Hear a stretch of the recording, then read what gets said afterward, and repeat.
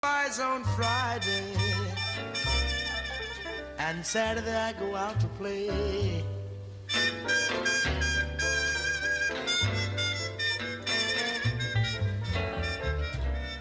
Eagle flies on Friday, and Saturday I go out to play.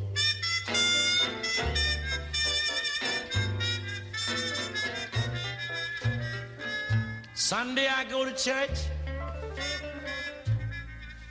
then I kneel down and pray.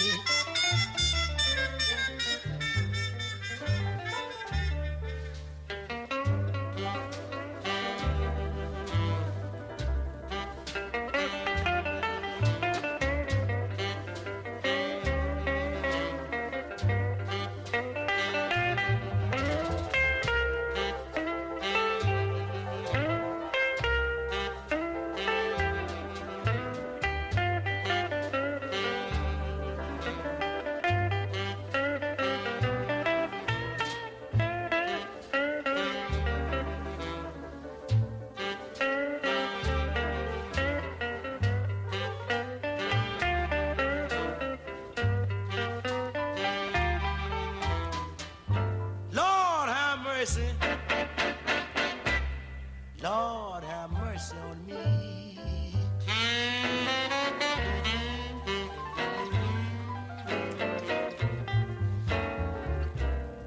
Lord, have mercy. My heart's in misery.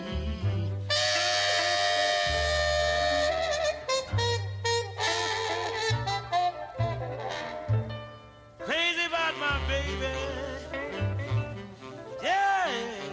Send her back to me.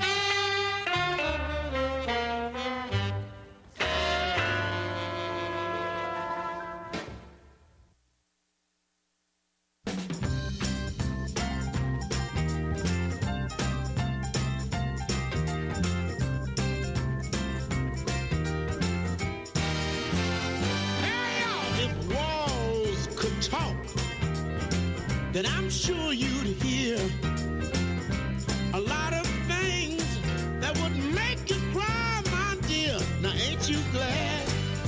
Ha! Oh, ain't you glad that walls don't talk? I tell you they never talk. Listen, if doors could tell who turns the knob when he's away on his job. Now ain't you glad? I know you ought to be glad the doors don't talk. They never talk. Oh, if cars could say who's been inside and who's been taken for a ride. Now ain't you glad? I know you ought to be glad that cars don't talk. Oh no, they don't talk. Come on now. Yeah. Groovy. Here's the part I like. Come on. That's all right. Listen. If shoes could tell where they've been when you claim that you were visiting a friend. Now ain't you glad? I know you ought to be glad that shoes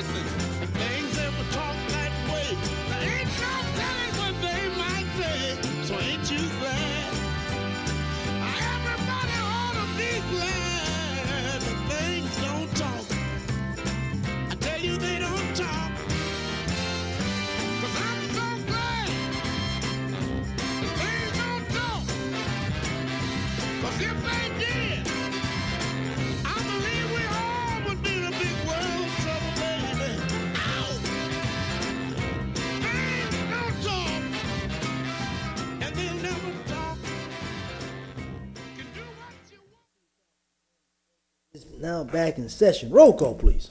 Carlson. Here. Maniscalco. Dingfelder. Citro. Here. Vieira. Miranda. Presente. And Goods. Here. We have a physical quorum. All right, Mr. Shelby, I know we got some councilmen that have to skedaddle for some more other important business as well. So how you want to tackle this rest of this afternoon agenda? We've got, I'm going to direct your attention to numbers 85 and 86 on page 23 of the agenda. Okay. And those are your 10:30 public hearings, two of which, the first one, number 85, is requesting a continuance, and I believe Mr. Carnegie is here. And the other one is, will not be heard, so that would be rescheduled. So if we could take up 85 first. Is Mr. Carnegie downstairs? Have you opened the hearing? No, sir. 85 and 86. Move to open. all right, Mr. Citro's moved, Mr. Miranda second. All in favor? Aye. Any opposed? Motion granted. Thank you.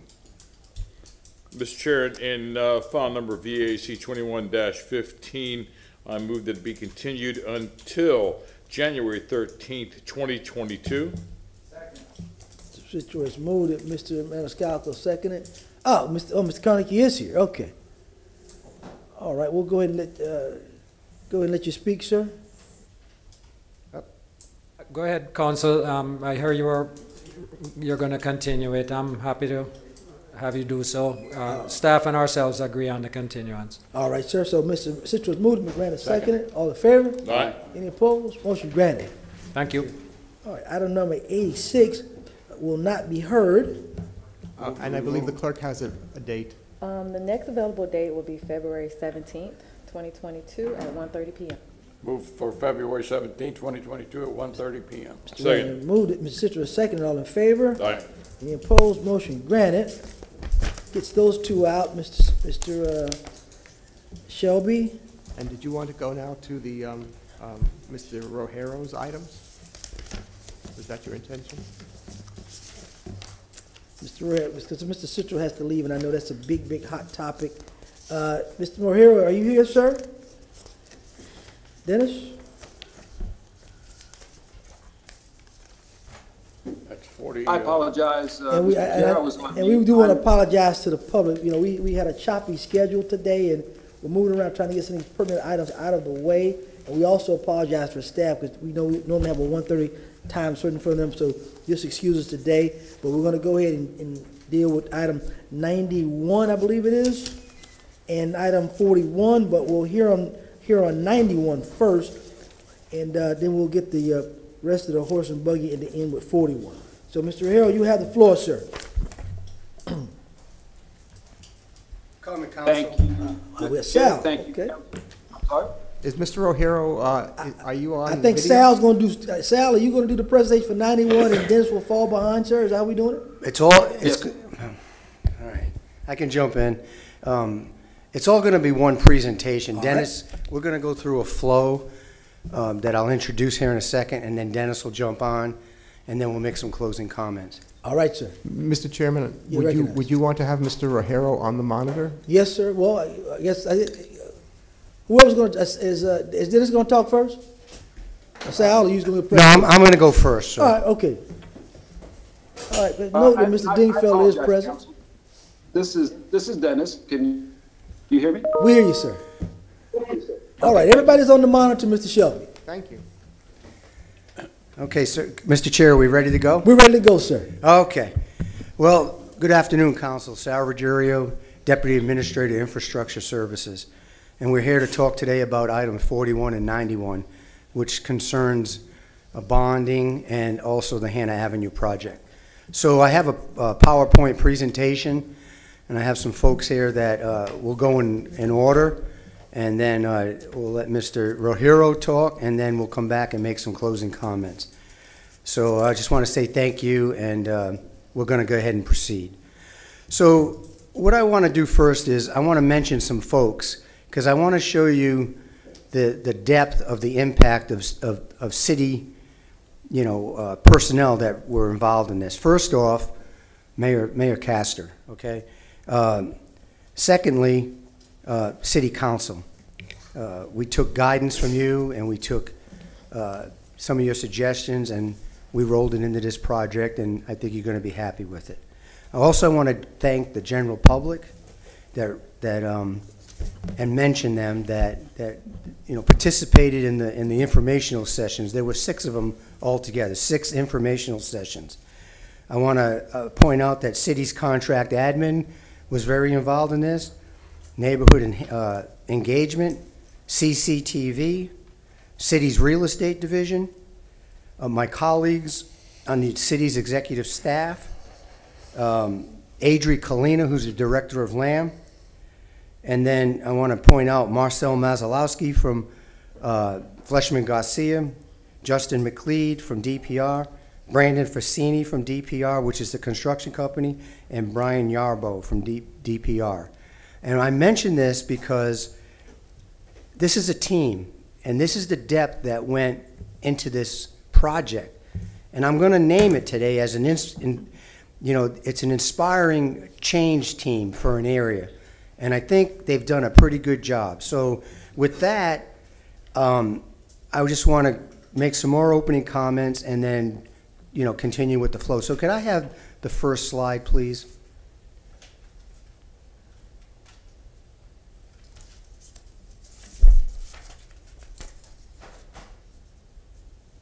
There you go. Thanks.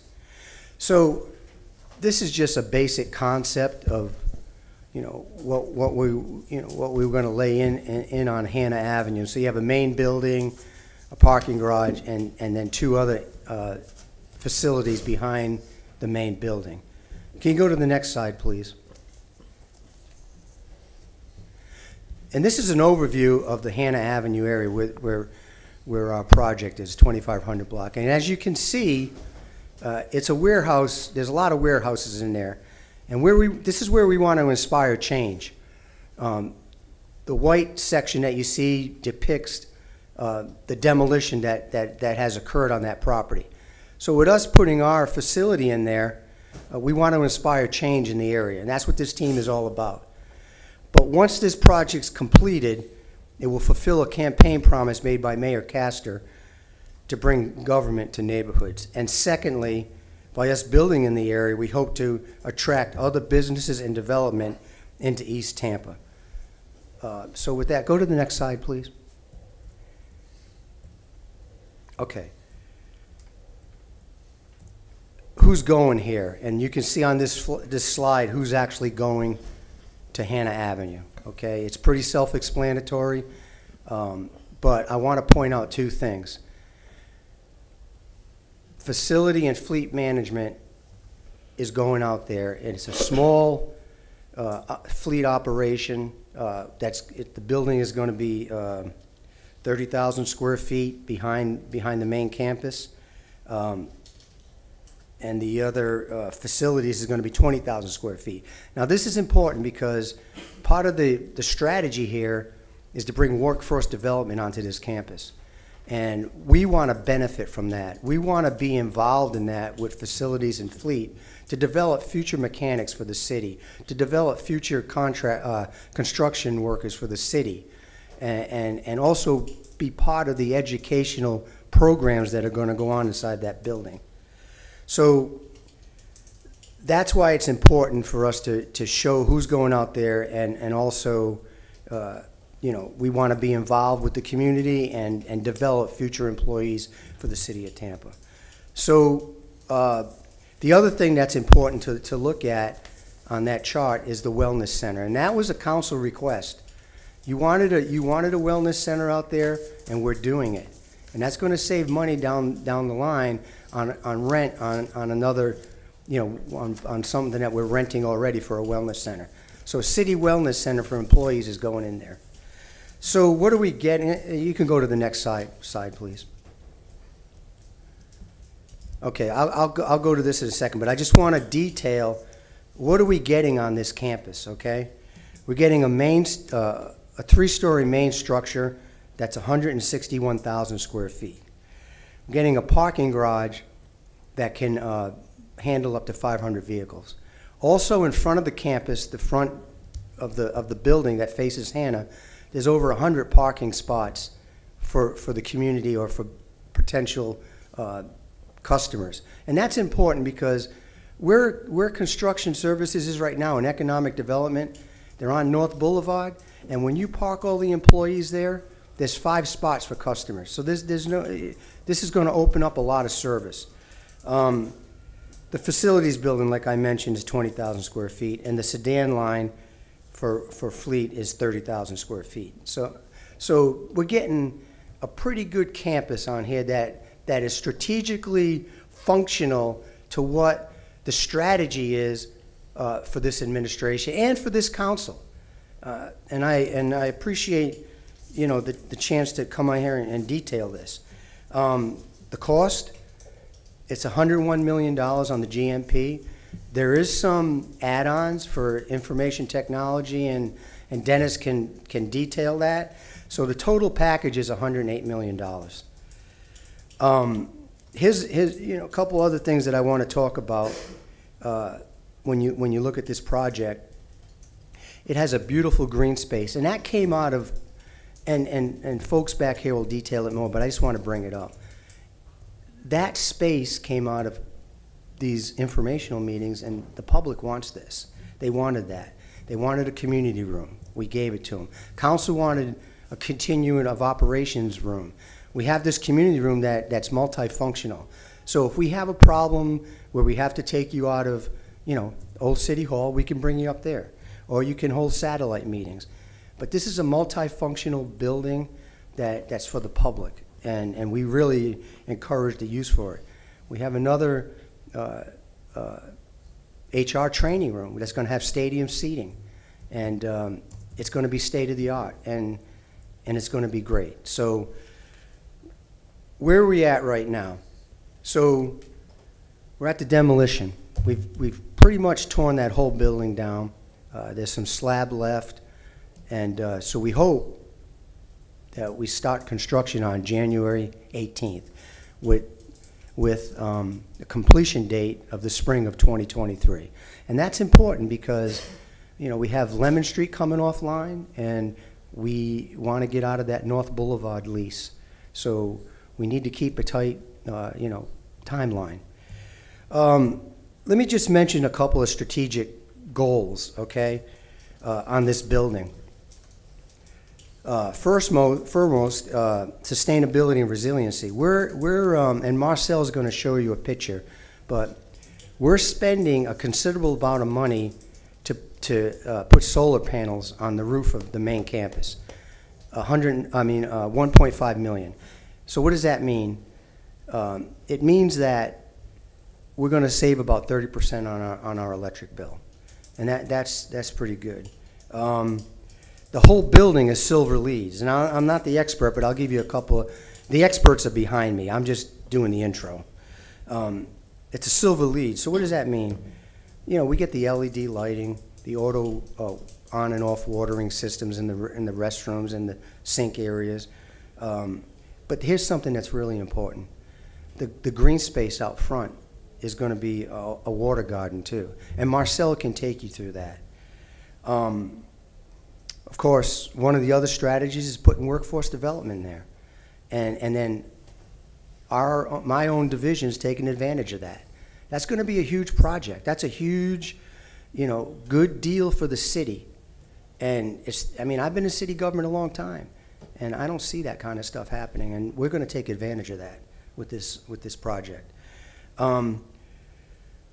One other thing, east of the main campus is some railroad tracks. And I'm not saying it's going to happen now, but you know, we designed that building in that area to kind of coincide with you know, mass transit someday. So if that becomes a transit line, then so be it. But we're ready for it.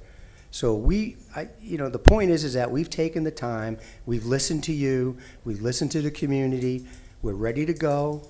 And I'm going to kick off the project, the rest of the presentation to the rest of the team, the Inspire Change team. And with that, I'll turn it over to Adri. Adri? Thank you, Sal. Good afternoon. Adri Colina, Director, Logistics and Asset Management. You know, Sal mentioned that when we came before you in March of this year, you shared with us that it was very important that we engage the community and that we speak with the community. And gathering information and community engagement has been so important to us, and it has made for a better end result. And you will see that later on when you see the design. You know, community engagement, what does that really mean? It means creating meaningful interactions over time.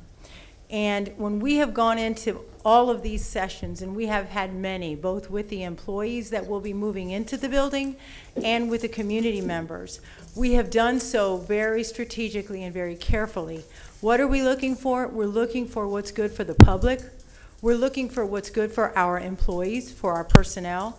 We're looking for what is best for our partners being the neighborhood, our partners being the businesses around us, our partners being those technical centers that Sal mentioned earlier, that we have already begun partnering with and discussing the opportunities to become mechanics, to become electricians, to hopefully become city employees one day and make the career and make a wonderful career here.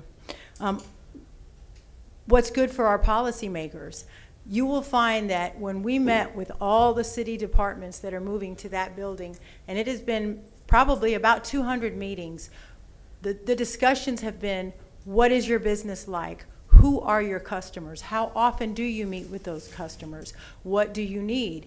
And the purpose of those discussions was to strategically place them in this building so that it is convenient for the customers. So those that have customers coming more frequently, you will find that are on our first and second floors.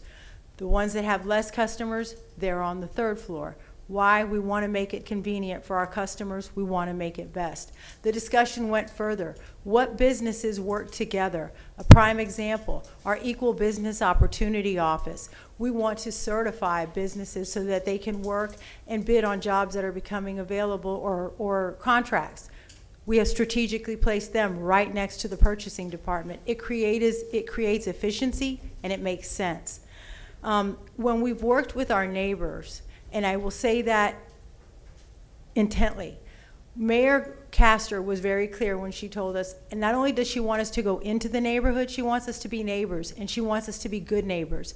And I want to thank our partners, and those are our neighbors from the Northeast community, Live Oak Square, Woodland Terrace, River Grove, Hampton Terrace, Seminole Heights East, and Old Seminole Heights. I want to tell you that while I have learned what is important to them for this project, I've also learned a lot about them, and I have found their passion for this community and the passion to transform Tampa. I can tell you we have spoken many times. In fact, our first listening session, and we have intentionally called those listening sessions because we've been listening. Carol Gordon. Carol Gordon was clear, I want green space. And Carol can be credited with the green space that you will see in the design. Tim Keyports that you heard earlier. You know, in our April 26th listening session, Tim was sharing with us they're speeding on 22nd Street. These are some of the traffic challenges that we're seeing. And we don't want to just tell you about them. We want you to come walk the neighborhood with us. We want to show you. And we took Tim up on that offer, and we were so glad to do it. We had a walking tour that took place in July, and I am proud to tell you that the people that went, it wasn't just the city officials that went. I mean, Vic Bide was there, and he had 4 of his traffic engineers walking the neighborhood. We had with us our architect and the construction team, DPR. I mean, this has been a huge, huge partnership. When we walked that, we saw what the traffic pain points were, but I also learned why River Grove was named the street River Grove. It was because there was all the orange groves around. It was near the river. I learned that from a lifelong resident of that neighborhood. I learned that her grandson worked at the hardware store. I learned Carol Gordon's grandfather was the mayor of Tampa, Mayor Lovering. So we are creating relationships. We are making neighbors. We are being that neighbor, and we're so excited to be there. We have heard, and you have heard from Althea Wynn. She loves this project. This is a game changer for the neighborhood, and we're honored and proud to be part of the team making it happen. And I can't leave this podium without giving a huge shout out to our community engagement team, Frank Crum and Janelle McGregor. The job that they have done has been robust, has been outstanding, and second to none. And I want to turn this over now to Janelle so that she can tell you the depth and the approach that has been taken to this. Thank you.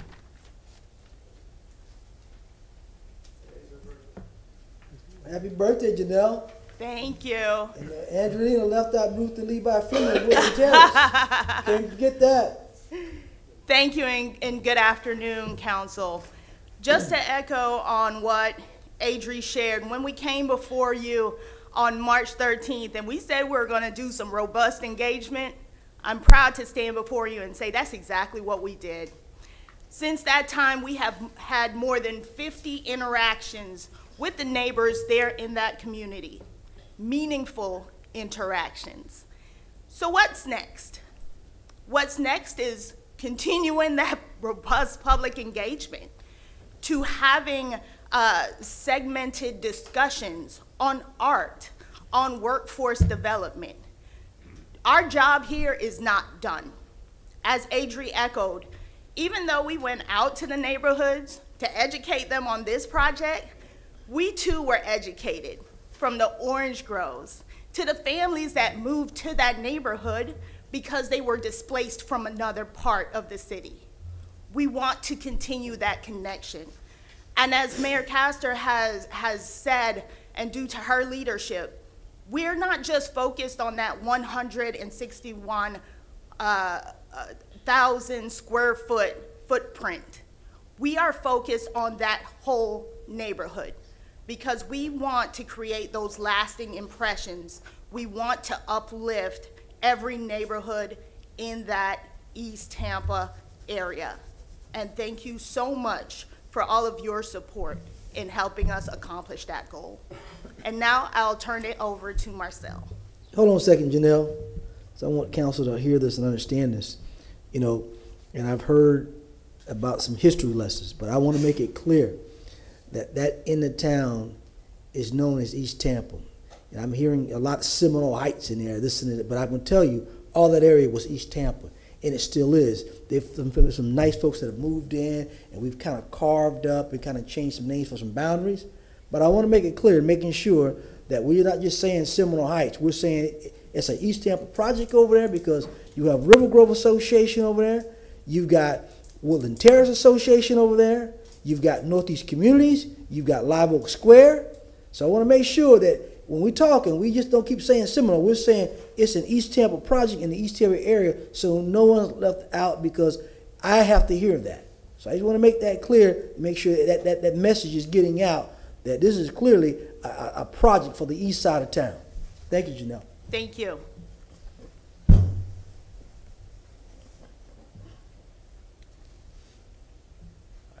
Hi, everybody.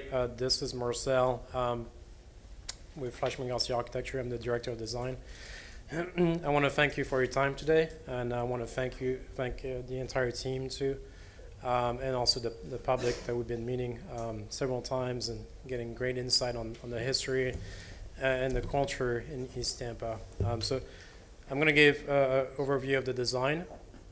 If we can go to the PowerPoints.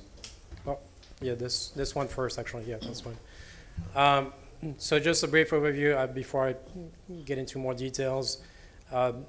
As Sal mentioned, this is a LEED project, a sustainable project. So we have solar panels on the entire roof of the main building. We are filtering the stormwater runoffs on site, at least most of it in the rain gardens. We have trailers with solar panels, electric vehicle charging stations, and among other features, to make this building as sustainable as possible and to follow that lead, to be the leader in sustainability. Can we go back to the PowerPoints?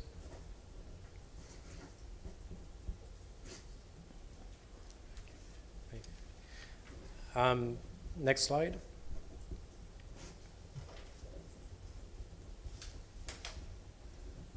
Thank you. So as everybody mentioned, we had many engagements, between 100 to 200 engagements with different city departments. The public, we've been meeting about the public arts too that will be installed here.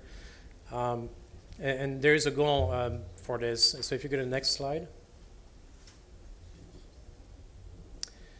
Before I go into the overview of the design, I want to talk about the guiding principles. So after all those engagements, we're able to come up with the guiding principles. Those help to inform every design decision throughout design, but also during construction, so that we make sure that the goals of this project remain.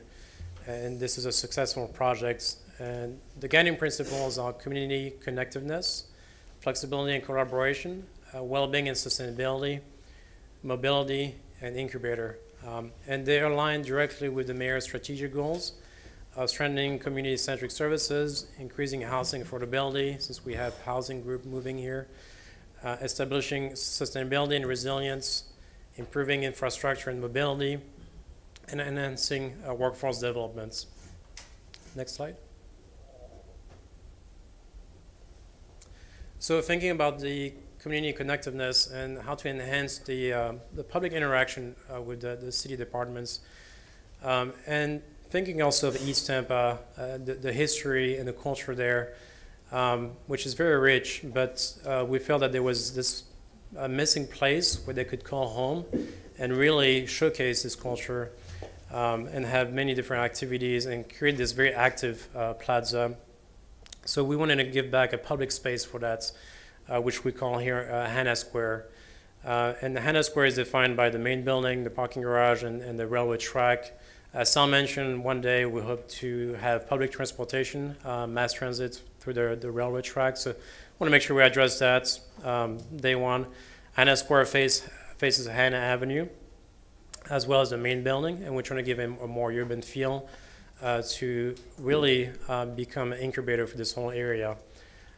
Behind the main building, the parking garage, we have all the back of house spaces and building. We have facility and central fleets, which Sal mentioned. The idea is to work with workforce developments for that. One thing we wanted to make sure we engage here is the traffic flow. So employees will be able to go straight into the sites and have a different entry for the parking garage, as the first level of the parking garage is for visitors, level 2 and up is for employee and city-owned vehicles. And then the visitors will have visitor parking on the front around Hannah, and then the first level of the parking garage. We also have to think about Hannah Square being this very active place, and so there'll be people coming in and out. So we're able to queue traffic on our sites as they're trying to leave Hannah Square after an event, for example. Next slide. So thinking about the interaction between the departments and the public and how to enhance that. So we had this idea of Hannah Square, and the idea is to continue Hannah Square through the building, through a series of step terraces. And along the way, we create a really city center by mixing social functions, artistic functions, with all the different departments. So we have this mix with community rooms, technology and arts, culinary program, cafes, lounge spaces, collaboration spaces, meeting rooms, so that people can come all the way through the heart of the building and interact with the different departments. Next slide.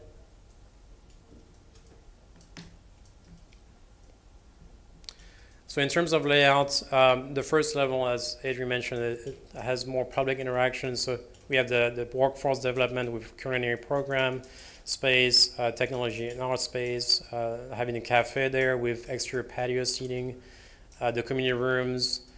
We have video and sound recording rooms for the city, but also for the public. We place the main entry of the building facing Hannah and Hannah Square with a lot of glass, a lot of transparency. And for the city staff, we have the wellness center, the HR training room. For the first time, we have an actual arts warehouse where you can store all the arts that's owned by the city. And there's a secondary entry for city staff, so they don't have to go through the main entry if they don't want to. And as you go up the stairs or the elevator, you go to level 2, there's more lounge spaces. And instead of having your typical waiting space, we wanted to create more of a lounge feel and collaboration area. And then we have additional meeting spaces so that the different departments can meet with the public. And we continue that onto level 3 as well. So level 2 has development and growth group, the water permitting, purchasing, and as you go up to level 3, you have the rest of the neighborhood and community affairs spaces, and technology and innovation. Next slide. So here's a first look at Hannah Square. You can see how it's defined by the parking garage that's set back from Hannah Avenue, and you have the main building on the right side, and on the left side is the railroad track and trees. Now, nobody likes the look of parking garages, but everybody complains if there's not enough parking, so we want to try to address both. So we have the parking garage, and we put a screen on the north side of the parking garage. And integrating the screen, we're working through the design to integrate the minarets so that we can bring some history of other parts of Tampa as well through here. And you're seeing a large red sculpture, which is a placeholder. So we're going through right now selecting an artist so we can have a large-scale sculpture that anchors the whole plaza, but also give a real sense of identity to this place. This is where people want to come, hang out, take pictures in front of it. Maybe it's an interactive piece of art. So we're working through that selection with the Arts and Cultural Affairs group. We have a series of rain gardens that filter the stormwater runoffs too. Now you notice on the main building we have a lot of transparency at the entry and where the cafe is, but there's a large terracotta object that signifies the entry but also faces Hannah Avenue. And so we wanted to tie back to the richness of the red brick in other parts of Tampa by using terracotta panels. But if you go to the next slide, please. The shape of it is actually influenced by the shape of Rogers Park, which is now Rogers Golf Course. Because of the strong history of it, we were just fascinated by the shape of it around the Hillsborough River, but also there's the fascinating history behind that park. So we wanted to bring that so that you're greeted by an important part of East Tampa as soon as you come to this building. If you go to the next slide.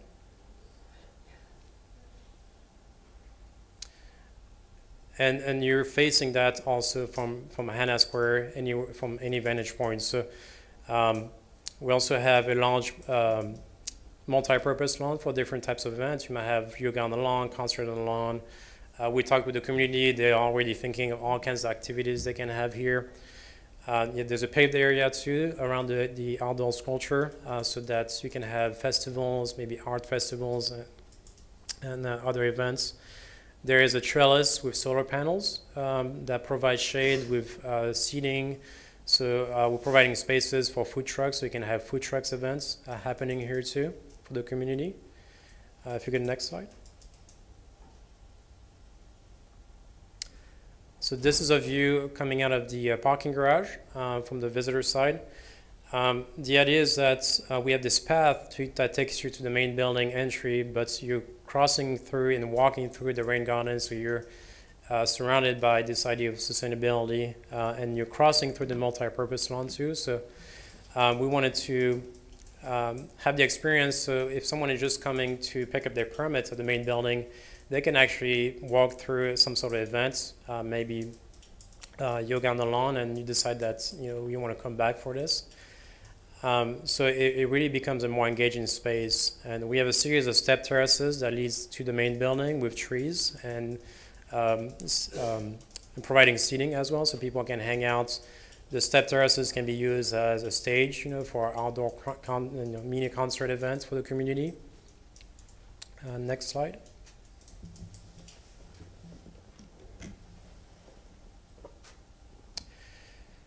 This is an overview of the front of the main building. The corner on the first level is the cafes, and there's some exterior seating in the patio for the cafe, but it engages Hannah Avenue, inviting people to come in to the cafe here. And then the main entry to the building has a 3-story glass to provide a lot of transparency and invite people to come in.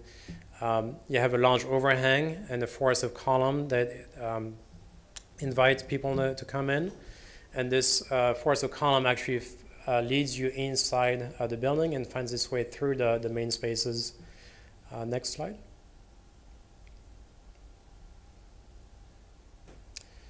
So as soon as you enter, you're greeted with a two-story high green living wall that talks about, again, the idea of sustainability and well-being.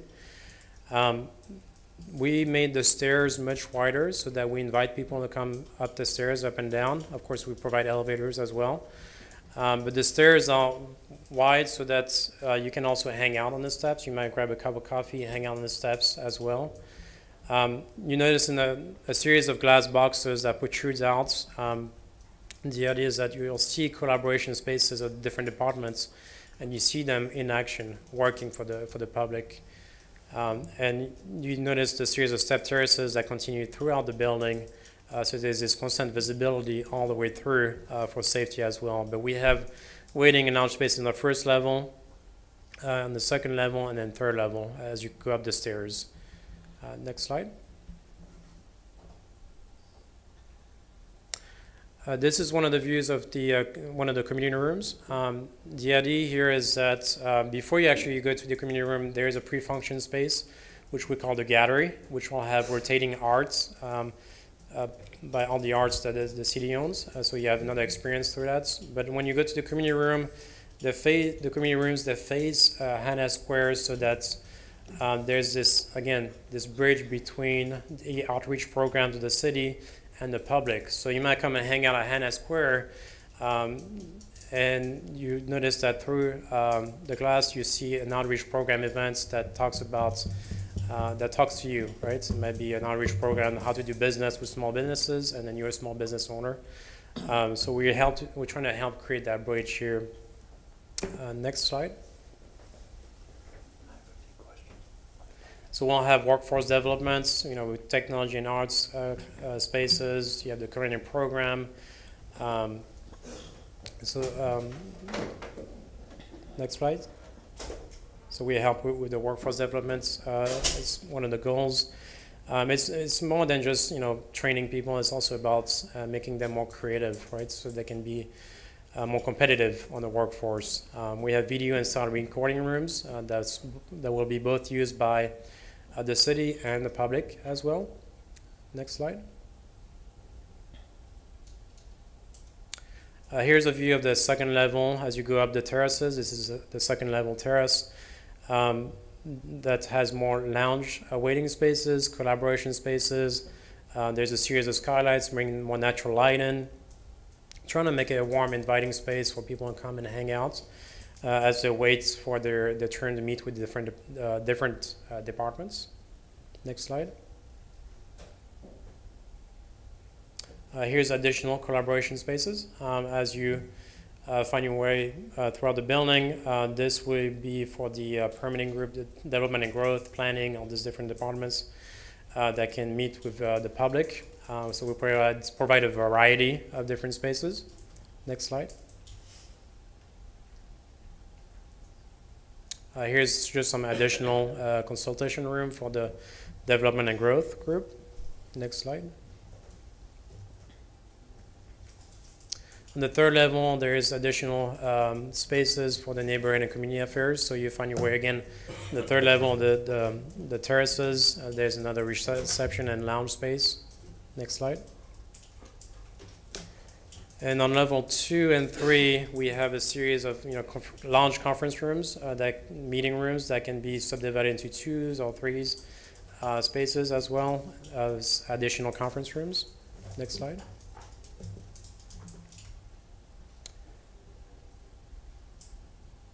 And instead of going through every space in the building, because it's a large building, I'll sum up with the amount of collaboration spaces throughout the departments as well that we have, making sure that they collaborate.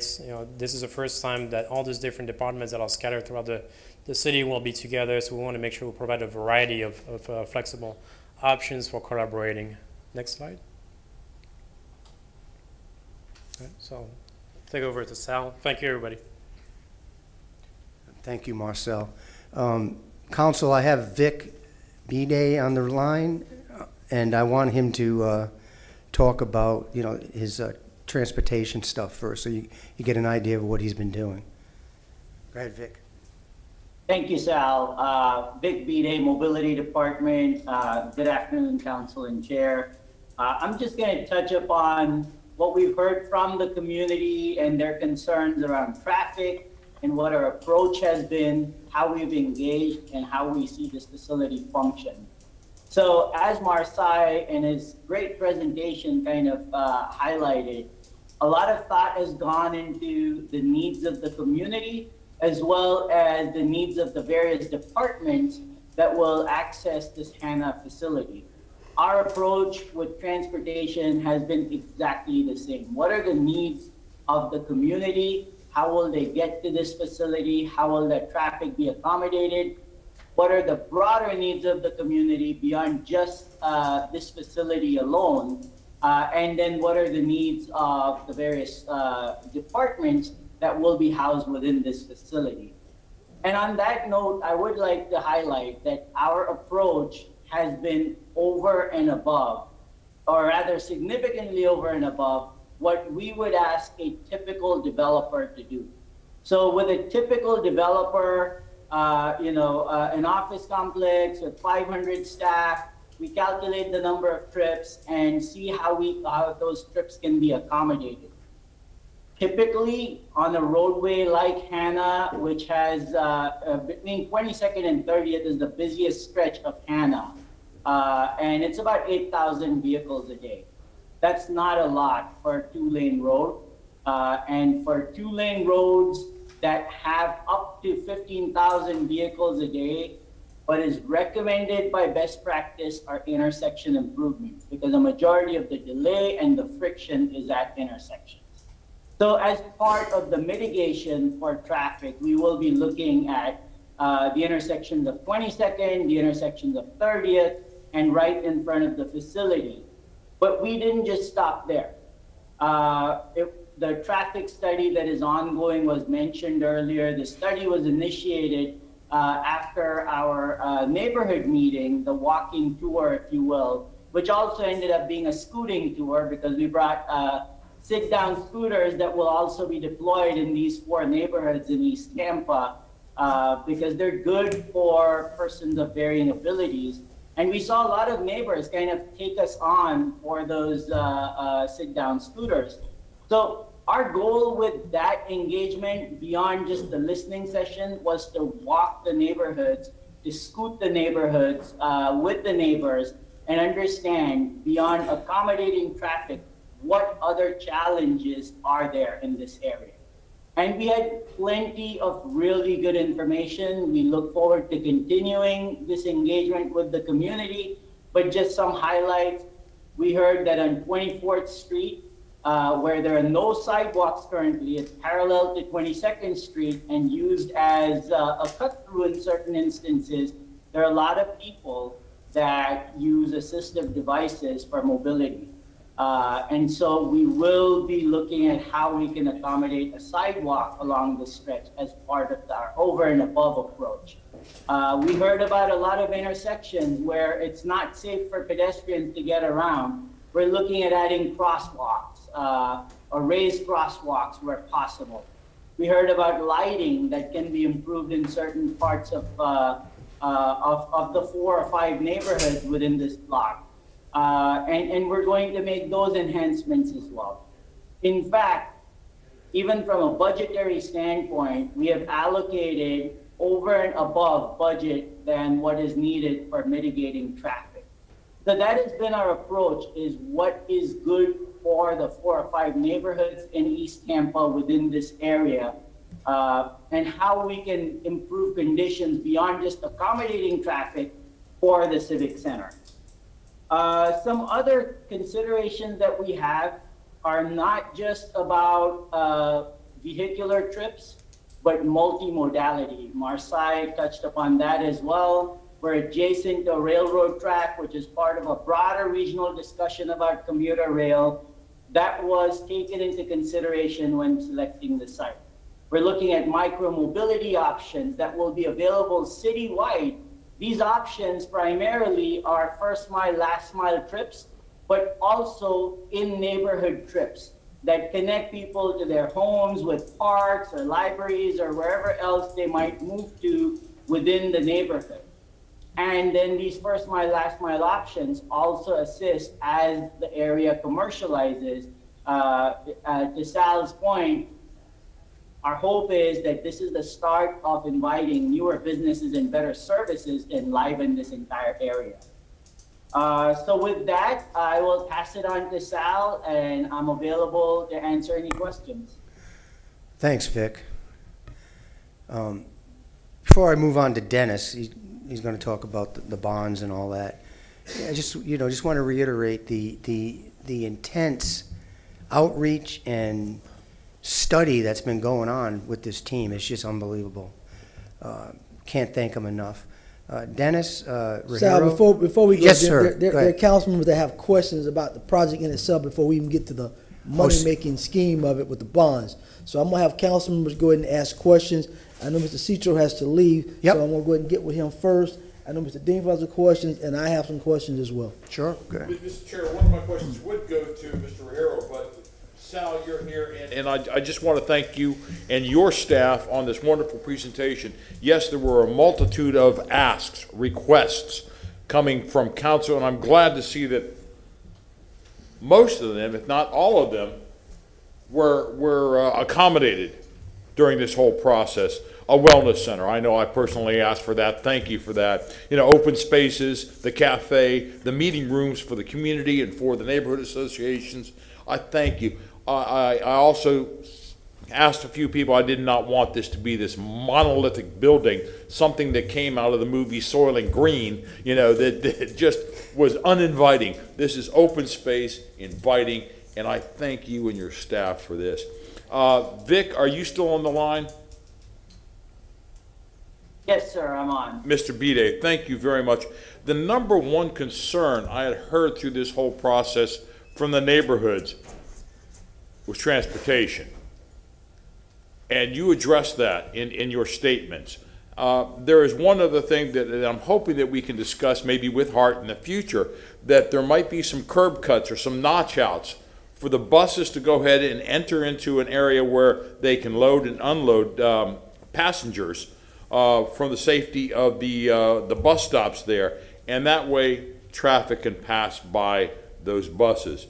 I'm also hoping that we can have wider, when I say wider, I mean much wider, 10-foot or even, maybe even wider, surrounding the perimeter of this so that people can use the wheelchairs, use these scooters. Kids can walk to school without having to fear the traffic that will be surrounding this, without a doubt. Vic, you're the man. I know that all these things can be done.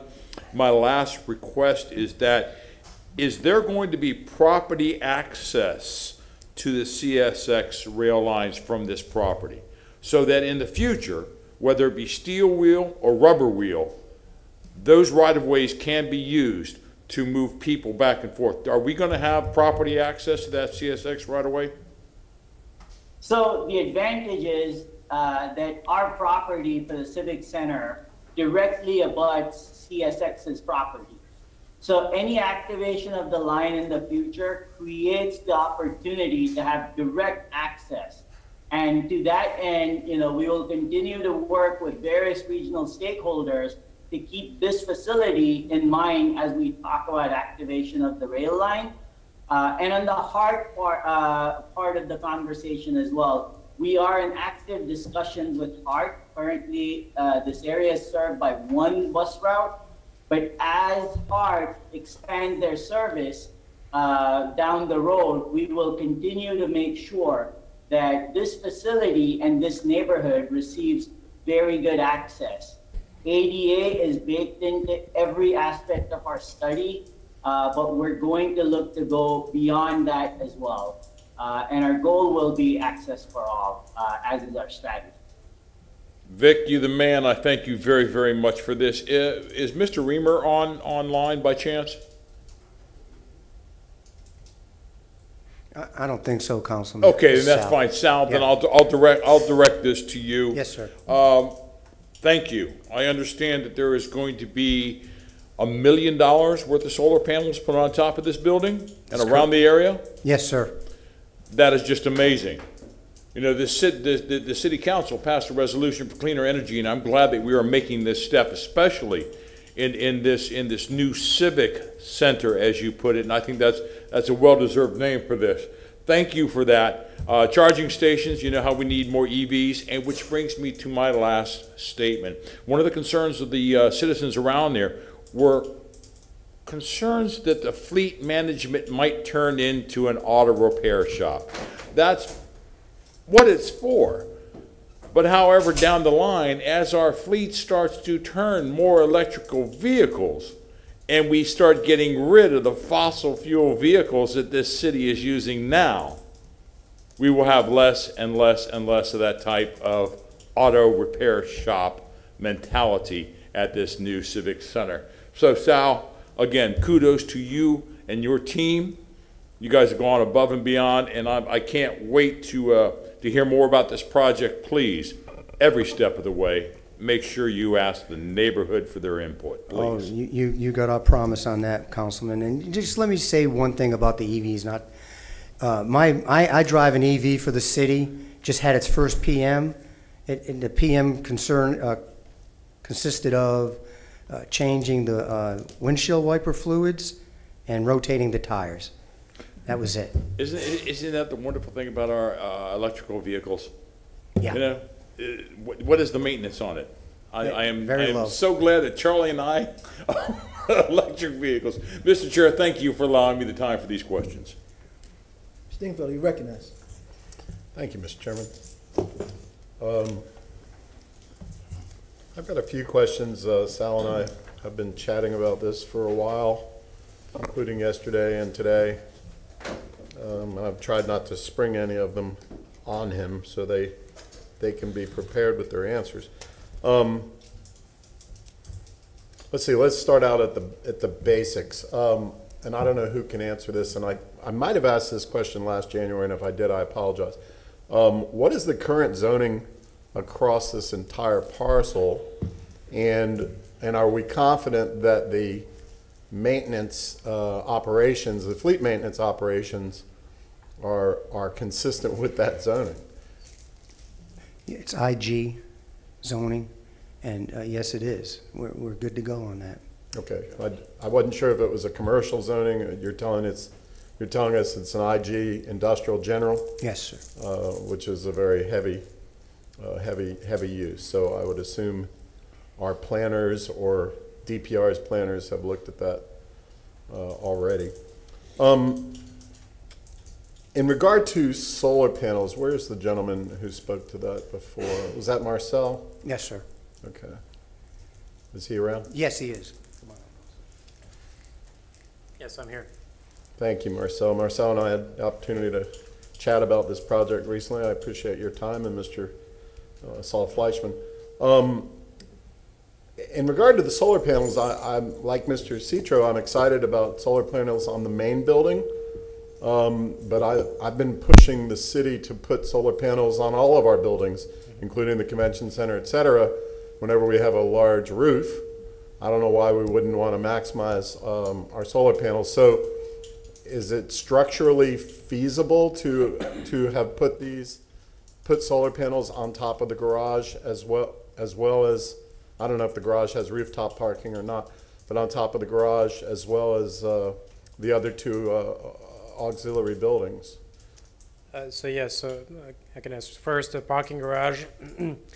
The top level is parking. Okay. So you would have to build Well, actually a that metal answers that structure. question. That's fine. So we did that study, and it was the cost. You don't recoup the money for the costs.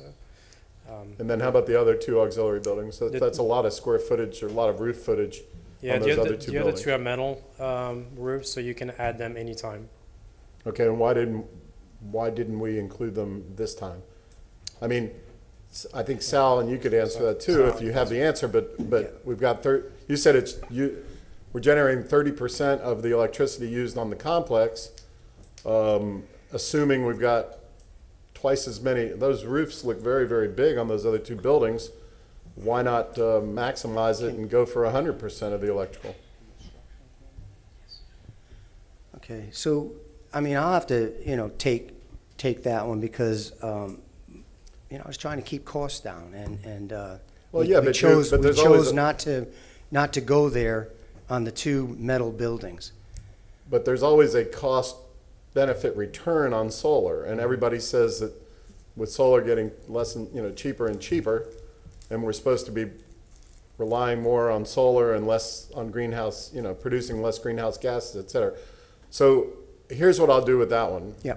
Is I'd like to put a big bookmark in it and have you go back to Whit Reamer and to DPR and the other folks to really take a deeper dive on why we couldn't put solar on the rest of it. And I understand the upfront cost might increase.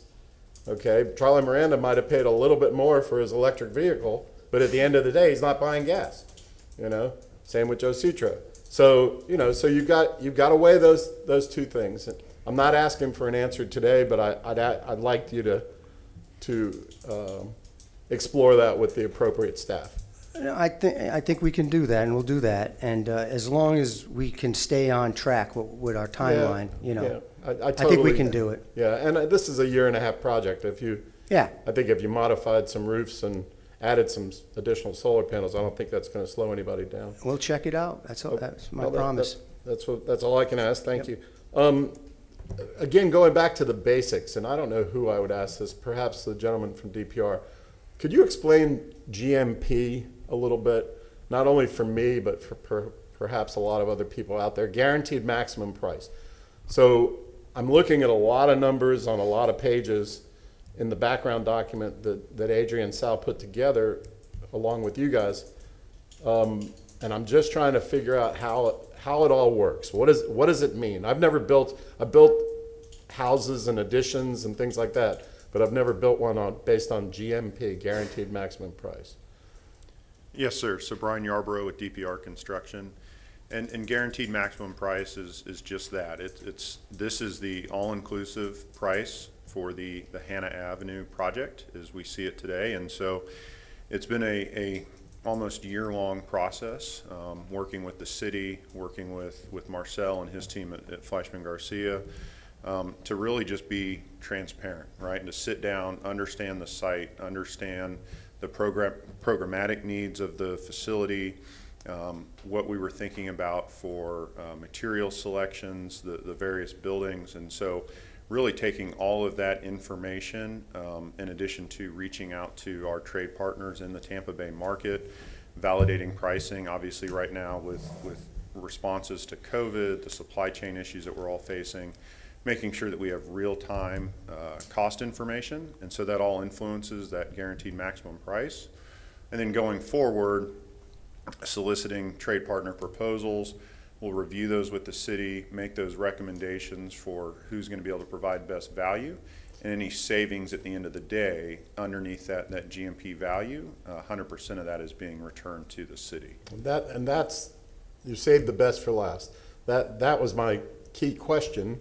I suspected as much, but you're saying it's the guaranteed maximum price if these various subcontractors or supplies come in less, then the city is the one who benefits from that. Absolutely, yes, sir. Okay, and then let's talk about the approximate seven or almost $8 million of management fee. I guess it's $7.7 million. Am I reading that number right? Yes, sir. Okay, and is that over and above the 105, or is it included in the 105? No, that is included within. That's included within the 105. What is it though? Okay, and what is that, John? What is the management? What is that? they're the management. They're the management company. So DPR. Council Chairman Goods was saying, explain a little bit more of that management fee and how that works, sir. Yeah, so that fee is going to be all of our on-site staff necessary to manage the work and any of the temporary facilities that are needed during the course of construction. Is that also a fixed fee? Is that also a GMP, or is that a fixed fee? It's not technically a GMP, but generally it's kind of its own budget within the GMP, and we tend to leave that one alone. So it's we call it fixed for. Because I did see hourly rates of like $200, per hour for the principal.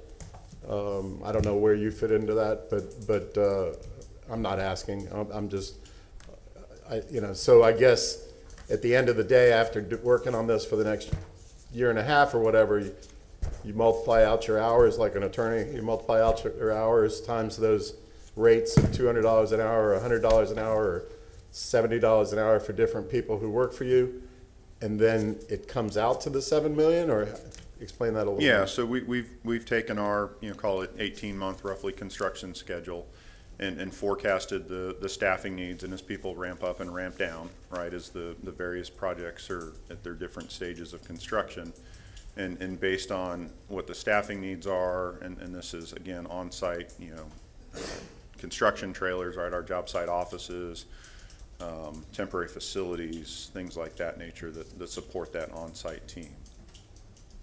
And so the labor rates would be more for if there were future changes in scope, right? Should we say add another building, but with the addition of facilities, we've really maxed out the parcel right now. And I think the amount of effort that the entire team has taken to assemble the GMP, we've turned over every rock, and I think put a lot of thought to ensure that everything is captured so that we don't find ourselves in that situation. So if you end up using less manpower because you're super efficient, could that $7,754,000 be less? It could be if we found that we were able to finish the project ahead of time and save some of those rental costs on the temporary facilities. Okay, and I think this is my last question, or my last set of questions. It has to do with unions and laborers and apprentices. I see Mr. Vieira perked up. I said apprentices. He woke up then, didn't he? He woke up then, didn't he, huh? Stepped straight up, didn't he? But, and Mr. Vieira worked very hard, and along with council and the mayor, on the apprenticeship program. So I want to hear what you have to say about how that apprenticeship ordinance and program will work on this, probably definitely the biggest construction project that the city has ever done, at least vertical construction. And so that's question number one. Question number two is, will it be a union-friendly project? In other words, frankly, many council members as well as the mayor have received lots of union support over the years, and now that we're building a $100 million project with 4 buildings, et cetera, I think we want to make sure that that union tradespeople, including union carpenters and union elevator folks and union steel and iron workers, are included in this. And I don't know exactly how we do that, and I know that there are constraints under state law as related, to that, which obviously I don't want to step on legal toes, and I don't want to pretend that I know the answer to that. But I just want to make sure, and perhaps Sal, when you guys report back on the solar issue, you can also report back on how that union issue, will come into play as the subcontractors are selected. Certainly. And then, so sir, you were going to mention about the apprenticeship program, because I think you did have an answer on that one. Yes, sir. So as I understand it, the Hannah Ave project will be the first city project to fall under the apprenticeship ordinance with the city. And so our team has been working with Brad Beard and his office to really establish that program and what that will entail. But we are fully in support of the 12% goal for apprenticeship hours for those applicable trades. At DPR Construction, we have nearly 200 craft employees in the Central Florida market, and so the strain on our local workforce is evident to us daily. And so we're really getting behind this apprenticeship program and the city's workforce development plan. How many projects are you guys working on approximately right now? 5, 10 around Central Florida? Across Central Florida of varying shapes and sizes, probably upwards of 24, and that's spanning between Tampa and Orlando and spreading into Jacksonville. I'm sorry, how many? Approximately 24. 24, okay. Yes, sir. And And out of those, are there unions? Are there union folks working on X number of those, or can you identify? I couldn't give an exact number of projects, but we do have union folks working on our projects. I think you mentioned many of the trades where we oftentimes see the union employees. It's with our elevator contractors, our steel erectors, sometimes with the electricians. We do not go to the unions directly for labor, but through our subcontracted trade partners is where we see their involvement. Okay. And I guess even though she's not here, I'll kind of give the mayor a little shout and a little nudge to nudge you guys to make sure that our great union partners are included in this. Mr. Chairman, that's all my questions I have for this group. I did have a question for Dennis when he comes up. All right, I know Mr. Citro has to go. Mr. Miranda was next, but Go on, Mr. Miranda, thank you, and council members, I thank you. I am sorry, I do have to go. I would just like everybody down on the second floor to know that if the vote were taken right now, this is a very important decision for the city of Tampa, and I would vote yes on both items, 41 and 49. Again, job well done, staff. Thank you very much, Mr. Chairman. Mr. Miranda, you're recognized. Thank you, Mr. Chairman. Regarding solar, I'm not an expert on solar. Maybe someone there is. But I just put solar at the house. And not this bill, but the bill that I get next month is the one that tells me, was it worth it or not? I was guaranteed that more than likely my electric bill would not be $19 a month. So from over 100 plus. So it usually pays out between 7 and 8 years. So whatever money you put in, you're actually going to get it back. So I understand what the answer was, but yeah, it costs more to put it in. Guess what? It costs one hell of a lot more if you don't put it in, because you can't control the rate of cost of fossil fuel and whatever you're buying your electricity from, what it's going to go to. And believe me, I don't think it's going to go down. I think it's going to go up.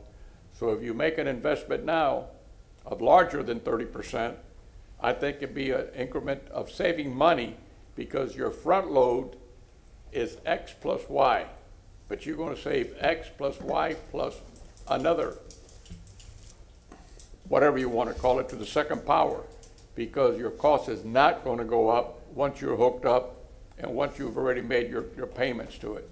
So it's something that you have to look at it really strong, and I think in, let's say, maximum 8 years, your return on your investment is higher, much higher than you're going to get on any interest. In fact, it's double the interest payment back that you're going to get when you float a bond. This bond, I think if it goes out right, comes 4% the highest. I would imagine you're going to get a 7 or 8% return on your money when the solar's paid off. And I think it's the way to go. You can offset the cost by the savings. If you realize just the cost, then you say, no, it's not worth it.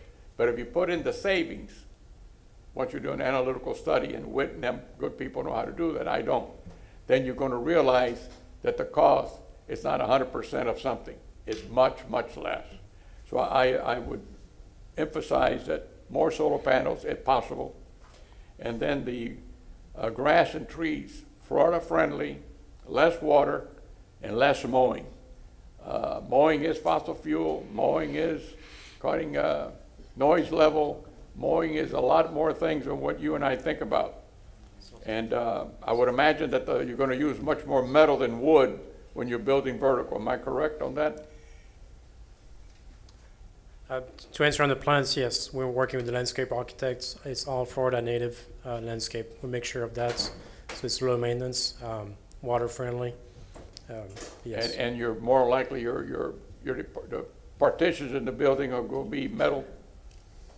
Yes, yeah, everything is metal inside. Yeah, Florida's very good for them little things called termites. Yes, agreed. And I hate them.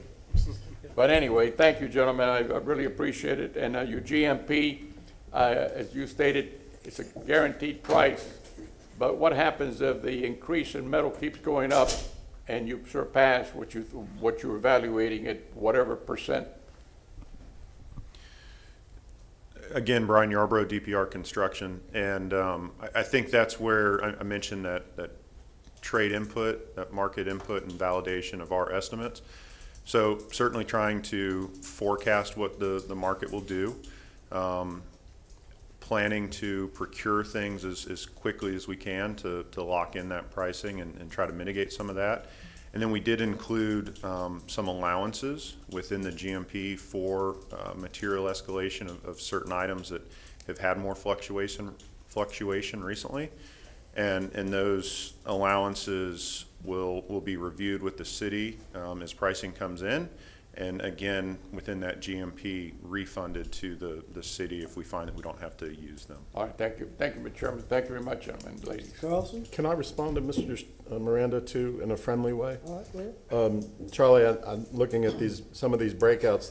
They've got a 4% construction contingency and a $3 million owner's contingency. So, in reading some of the background, it looks like if things come in higher, they got that contingency built in.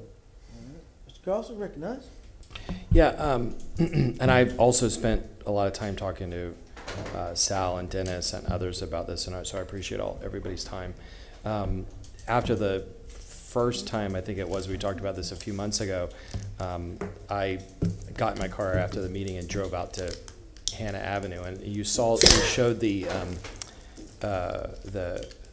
aerial view, but I did not do an analysis of all the buildings, but it looks like warehouses and commercial buildings from the 80s or 70s or something like that. And of course, behind that are neighborhoods, and we asked you all to be sensitive to the neighborhoods and listen to them. And we've had a bunch of concerns that have been sent to us in the last couple days, and we forwarded them to you all, and you all have just made a public commitment to continue to do public engagement, to continue to listen to them, and I hope you'll be able to make changes based on that feedback.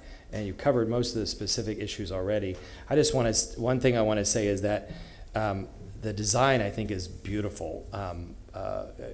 Congrats to Saul Fleshman and his team and whoever else worked on it. It's a beautiful design. I don't know what the neighborhood said about it, but it's if you're going to build a building that you want to last 100 or more years, it's a beautiful design, and it seems to be well thought out on the inside. The question that I'll bring up that I think my colleagues haven't brought up yet is one that we get from the public, which is why are we doing this? And you went through kind of picking up from where we were the last time, but there are a lot of people, despite all the good communication the city's done, a lot of people who are asking, why are we doing this? The first time they heard about it was in the news the last couple days. You will know that the CRA board, which is City Council, got some criticism a month ago for spending $25 million on a city-owned facility, the Strata Center, and that was about 25% of the investment. So the city is getting a $100 million investment, but only paying 25% of it. And that's a venue that everybody in the community can use and access, and also as an economic engine. This, to a lot of people, is overhead or extra cost, and it's accommodating some back office facilities and some customer constituent interactive facilities. Could you just take us back, for the sake of the public who may just be becoming aware of this? Where did the idea for this come from? Why are we doing it? Why did we pick East Tampa? Why would we spend $100 million? We'll get into the financials in a minute, but why? Could you just tell the public why we're doing what the whole, whose idea was it? What was the genesis of it? Why did we pick East Tampa? And then what's the plan for the future as the city staff grows? Is there a plan to grow? Could we accommodate 1,000 in the future? Are we going to move other people from downtown? What's the long-term plan? Yeah. So, Council. We have to go back to Mayor Castor's campaign promise of bringing government to a neighborhood. And I think that's key right there. East Tampa, we felt, number one, it's central to the city. And number two, we thought that, by putting in this facility with the workforce development component, that it would spark or inspire other businesses to follow suit with us. So we wanted to be a government leader. And that's why we chose East Tampa, because we think that we can put a spark in East Tampa that'll change the lifestyles of some folks. And in the future, there is some room for growth in that facility itself. Marcel designed some of the, the conference rooms and such so that we could accommodate more office space. But, I mean, I think, in my opinion, on the departments that are going out there, they've been pretty steady with the FTEs, the full-time employees, for the last, and I've been with the city 40 years, for the last 30 years, and I think if there's, some growth there, we can accommodate it in that building. If I could just ask Yes, sir. Follow up. You all remember when the Floraland Mall closed? Was that 30 years ago or something? Yeah. I think U.S. Department of Transportation or State Department, I forgot, a lot of government agencies went in there. I thought the building would be torn down. Instead, it was reused by government. So there are a lot of people, especially in my district, who are very fiscally conservative, and their point of view is that government should pay the least amount possible for space.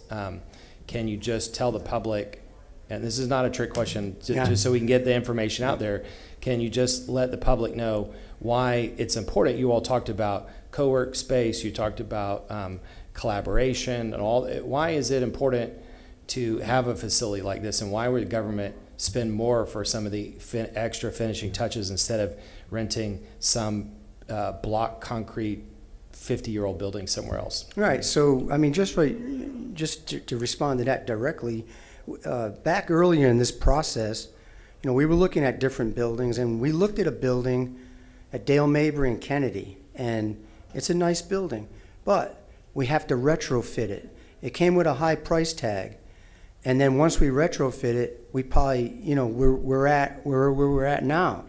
So what the decision was made by the administration was to design a building that strategically we can use, and strategically it's going to help East Tampa. So that's the thought process behind this. Could you, and sorry, I don't know if anybody here is from HR or somebody from some other kind of leadership, but there's got to be a benefit to the taxpayers of having all the co-work space and collaboration, right? Is it like right now people are distributed in several different locations around the city, and now you're going to have everybody together in a big, beautiful space with lots of area where everybody can run into each other and collaborate. And is there some kind of quantitative benefit of that we can tell the public about? Yeah, I think, the essential services of the city are going to be posted at this building. That's a quantitative benefit right there. The other speculative benefit is what we think may occur. But when I look at the whole project, my feeling is that there is going to be a spark in that area, and we're going to be the leaders in it.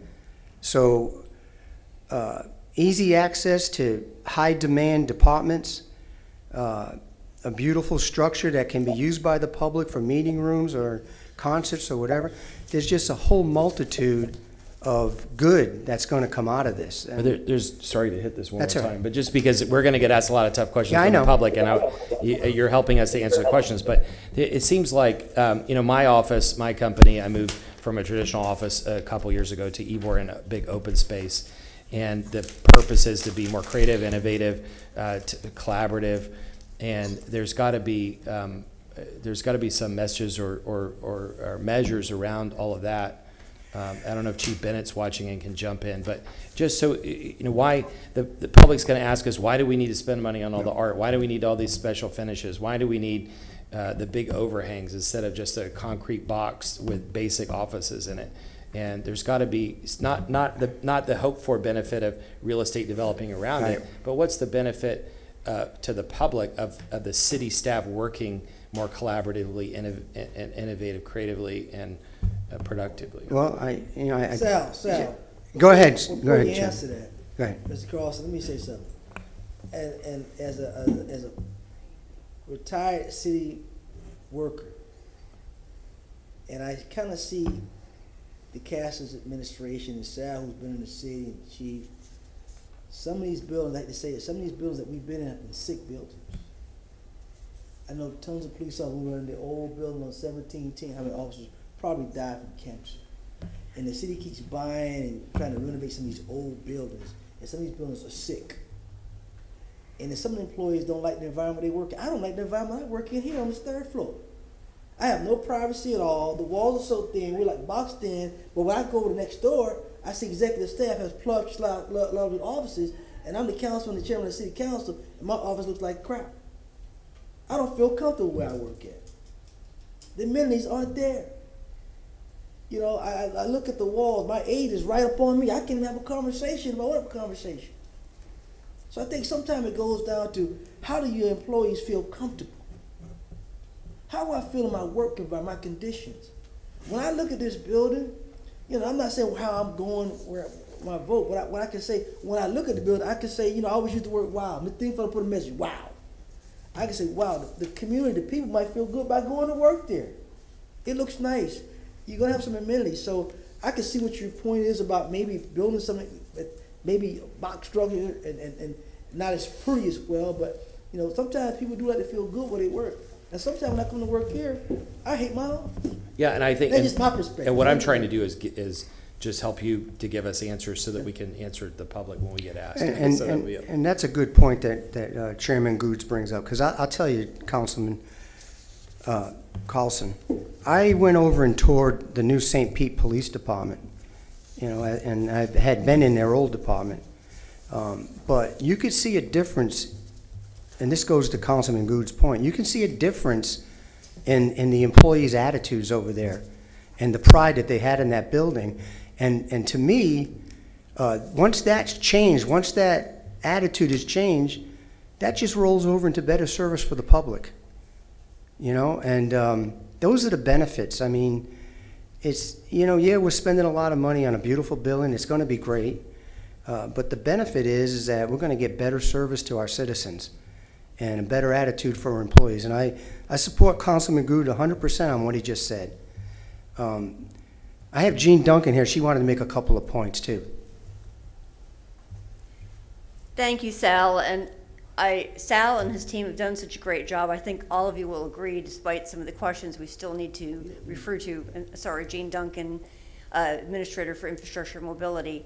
Sometimes when you work on something so much, with so much time, it takes someone else to come in and who's on the fringe and kind of put things in perspective. And I just was letting Sal know I wanted to kind of add a few points on his behalf. A couple of things I just want to mention in regard to Mr. Carlson's questions is there is a bottom line benefit, a return on investment, as Mr. Dingfelder mentioned. We've looked at the money we're spending to pay either leases for the buildings that some of these employees are currently in, the maintenance obligation we have under those leases to invest 6 figures or more in those structures that we don't own because of the lease that we're under. We've looked at the value of the property that we can gain through sale by decentralizing our fleet department. And so all of those pluses and minuses on the paper, in combination with all the other benefits that Sal and his team have mentioned in terms of this being a community asset, a civic center, and not just a Taj Mahal for city employees. This is going to bring opportunities and change the career paths of many of these residents in the area and give job opportunities as well. So when you take those non-tangible benefits and you put the hardcore benefits of the dollars on paper and make the comparisons, this decision to have this municipal civic center in this particular location at this particular time just makes sense. Some of the leases that we have a time frame on them. The clock is ticking. There's one on Lemon Street that has many of our employees in it. We have to get out of that building within a short time frame because of the interchange project that's coming along, and the DOT can no longer allow us to stay there. So the timing of this, and as well as the return on investment with the dollars and the interest we have from others in terms of sale of properties we own. And by the way, we do own this property that we're proposing for this site. We don't have to purchase the property. So all those financial reasons are in the equation of the decision to construct a facility here and to construct it now. And we appreciate all the questions because we can have a better output and a better product if we get the hard questions asked and have to really provide those accurate answers. So Just wanted to add that to the conversation and appreciate it. Thank you. Thank you, Sal. All right, Mr. Maniscalco, then Mr. Beal. Thank you very much. Councilmember Citro asked quite a few of the transportation questions that I was going to bring up, and Vic, you answered them, and everybody else, so I appreciate that. I'll keep it brief because a lot of questions already have been answered, and I've gotten the information that I wanted. I just want to commend the team for this design. When we talk about, the aesthetics of this building, we talked about, the solar, the green, all these other buzzwords, but, it's a 21st century building with the technology needed where it's sustainable, it makes sense, it saves money. We know that a lot of these departments are in places where we're paying rent, and we're essentially throwing that money away, giving another landlord money, where in this case, as already has been mentioned, we own the property, we'll own the building, we'll have all these different departments and services, basically a one-stop shop. In regards to the design and architecture, I have to commend the folks involved with that. You look at the building next door, T-Mob. It's a brutalist design.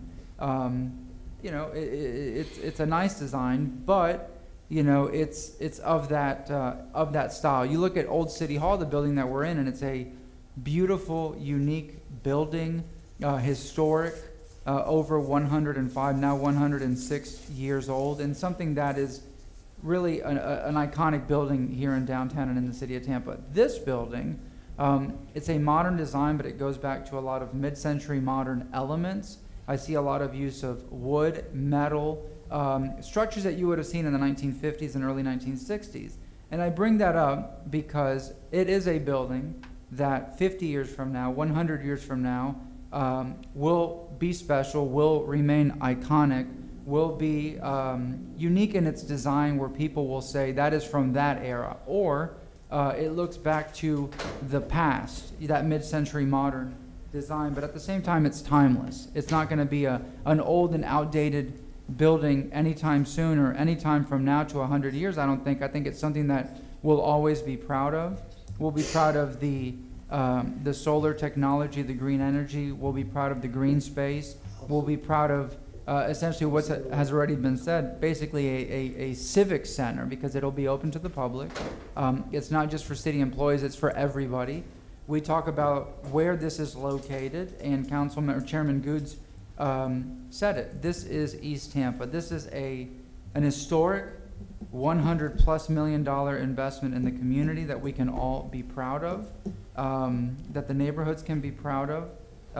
We talk about East Tampa never getting or always being ignored. This is a huge investment, and I know that it'll act as a catalyst moving forward for other noteworthy and meaningful projects. That's it. Thank you. Vera, you recognize? Thank you, Mr. Chairman. And just wanted to add on some things there. What Councilman Maniscalco said is very true, that I'm certainly not someone who's a professional aesthetics of buildings, et cetera, but the way certain buildings age in terms of their looks is very obvious to some people. This building has aged well. Other buildings, not so well. And from what I see, again, who knows how trends go and tastes go, et cetera, but this is certainly a building that is reasonably calculated, I think, to succeed in that regard. The financing of this is going to be very important. We'll be talking about it, but when you look at the basic idea proposed, one thing I like about it is that it's in a big idea in a place that, is our chairman, who's such a great champion of East Tampa, will tell you, is in need of big ideas and big investments. The biggest thing that I like about this is the way that it's brought forward is that it brings so much respect to East Tampa from the city of Tampa. That's the word that I think of, is respect. When I look at how this presentation is being done, it's respectful to the constituents. There's going to continue to be engagement. There has been engagement with a lot of core community stakeholders. Respect is so important for all of us, and a lot of people in this city, this state, throughout the country feel that maybe folks who don't earn a certain income don't get the respect that they deserve, and I think that respect is certainly there. Councilman Dingfelder was right, and thank you for pointing that out, sir, which is the contracting element. Thank you for that so much, for bringing that up. Something that's so important. On February 17th, this council is going to be hearing something that, if passed, and I expect it to pass, will, once it goes forward, hopefully be able to be put in play in here, which is the encouragement of hiring of returning citizens and having certain policies through the points process which reward contractors who are socially conscious with returning citizens.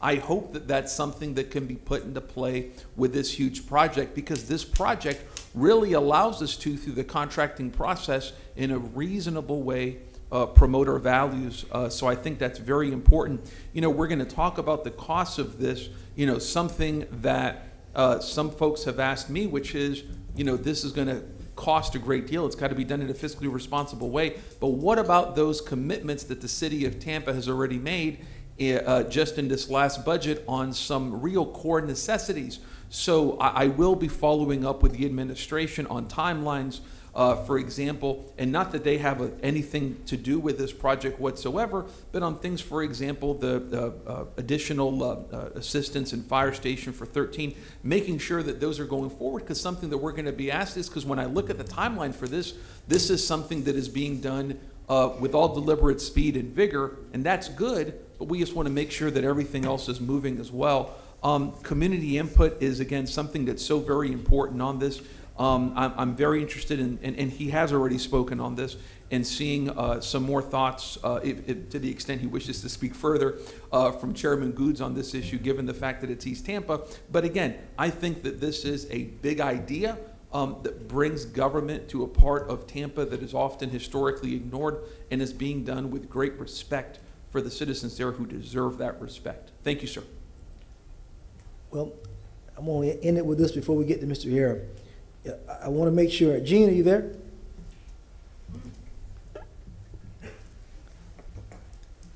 Yes, sir.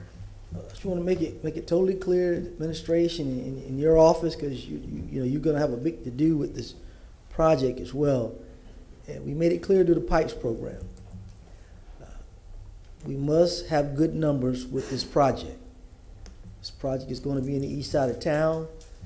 The community is going to expect, probably they're going to demand, that we make sure that we have high numbers on this project that's going in that community. That's going to be key, because I'm going to hear that. Because they're going to talk about gentrification. They're going to talk about all kinds of issues. You know, the northern portion of that community of Hillsborough Avenue is a little bit different than the southern portion. But it's still all the east side of town. And the northern portion wants it. The only issue they talk about is making sure, and Vic talked about between 22nd and 30th. No, it's not between 22nd and 30th. It's Hannah, period. I get calls all the time, why can't we get speed bumps on Hannah? Why can't we get this and that? So I'm hoping that we're not just talking about doing a study just for 22nd and 30th Street, but we need to be doing a study just a little bit past 30th Street, because that's an issue on Hannah already. So we can't do a little bit of something and still do nothing. So if we're going to do a study, we need to do a study, because that street is busy. I'm not going to deny that. All the way up to 40th Street. And I can tell you that because when I leave here, I go straight to Mother's house, which is 1 block north of Hannah. And then I go to Mr. Fleming's house, right about another three or four blocks up the street. So everybody in that community I know personally. So I know how that community is. I know how it breathes. I know about the people in Norwood Manor, how that community has changed a little bit. So I know the community, I know Hannah. So what I'm telling to you right now is make sure that we don't do half, we do a complete, so there's no coming back saying, well, we should or we shouldn't. So that's number 2 issue, is making sure that mobility is done, that 24th Street with Ms. Gorman and those folks in that community right there, making sure that we satisfy the needs of those folks. Thirdly, Sal, I don't know how much maintenance is going to, there seems to be a big issue about, you know, the mechanical. How much maintenance is going to be done there? So let's talk about that. Yeah, let's talk about it. Like I say, it's going to be a sedan line, okay? They do about 200 PMs a month. There's not a lot of vehicles being towed. Our sedans are pretty efficient. In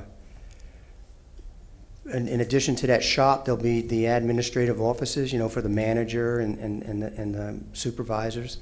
But it's not going to be a heavy equipment operation. It's tied in, you know, with the workforce development, which we think is very important. But no garbage trucks, no big heavy equipment. Just body shop? You know. Body shop? No, it's going to be what I just detailed, okay? But no body work?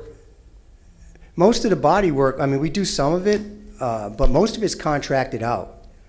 How about outdoor storage, so? That's been a concern expressed. That's a concern of mine too, and you know, we're going to keep it to a minimum. You know, we'll have other off sites where if we have to store something at some of the, because let me just roll you back and tell you that we're going to decentralize fleet. So they're coming off Spruce Street. They're going to be on the port, 26th and 40th at Mobility and Wastewater Yard. They're going to go with solid waste when we move them to 34th Street. So we have little built-in storage areas that we need. This is not going to be a clutter place. It's going to be operational, but with a tie-in to the workforce development. I just want to, make sure, I know it's a high dollar amount. I think it is a good project. I like the design. I just want to make sure that when we talk about we building this machine that we're going to build, that we have inclusiveness, and those numbers are a little bit higher than normal with the inclusiveness. I just can't stress that enough. Keep the community engagement going, Janelle. Like I said, it's not just about the one word Seminole Heights in there with those different Seminole Heights groups. You have all different groups in there, and I don't want anybody to be left. That's why I always say East Tampa. Even when we talk about the project on 34th Street, because everyone gets offended when you leave them out. That's why we have to have blanket words so everyone feel that they're inclusive with the project. So I'm going to end it with that. Any other questions, gentlemen, before we move on? Because I know it's running late because we're going to be late. So we'll go to Mr. Harrell. I'd just like to clarify one thing because, and this is for the benefit of the public, because you mentioned the study. Our study area does cover the 5 neighborhood area in East Tampa, encompassed between Nebraska and 40th to the west and east respectively, Hillsborough to the south, and Sly Avenue to the north. All right, great, great. Yeah, to reiterate, we are taking an over and above approach and looking at issues in that overall area, and we've allocated budget accordingly, which is more than just for the traffic mitigation for the facility. Just wanted to clarify. All right, I'm good with that. All right, we'll move on to Mr. Harrell.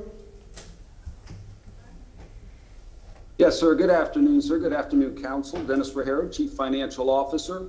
In tandem with the presentation you just received, this is item number 41.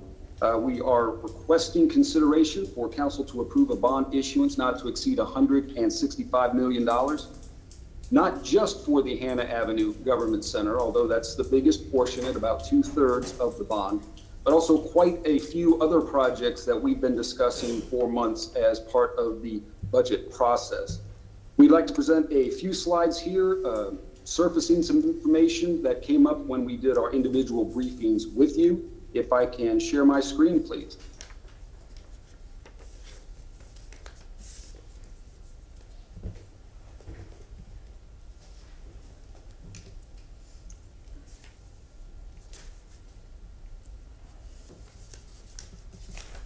Can you see my screen?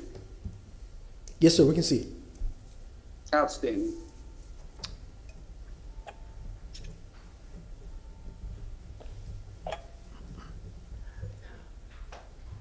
And again, just a brief agenda. Of course, we've provided a staff report. We'd like to go over some of the projects and uses, just summarize those for you and the viewing public. We'd like to get a little bit more into the sustainability we've talked about, especially as it pertains to the financing. Talk about some savings of consolidations, some of the quantitative questions that you had just a little while ago. I've got some information on that, and an overview of our non-ad valorem debt profile. Of course, at the top, the Hannah Avenue Government Center, approximately $108 million. As you heard the team just say, this hits a number of our strategic goals, connecting City Hall to the Tampa community, enhancing workforce development, and establishing sustainability and resiliency. Second item, Convention Center improvements, $10 million. Mr. Chair, you'd asked about this additional Convention Center issuance after the recent one of approximately $32 million. Council may recall that was tied to an 8-year banknote. And you'll recall the revenues paying for that at this time are CRA revenues and the tourism development tax. At the time, it felt adding another $10 million to that would have been cost prohibitive for those revenue sources. So this makes the convention center whole and brings them up to the level that they need.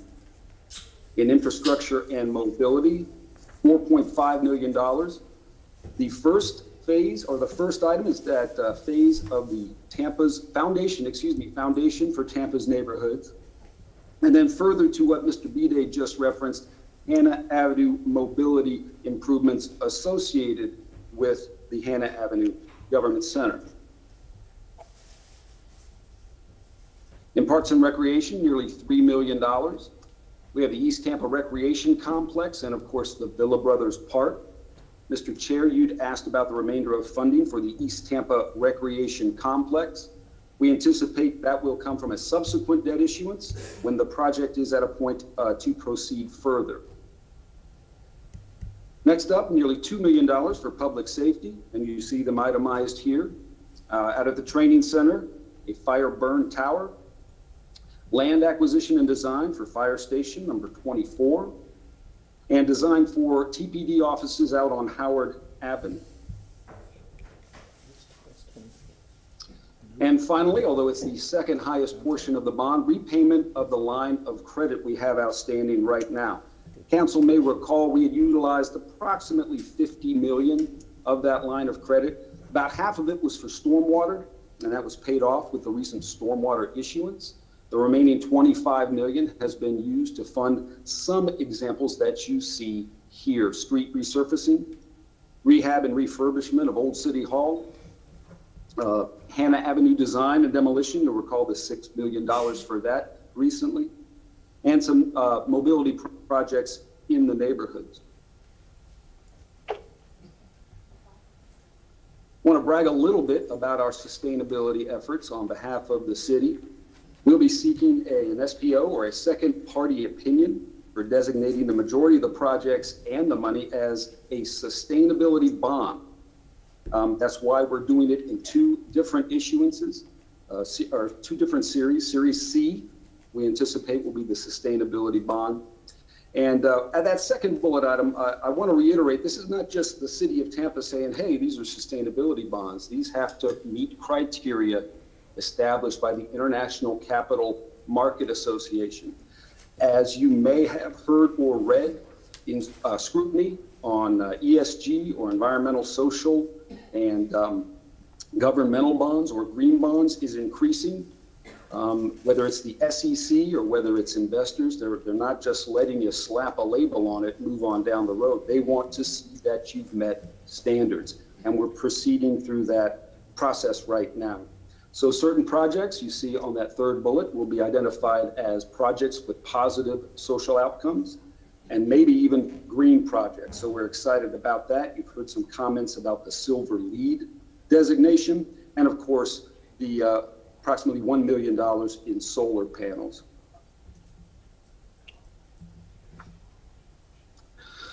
And getting into more detail about the quantifiable savings associated with the consolidation, setting aside the efficiencies and effectiveness of consolidation, you see here beginning in 2024, we anticipate cost savings or cost avoidance of over $500,000.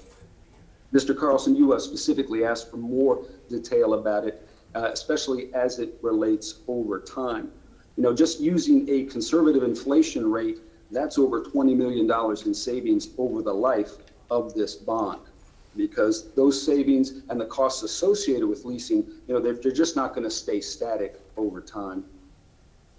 As we've also discussed, the city has some significant land sales opportunities in the future that will also bolster our bottom line. I don't have any specific figures for you now, but again, we've discussed some of the potential sites we may be selling in the future. I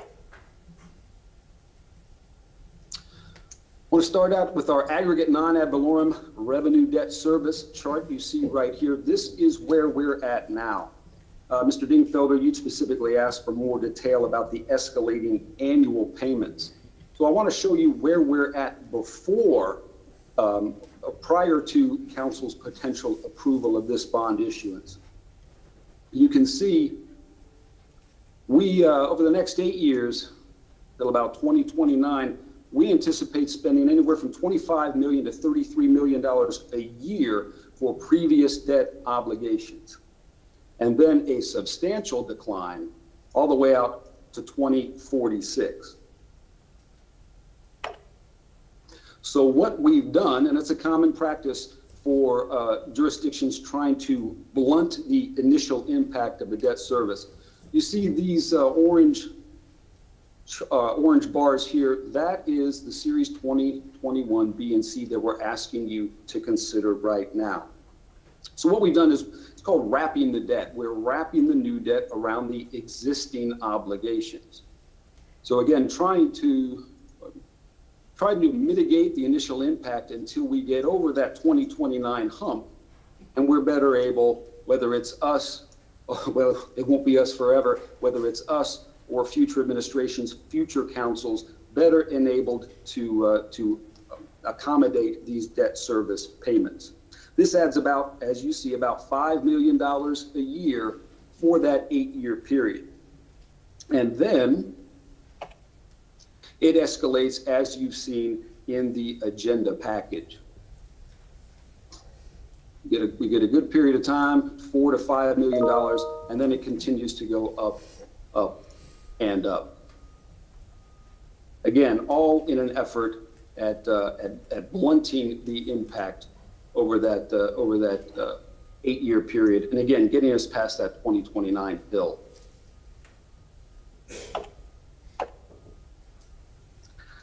Of course, this is a bond issuance, so we have to talk about, and of course, not that we don't like to talk about our debt service ratings. You know, whenever we get ready to issue a debt instrument, it calls for scrutiny by one or more of the rating agencies. For this one, we recently completed extensive reviews by all 3 of the rating agencies you see here. Again, looking at the green highlight there, the non-ad valorem revenue bonds. We anticipate receiving our ratings next week, maybe the week after, but you see our current ratings here, very, very good. Starting at the right, Standard & Poor's, AAA, the best you can get. Working our way to the left, Moody's and Fitch have each given us their 3rd highest rating, AA and AA2 respectively, although both very strong high grade ratings. Having said that, thank you for allowing me this brief presentation, Council, and I want to extend the thanks to everybody. Mr. Ruggiero mentioned just an outstanding team effort, and of course extend thanks to my finance team, both city employees and our outside advisors. Speaking of our outside advisors, we have Molly Clark, our financial advisor, and Steve Miller, our bond counsel, on the line, and we can answer any questions you have. Any questions, gentlemen? Mr. Carlson? Yeah, and thank you for the prior conversations we've had about this too. If you could help me answer some questions. One of them I got from watching this, but also just to make sure the public gets information. The payment plan that you put there, in mortgages or other loans, I would call it a balloon payment, or where we're pushing the higher payments to the future. Why would we use that instead of a level payment? Again, trying to, it starts out, and I can put the slide back up. We start out with basically interest, trying to keep the initial first 8 years, as you saw, payment lower because of our comparatively significant debt service obligations that already exist.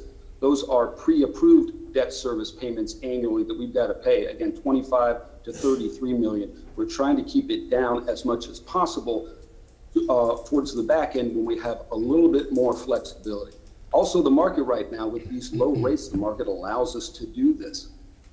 But do you think, you were in the last administration, and some of my colleagues here were on city council, but apparently there was a surprise that back in the 90s there was a similar kind of loan. How do we make sure that 10 years from now, Mayor Castor and we don't get blamed for sticking somebody some mayor in the future with balloon payments? No, that's a great question based on what happened in our recent past. This contrasts that particular debt instrument a couple of different ways. I'll talk about that, the CABS, the debt instrument that happened, I guess, in 1996, perhaps. No escrow was required, so the city was not required to set aside any funding every year in anticipation of this debt. No interest payments were required, so the city did not make interest payments on this debt for years and years and years. It was not callable. You could not refund it. You could not take advantage of more advantageous economic condition. Thus, we got to a point where the bill was coming due, and it was a very, very large bill. We had very little flexibility as to what we could do about it. This is entirely different. We have an opportunity further down the road to take advantage of better economic conditions. It is part of this year's budget appropriation. It is part of our 5-year capital improvement program. And every year, as part of the budget process, both the public and council will see the appropriation necessary for this debt service. It's not going to be 0, 0, 0, 0, and all of a sudden $50 million. So it's much more transparent. You've got much more flexibility. And is this a traditional tool that other cities would use? Is it a common thing that you would kind of push out payments to the future? That's an excellent question. I wish I'd said it as part of my presentation. It is. It is. Okay. Yeah, and I'm sorry I missed a couple of minutes in the beginning. And what's the total amount that we're going to borrow again? Tell me. Is it like 168? Something like that. We've got it not to exceed 165 million. We anticipate it'll be less than that. Okay. But the market is the market. So my I'm sorry. If I could, my question is just that we've had a lot of discussion about fire rescue. We need ambulances. We need additional fire stations. We've put one in East Tampa, one in North Tampa. We need them in South Tampa. We need other facilities like that. People are complaining every day. They're really angry about roads not being repaved. They're upset that sidewalks are not being redone. For another 20 or 30 million, we could fix a lot of these problems. Is it, and sorry if I missed this in the beginning, is that 165 the absolute cap to keep our bond ratings the way they are, or could we solve some other problems that were kind of deferred for a long time if we increase this? Now, again, an excellent question. It is not a cap. It is the maximum we're bringing to council, so we have some flexibility to affect the debt service when we go to the market on this competitive bid. One of the factors leading into just how much funding you borrow, and I'll take this opportunity to say we have more capacity, and we anticipate an additional debt issuance probably in the next year, maybe 2 years. For example, for the East Tampa Recreational Complex. One of the factors, though, driving this particular amount is what are we ready to do right now? What do we have in play to begin? Because what you don't want to do, of course, is be sitting on a bunch of debt, or sitting on a bunch of cash that you're paying money for. You're paying money for money that's not working for you in that particular. And a question for the public, Councilmember Miranda often says, and not lately, but often says, in 2027 or 2028, we're going to lose CIT. CIT, yeah, 26 it is. Yeah. 26. So did your charts take that into account, and you've already looked at the cash flow without that? Yes, sir. This is a non-ad valorem issuance, so it does not include the community investment tax. Again, not taking anything away from the concerns about that revenue source going away, because as we've discussed, it's significant. And how and if we're going to replace that is something very worthy of discussion. But yes, this takes that into account and disregards that particular revenues. My final question, and this could be for you or Sal maybe. Originally, I have to ask this question, I'm sorry, because a lot of people in the public have been asking it, but originally, I think months ago when we talked about this, the 2 buildings were gonna cost $100 million, and now 1 building is gonna cost $100 million. Can you just walk us through what the difference was between what this building was gonna cost originally and with inflation or whatever that's caused it to go up? I can address a portion of that from a broad-based issue, and of course, I don't think I'm sharing anything new with the public or council. We have near record-breaking or record-breaking construction cost increases, and from what I see, I don't anticipate that. I don't anticipate much relief of that in that going forward. So you've got the price escalations associated with whether it's supply chain demand, whether it's the market itself, you know, the hot construction and housing market. And I would defer for details about, for instance, what the first Hannah Avenue Government Center entailed versus this revised, this revised plan to Mr. Ruggiero or members of his team. Yeah, Councilman Brian from DPR would like to jump in on the answer on that. Thank you, Sal. Again, Brian Yarbrough, DPR Construction. I think several items that influence that increase in the overall budget or GMP value. Primary ones being, the addition of the facilities building. That was not part of the original program when it was discussed. The square footage of the main building increased as additional departments were brought on board. Wellness being one of those components, and then certainly there's been some impact due to just the current market conditions. So, but really it was more programmatic functions in addition to that facilities building and solar that influences increases. Great, thank you. I think Mr. Miranda will respond. Thank you, Mr. Chairman. Along the same lines Mr. Carlson was talking about, I do have CTI taxes really going to hurt after 2026. And then you have something that you're looking at that goes a lot to fix our roads, and partially the gas tax is going to come down. I don't know how quickly, but I would imagine after 2030, you're really going to get a hit because it's going to go to electric cars. So there's going to have to be something by the legislature or something else to supplement that. And then you have fees and taxes on items that we use at the house that we don't realize that the tax is there, like electricity. So the more solar you put up, the more you save yourself, but also it's a wash in one way because you're helping save the environment, but you're also getting less tax at the end of somewhere along the line, somebody's going to pay for that. That's going to have to be another operational change is going to have to happen. I looked at the savings that Mr. O'Hara put up, and the $516,000 a year just on savings alone on what we're renting now certainly is you can say that's a credit to the $165 million. And other savings you're going to have is when your city's renting out, in essence, you're paying your own tax because then that rent includes the tax that the renter, the property owner is collecting. That's number one. So whoever moves in, so you're going to have, in my opinion anyway, a small amount of money coming in from the structures that you leave that are replaced by either a new structure or somebody moves in and pays the same monthly rent that we do. You're going to get a tax benefit because you're not there no longer. You're saving the money. So there is some saving. I would imagine that in my little, just a little time I had, you're going to save $25 or $30 million at the end of the 30-year term by doing these things to pay back part of that money. So I look at it as a situation that has a lot of benefit. Certainly you're going to have morale. You're going to have more likely less sickness.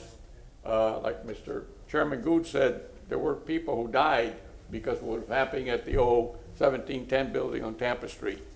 And these are the things that I'm looking at that makes me feel that for a change, we're heading in the right direction. Everything doesn't have to be new, but we're not inventing the wheel.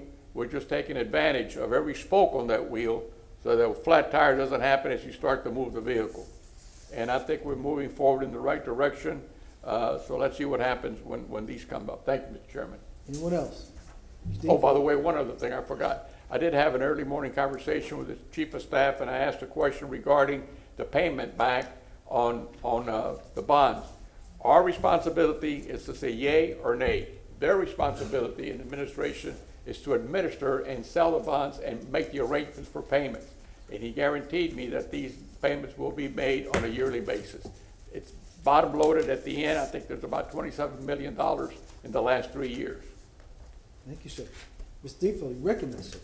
Thank you. Mr. Rajera? Yes, sir. Two things. One, I appreciate you, if you could put that chart back up that shows the payout plan. Yes, sir.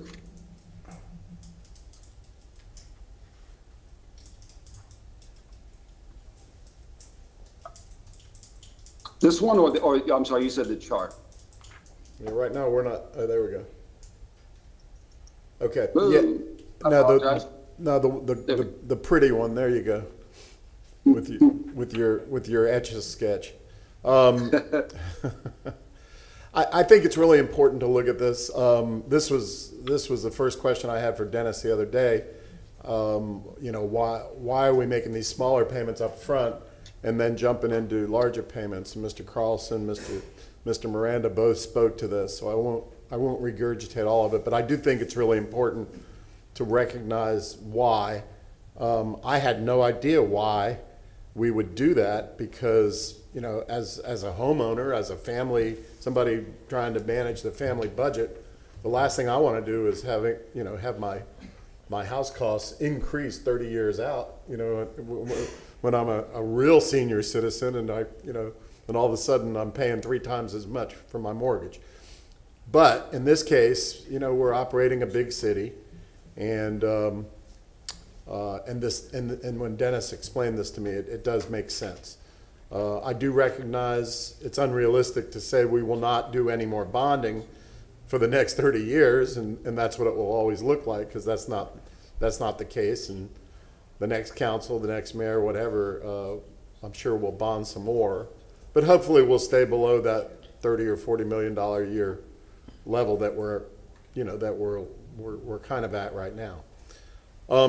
So anyway, I appreciate that explanation, Dennis. Yes. The other thing I wanted to ask you is, you mentioned the socially responsible, environmentally responsible projects, and I wanted a little more elaboration on that, because I do think that this particular project probably satisfies both. You know, being that we're going into a traditionally depressed part of town, we're doing workforce development, et cetera, I think there's good opportunity to be at least described as socially responsible. And then the environmentally responsible, council's going to pat itself on the back a little bit, because we passed a green ordinance 15 years ago, I think you were here, Charlie, that mandated that any large city buildings newly constructed would be LEED silver at a minimum, and that's what this building is. So I'm really proud of council for initiating that almost 2 decades ago, and that today we're seeing that come to fruition. But my question, Dennis, is in regard to those two factors, socially and environmentally responsible, is it safe to assume that that helps us in the bond market and gives us a better rate? I'm sorry, can you hear me? Yes, sir. Okay, I'm sorry, something happened on my screen. That's a great question, and depending on who you ask, it's yes, and depending on who you ask, it's no right now. Because, you know, ESG, environmental, social, and governance bonds are, I don't want to say they're in their infancy, but they're toddler level right now. But, so, depending on who you ask, it will result in a little bit better pricing. But what it's really doing at this point is expanding the potential buyers. You have investors out there, whether they're institutional investors or individual investors, who specifically want to invest in debt issuances that are sustainable, that hit one or more of those ESG check marks. And of course, when you expand the potential pool, you can infer that you expand the competition. And if you expand the competition, you can also infer that the rate goes down or you save money. But I don't know that it's been quantified from a better pricing perspective, but I believe it has been established. It widens the potential investor pool. And again, Molly Clark is on the line. If I've said anything incorrect, or if she wants to expand upon that, you're welcome to, Molly. Oh, great. Can you hear me? We can hear you. I can. Okay, great. Yeah, no, Dennis, you summed it up nicely. It's because the green or sustainability bond market is fairly new, there is not consistent demonstration of green bonds pricing better than non-green bonds, but it will open up a larger universe of buyers who may be interested in the bonds, which, as Dennis said, can drive down the yields. Again, it also shows, even when the pricing may not be impacted, it shows sort of leadership, and it shows a commitment by the city to do things in the right way and to make decisions showing the city's commitment to sustainability efforts and green and social efforts as well. Definitely important, important features in addition to the other type of green, as in dollar green. So both greens are important. We appreciate your report on this. Thank you, Mr. Chair. Anyone else? Ms. Carson? I'll just do a follow-up, and Mr. O'Hara, we kind of talked about this yesterday, and I don't think I saw this chart. If I did, I apologize, but you said the savings or the opportunity cost for what we're paying in rent now and some other savings is about $500,000 a year, and I don't know what the net present value of that is, but if you just add it up over 30 years, that's $15 million if my rough math is correct. And then let's say the one property that will be replaced, that this will replace, let's say it goes for $30 million. I'm just making up that number so that together maybe it's higher or lower, but so that let's say that's $45 million, and then this is 100 and whatever million. How do we explain to the public making up the difference of the $55 or so million in what it would cost us to stay where we are versus where we're going? And I guess the second part of that is the timing of it, since everything is moving so fast right now with inflation. If we waited 2 years until the economy changed, would that change this also? But maybe the first question first. How do we explain to the public from a financial point of view why this makes sense?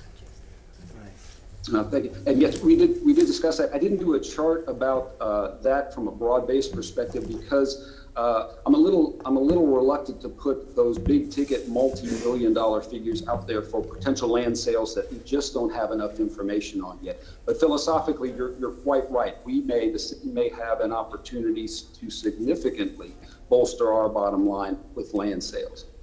In answer to the delta that we discussed, why pay for that? I think a project of this magnitude, and some of this I'll reiterate the previous presentation, a project that's good for the public. It's good for city operation. It bolsters the efficiency, effectiveness, and equity of the community. At this magnitude, I just don't see the city ever being able to save up enough money to do this, even if conditions were perfect. And if you're asking me, I don't think that are going to be perfect. The past is sometimes prologue, and you've got those construction cost increases. We have the funding now. We've planned for it. Again, in contrast to that debt instrument that we referenced a little bit earlier, which was an unpleasant surprise. I was here for it. We've got it as part of our capital improvement program. Again, every year, again, it will be part of the budget prioritization process. So I guess the upshot is, sometimes big steps like this take big investments, and that's what this is. And one last follow-up, and again, sorry if I missed the chart on this, but how much is the interest going to be over the life of the bonds? So let's say it's $101 million for the capital cost, plus or minus, but what's the interest cost on top of that? The interest cost for the Hannah Avenue Government Center will be approximately $78 million. The total interest for these two series will be approximately $115 million. And that's over 30, was it 30 years or 20? 30 years. Okay. All right, thank you. Thank you. All right, let's bring it in for a landing, gentlemen. Well, you know what, let me ask Dennis one more question that Bill inspired. I'm sorry. Dennis, if and when we sell certain large parcels, Spruce Street comes to mind as a large and valuable parcel when solid waste vacates, et cetera. So let's say, for argument's sake, we got $25 million in our pocket from that sale, just for argument's sake, might be who knows what. Does this bond issuance allow for use, let's say, oh, we got this money, let's offset some of these future payments, can we pay it down? Now, again, a good question, and again, I'll contrast it with that CABS debt issuance we were talking about. Yes, we have the flexibility within these series to take advantage of favorable economic conditions, whether that's interest rates going even lower, whether that's, as you said, for whatever reason, getting a significant amount of funding, in our books. And I anticipate that most of the land sales we've been talking about will be general fund proceeds. So we will have, so that's a long answer to your question. We will have the opportunity to mitigate, this debt service. Okay, thank you, Mr. Chair. Thank you, Dennis. Second. All right, Mr. Maniscalco's moved it. Which one? 41, or you going? 91. All right, he wants to move 91 for Mr. Scalco's move 91. Mr. Miranda has seconded. Roll call. Dingfelder, Madam Clerk, Mr. Chair, those two are hand in hand. Two items, but they're hand in hand, and you can't do one without the other. You got to do one at a time. So, but you have to do both. Right. What I'm suggesting is do them together. Well, separate items, separate vote, separate contract. Right. No. If the consent is often consolidated. Okay. These are both resolutions, or no? Well, it depends. They're under staff reports. If legal's on and they want to opine on this, that's fine. You're legal. Well, from my perspective, Mr. Shelby. Yes. We don't need to debate. He's already moved it. Let's just go ahead and get it over with and just move it. Thank you, Mr. Dingfelder. Mr. Dingfelder, if you'd like to argue, the chair is right there. That's good. No, I'm sorry, Council, can you hear me? This is Dennis. Yes. Yeah, I apologize. I don't wish to complicate the matter further, but it seems to me if you must approve them separately, you would approve the financing first. Okay, then, Mr. Chairman, since it's my committee, item number 41 under Finance Committee, I move item number 41. All right, Mr. Miranda's moved it. Mr. Miranda, second. Roll call, please. Maniscalco? Yes. Vieira? Yes. Citro? Miranda? Yes. Dingfelder? Yes. Carlson? Yes. Goode? Yes. Motion carried unanimously with Citro being absent. Ms. Scalco's moved item number 91. Ms. Miranda seconded. Roll call, please. Dingfelder? Mr. Chairman, yes. Comment on the item real quick. All right. I just wanted to point out, especially to anybody who's listening, but especially to the press, that we are not building a $100 million building over there. This is not a $100 million Taj Mahal, as Ms. Duncan, sort of jokingly referred to, but she was making the same point I'm making. Is by the way I calculate it, and it's not an insignificant amount of money, but it's the main building over there is $53 million. The ancillary buildings, the fleet buildings, $11 million. The parking garage is $10 million. The site work is $13 million. Another line item is $6 million, et cetera. And I think it's really important to point that out. So the headline doesn't read, Council just approved a $100 million, super building, which, by the way, would come out to approximately $600 a square foot if it was $100 million, because that's what I was worried about earlier in the week. By my math, 165,000 square feet at $53 million is more in the neighborhood of $350 a square foot, which is not inexpensive, but it's reasonable. So I just wanted to point that out, and if you ask me for my vote, the answer is yes. What if we don't ask? Maniscalco's moved. Miranda's seconded. Roll call, please. Dingfelder? Yes. Carlson? Yes. Maniscalco? Yes. Vieira? Yes. Citro? Miranda? Yes. And Goode. Yes, and we have another wow for East Tampa. Motion carried unanimously with Citro being absent. All right. Gentlemen, you see what time it is, but I know the police department has their annual event tonight, and they're asking because they need to get over and set up and do some things. So let me just take those because I know the sexual predator is going to take a minute as well. So I'm sorry, folks, y'all can just hold on, but today is a big day. So we'll go to the police department. Item number 97.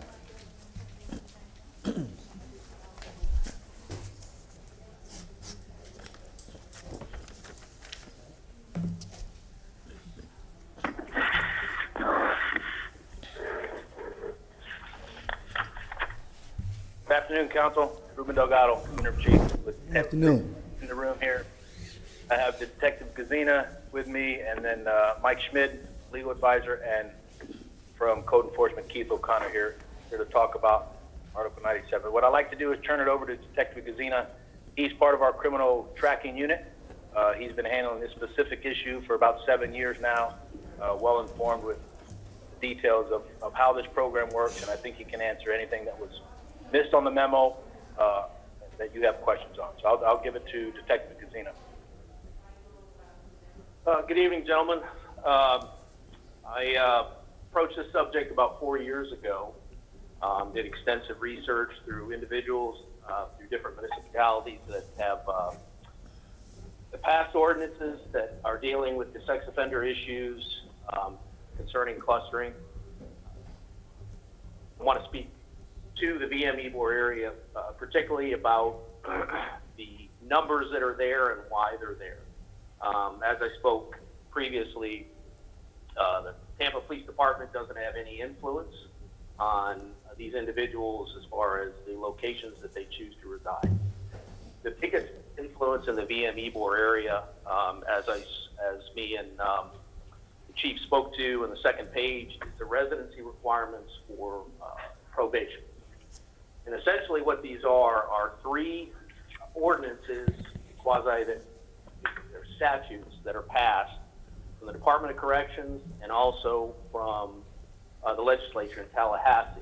And what it does is it limits sex offenders within 1,000 feet of a park, playground, school, or child care facility.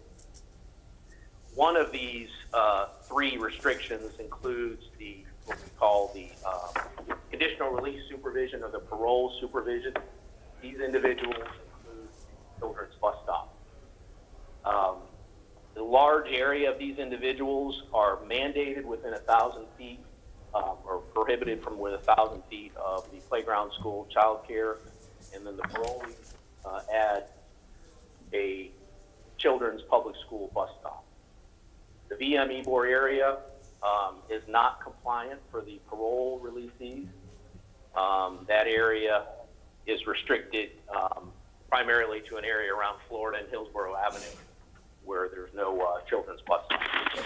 I'd be happy to answer. I've been in this unit for 9 years. I've been around this subject. I understand the concerns of the community. The resources, the low-income housing, the 1,000-foot restrictions are the primary culprits, should we say, that place these individuals in that area. If they are not able to sustain or provide housing in this area, they will be transient in this area based on state statute. So in essence, I guess some solutions that we've discussed is to mimic or have more opportunities for these individuals for 1,000-foot compliance and the housing, or basically the socioeconomic conditions that they can survive. The recidivism rate, that area is less than 1%. Research speaks to sex offenders and reoffending to relationships, not necessarily to restrictions of where they live. I haven't been in this unit for 9 years and haven't had compassion or understanding of the amount of offenders that are in the area. I stand by, and research supports that if they are housed by a property manager or someone that can alert me to when they abscond or they're no longer there, it is much more beneficial than having them transient throughout the city. I'm not sure specifically, Councilman, if you have something for me based on this memorandum, something that I can elaborate more thoroughly on. The clustering ordinances that have been passed, primarily in Broward, Miami-Dade County, have increased the transient population from ours, which is about 3%, to about 25 to 30% in those areas. By adding additional ordinances on top of already state statutes that limit where they can live is only going to cause clustering in other areas, and it's also going to cause homelessness for transients. All right, gentlemen, any questions for the fine gentleman? Mr. Dingfelder? Recognize. Thank you, sir. So we obviously have a lot of concern. I assume you heard early this morning when the folks came down to the second floor and expressed their concern, the residents of VM Ybor. Yes, sir. Have you met with them in a community setting, the residents of VM Ybor, to discuss your memo and your conclusions? I have not. I have spoke to him recently on a Zoom call. Kelly and I are very familiar. I'm not sure if she thinks I'm working for or against her, but we're all for solutions to the community. I'm coming up on 25 years with the city, and I know that these individuals, they do have the necessities, the basic necessities of food, shelter, and clothing. So it's a matter of housing them and keeping them compliant. I think the job which I do is monitoring their compliance, aids in or benefits a lower recidivism rate. The better I can do my job by monitoring them, keeping them compliant, I think overall keep the community safe. Okay. I mean, I read your 4-page memo. I'm familiar with it, having been a former public defender. You know, I'm familiar with these issues. Many of them are state statute, et cetera. And Detective, I appreciate the hard work you put in. I think some of the frustration of the community, what I heard this morning and what I've heard over the last couple months, maybe could be some improved communication to address some of their frustrations. Directly from TPD and also from our neighborhood relations folks, to set up a community meeting, not to address every possible issue in Ybor City, but to really focus on that issue. Because what happens is, because of the structure we're in council, and it's exacerbated by COVID, we gave them 3 minutes each, 7 hours ago. And now here you guys are speaking, and they're all gone, and we're in between, and it's hard to really to massage these things. So, I know I'd be glad to attend a meeting like that Chief, that you guys can set up with with Janelle. But in regard, and I'm sure you were going to say yes, right, Chief? Yeah, go ahead. I'll let you finish. I want to add on to that afterwards, but I'll let you finish, and I'll give you some ideas that I have. All right. So substantively, the question kept coming up, and I don't know if you just now addressed it or not, and I apologize if you did, but the question kept coming up about the county ordinance, and I know when I read between the lines of your memo, I think what you're saying is we're doing the best we can under the constraints of these various, of the geography of the city. But I think the reality is certain areas, I think you've identified 3 areas, are ending up with being, quote, burdened with the sexual offenders, the sexual predators who've been released. And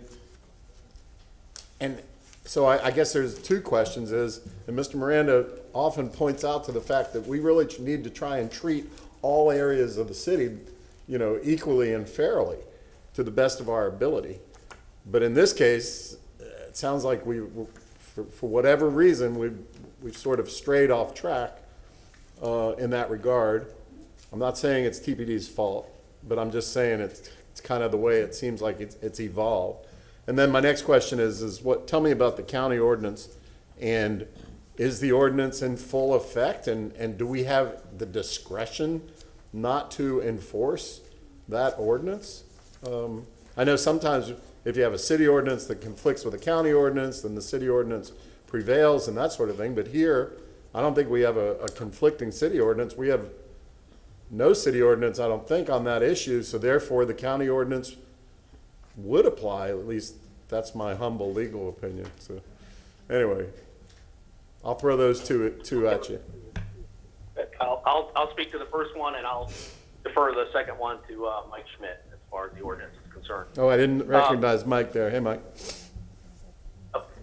The 1,000-foot restriction, the Department of Corrections, I spoke to a couple senior probation officers that explained to me these aren't individuals that cannot locate another 1,000-foot compliant area in the city. These are individuals based on their socioeconomic means, low rent. In some cases, these individuals are arrested, try to go back to live with family members, and are no longer allowed to because of the 1,000-foot. And he spoke a lot to the Channelside area and the development that occurred back there over the last several years. And he says that offenders, homeless, were more prominent in those areas until development was able to basically force them out from an economic standpoint. If there's areas in the city that we can identify that are 1,000-foot compliant, or that Department of Corrections can identify to, I guess, equate these individuals more fairly, I'm in favor of it. Chief Delgado is going to speak to that on something we spoke about earlier. But that's kind of as my job is to monitor and check on them, make sure they stay in compliance. I do a lot of non-compliance violations, and I think that adds to the concept of they know they're being watched. And it also correlates into a lower recidivism rate. The last thing, as ones that brings these cases to the state attorney's office, that I want to see is a more transient population. I think it obviously doesn't make the community any safer, and for me to go forward with violations, the state attorney obviously has a lot of questions of how and when an offender has to be at a location that's set hours. But hope that answers your question, Councilman. The second part to the ordinance, Mike. Sure, and a lot of what you said is kind of what I suspected. It's sort of, I think what you're saying is you're doing the best you can under difficult circumstances, and I appreciate that. I'm not being cynical or sarcastic in saying that. It's probably one of the hardest positions I can imagine at TPD. Also, the other question I have written down that I forgot to ask earlier, and I don't know who wants to address it, is children and buses. Some of the folks this morning mentioned school bus stops, the actual schools, you know, themselves, and so. Yeah, I was able to listen to Kelly and her husband's commentary this morning. The children's bus stop is an addition to the parks, playgrounds, and child care facilities that are 1,000-foot. The only area that is compliant or will house individuals to the children's bus stop is the area around the Dutch Motel in Florida and Hillsborough. So the housing, the 2818 and 2820, the rooming houses are the individuals that reside there, per the Department of Corrections, do not have a restriction against a children's bus stop. So essentially the individuals that are there have 1,000-foot from parks, playgrounds, and daycares. A children's public school bus stop is only restricted or is only compliant in the area that Department of Corrections informs me is in the Florida Hillsborough area. If that answered your question. Okay, so in other words, you're on top of that issue? Yes, sir. Okay. All right, and Chief, Mike was going to chime in, I guess, on the county ordinance? Yes, sir. With regards to the county ordinance, it was passed in 2008, and I think on page 4 we addressed this, City Councilman. And what you mentioned, reading between the lines, I think if you look at the second paragraph on page 4, I think we try to explain it to you that the county ordinance, while it was passed in 2008, every time we've reached out to the county over the years, they've never been able to identify a single case that they've actually enforced under this ordinance. In addition, I point out in page 4, it states that there are some issues in the county ordinance which make it extremely broad. They use different definitions than the state statute would.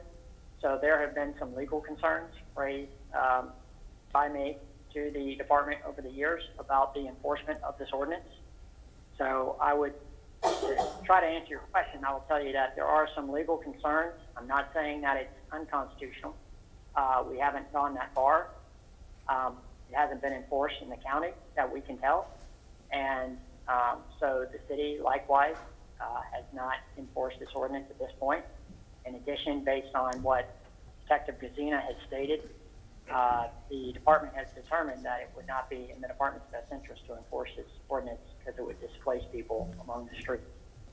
So I think for those reasons, at this point, the county ordinance has not been enforced inside the city of Tampa. Ironically, Mr. Schmidt and I used to butt heads when he was a state attorney and I was a public defender many years ago. So I guess we'll continue that today. The fact that the county hasn't been enforcing a particular ordinance doesn't seem real dispositive to me about why we shouldn't. I don't really understand that argument. I do understand if you see some potential constitutional concerns in the county ordinance that would give you pause to tell your officers to use that ordinance. That, to me, that was probably the most persuasive thing that you had to say. But I don't get that part. That just because the sheriff's office has decided not to go down that road, that doesn't mean it's not on the books and the city can look the other way. When the sheriff's office and the county both opine that they haven't had any cases enforcing it, but they're not willing to publicly state that the ordinance is unenforceable, but yet they're not enforcing it. I think you can read between the lines of their concern. Yeah. Which is similar to our concern, which we have some serious legal concerns on the ordinance, the way it was drafted. Yeah, I think if I'm a citizen of VM Ybor and I look to the law to protect me, and I find a county ordinance that is there to protect me and my family and my children, and then we say, well, we're not going to abide by it, we're not going to use it, the county's not using it, we're not going to use it. You know, I think I can understand their frustration because they've identified the ordinance, and ordinances should either be there to do something positive or they should be gotten rid of. And I guess I'll talk to my county commissioner friends about that. So. And we've discussed with them that exact issue several times in the past. And it was once on the agenda to be discussed, and then they removed it. So that was the last brush we had with them several years ago on this issue. And I tell them, you're making this very difficult for the citizens of Tampa who have all the concerns that you just mentioned. And the county understands that, but last time they put it on the agenda and removed it. So we're still there technically. Okay. All right. Thanks, Mike. Chief, you wanted to chime in? Yeah, let me just chime into this, and we'll entertain other questions or comments from the other council members, but I had the opportunity to talk to Dr. Fox over at USF about this issue, and we have a really good relationship with her and her Center for Justice Research and Policy that she started up over there. And we run a few programs through that office just to make sure, we are doing things right. The statistics that we have are accurate, and it gives an outside look into what we're doing in comparison to ourselves from past to present, as well as how we're doing between this agency and surrounding agencies. So I reached out to Dr. Fox. She's willing to take this project on as well on the sexual offenders and where they're housed and how they're housed in relation to the way the state statutes are written. Go and look at our recidivism rates and our offender rates, and what Detective Gazina has been doing over the years with that 3%, the 3% rate of probation, their checks, where other counties are having up to a 35% rate of violating their probation. But she is willing to do that. I think if we do that, we include some of the conversations with Kelly and the community in that, so they know the concerns, or Dr. Fox and her staff understands those concerns. I think we can move forward to having her from an outside look into this and see how it plays out and where we truly stand with this. All right. Okay, thank you. Thank you, Chief. Thanks to everybody there, and thank you, Mr. Chairman. Mr. Moran? No, I'm fine. You good now? Okay. Mr. Carlson? Yeah, the idea to bring Dr. Fox in is great. She's an expert. The mayor's worked with her before, and it seems like everybody respects her opinion. So that would be a great idea to bring her in. I just want to point out also, the police department got a lot of criticism in the past year and a half with police departments all over the United States, and one of the criticisms was they didn't show empathy. And it was interesting in this conversation that the police officers were showing empathy in talking to someone who used to be an ACLU attorney. So I just want to compliment the police officers in the room for their empathy in trying to find a solution that's right for everybody here. Well, gentlemen, what we have right now is a double-edged sword with this situation. I'm just going to be frank with you. You have an ordinance on the books that isn't being utilized by the county. We have a department that figures that if they're not using it, it's something wrong, and we think it's something wrong, we're not using it. And they've taken the steps to try to get it on the county's agenda, and apparently that's failed, so probably we'll have to wind up getting our legal to go give their legal a call or we make some calls to our county commissioners, our friends, to have them take a look at that. That's number one. Number two, Mr. Dingfellow, you made a good point, and I've said this before, you have to be able to communicate with the people and the residents there. So I think it's good that the chief will bring in Dr. Fox and bring that community together. I had a gentleman, Mr. Bunn, who's right at Florida and Nebraska at the Checkers. He called me just before this meeting about the homeless, and I told him point blank, and I tell people, I'm an upfront guy. I don't have a solution for you right now. Do you have one? And I asked him that. No, sir, I don't have one. So how can you expect me to have one and you don't have one? So that's where I guess we got another professional can come in like Dr. Fox, can talk to the community, ask, well, what are their solutions? What do they suggest? It may be something we can do, maybe something we can't do, because there are other state statutes saying you can't discriminate because somebody's a sexual predator. They have the right to be certain places, but we have a rule that we've kind of clustered them in a certain area, where their affordability is, which unfortunately has caused a problem. So how do we fix or undo some of this problem? So I think once the chief gets with Dr. Fox and they actually do a study on how we can deal with the issues. I see code enforcement there, and that was the issue with them in reference to code enforcement as well, about these boarding homes or what have you. But sometimes that's the only place these people can stay, unfortunately. But they need to be the boarding homes need to be in compliance, though.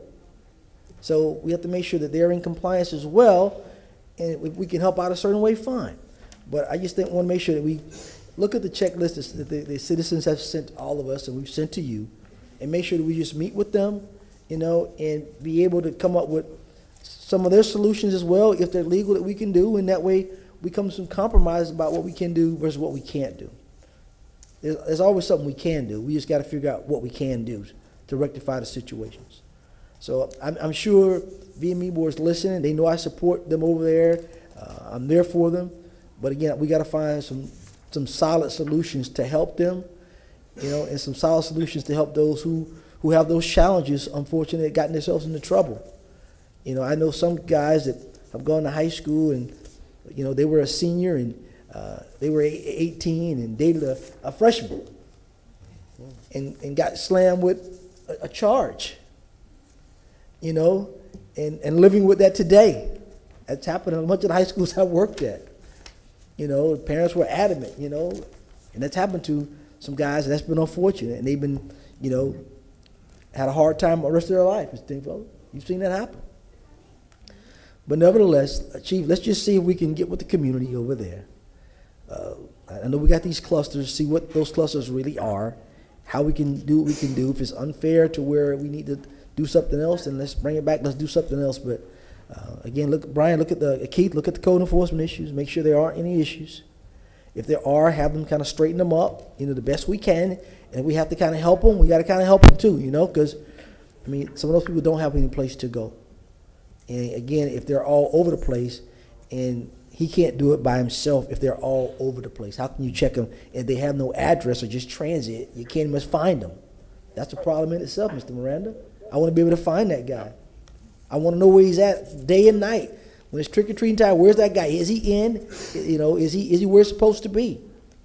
So some of the folks may not understand some of the bigger challenges, you know, and if, you know, Chief, I don't know if it need be, you got to put somebody else there to help this gentleman out if we got to make some changes, then as this council, we have to do what we have to do to make sure the citizens feel safe and we make sure that we also don't violate anybody's rights. Mr. Chairman, Miranda? you just alluded to the chief and Dr. Fox. Should we make it, give us 30 or 60 days, see if they could communicate, come back with some idea of what they find? Is that all right with you, Chief? How much time you need, Chief? That's fine. I don't think she'll have resolution within 30, 60 days. No, I know, but the coming together. well, at least we can find out what avenue we might take, or she may give us an idea what avenue to take. I'm not saying for a resolution. I know this is very difficult, and I don't want to put you or anybody else in a position like that, but I just want to move it along instead of just, you know, not that we're going to forget, Right. we're not, but those good people in that Ybor area have really been struggling, not for 1 or 2 years, but for over 10 years.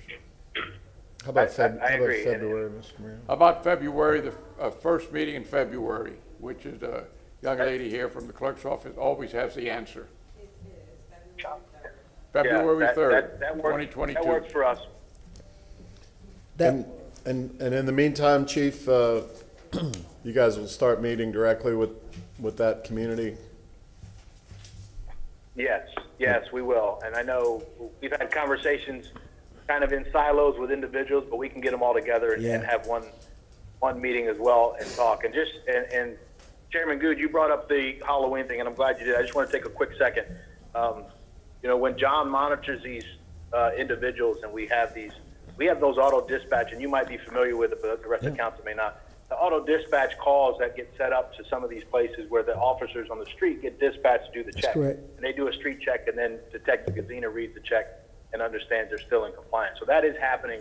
So John has help. He's got the 972 officers that are out there helping him on some of the auto dispatch stuff. And then especially for Halloween, he puts together an operation where they all get checked days leading up to Halloween, just to remind them of what they can and can't do Halloween night. Yeah, no lights so that on, does all that go kind of on. stuff. And also, just add in there, make sure, for code, that those addresses they talked about, they should make sure that we make sure they're in some kind of compliance, and if they do need some help with getting to compliance, you know, they are kind of helping us out a little bit, you could say, by housing them. So you may need to get with our housing unit. There's some money there to be able to help with some rehab and do what we need to do what we can do on that end. So we got to help. Like I said, it's a double-edged sword right now, but we got to do the best we can and make everyone safe.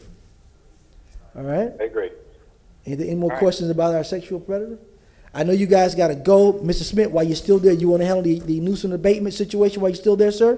Did we do a motion on the 18th for February? No. Yes, yes, we did.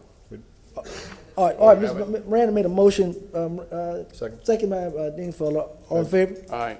Any opposed? First All meeting in right, February. First meeting in February. All right. Well, I still got the police and the Nuisance code there, event. they can deal with that, 'cause I know they gotta get to that event, it's already going on 4 o'clock. I know those guys gotta get over there.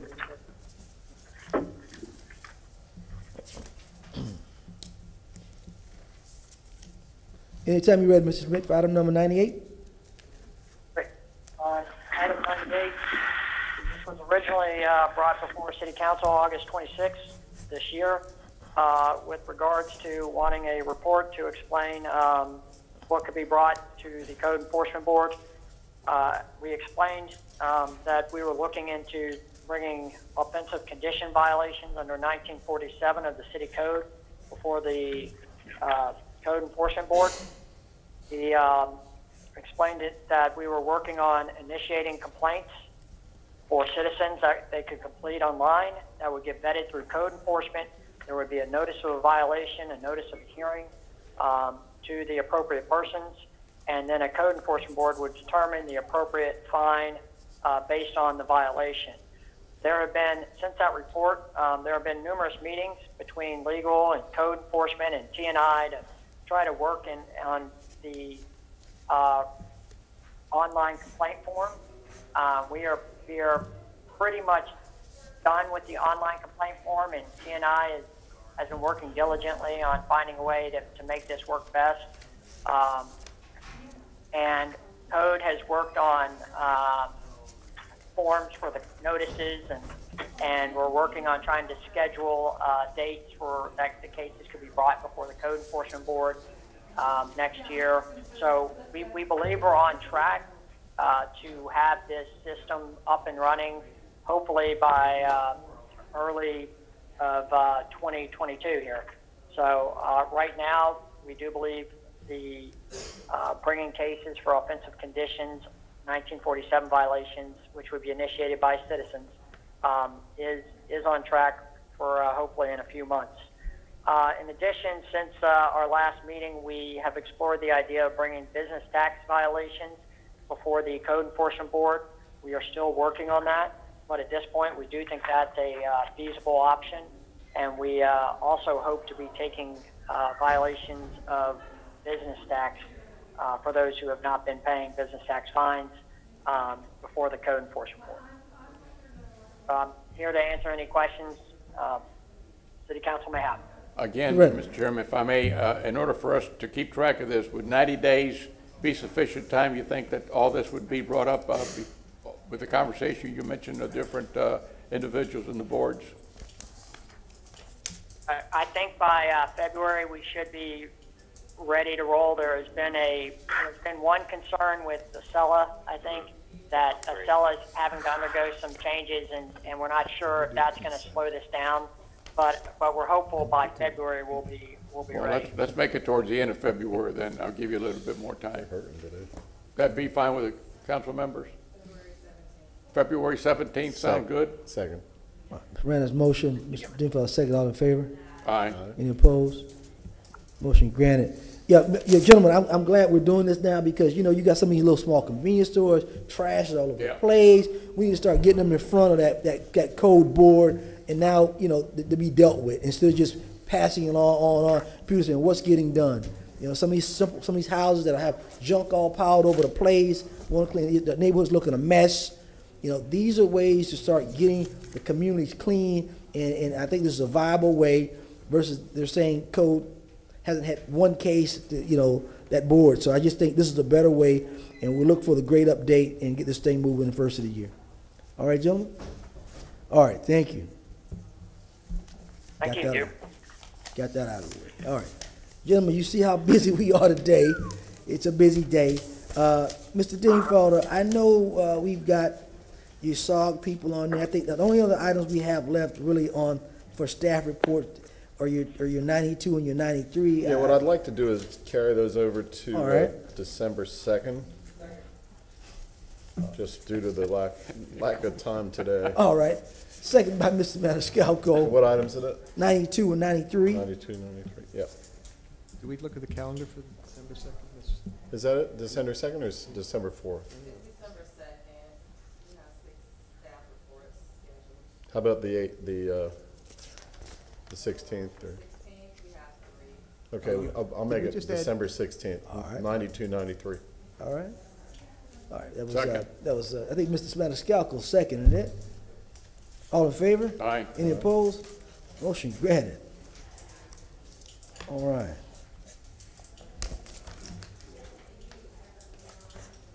And we've got 88 and 89 run together, correct? No, 88's done. Oh, it's done. 88 done. 88 was done. It was We done. need 89. 89 wasn't done. 89 and 90 run together. Unless somebody had a question on 89, I'm good with it, and So moved. and I'll move it. I would just Second. I'll just say that we've got an estimated BBE percentage of 18%? I think this one's 8% possible. Is that right, Brad? I thought it was a total 18, right?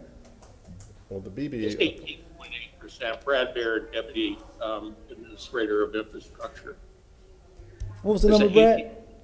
18.8% goal on number 89, and 10% of that is underutilized WMBE or BBE, and 8.8% is small local business enterprise, SLBE. Okay, so 10%. And anyway, I'll move the item. Second. Second by Mr. Dingfelder. Roll call. Miranda. Yes. Dingfelder. Yes. Carlson. Yes. Maniscalco. Vieira. Citro. And Goods. Yes. Motion carried unanimously with Vieira and Citro being absent at vote. All right, 90. Thank you. Mr. Dingfelder, anything on 90? Pardon me? 89. That was 89. Now 90. I'll move 90. Second. Second by Mr. Miranda. Roll call. Miranda. Yes. Dingfelder. Yes. Carlson. Yes. Maniscalco. Vieira. Citro. And Goods. Yes. Motion carried unanimously with Vieira and Citro being absent at vote. All right, that kills the staff reports. All right, public safety, Mr. Miranda, Mr. Citro's not here. Move 10 through 24. Yes, sir, I do Yeah. that. Move 10 through 24. Yeah, Public oh. safety on Mr. Madam- Citro not being here. Madam Chair? He's on city business.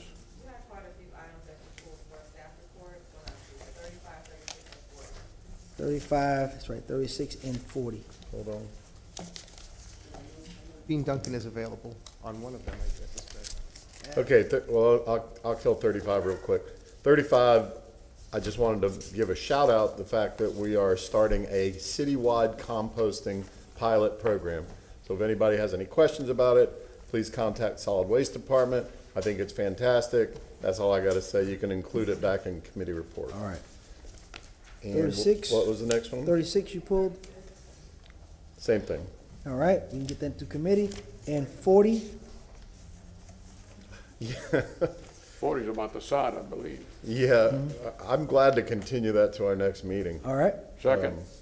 Second by Mr. Miranda to continue. December 2nd.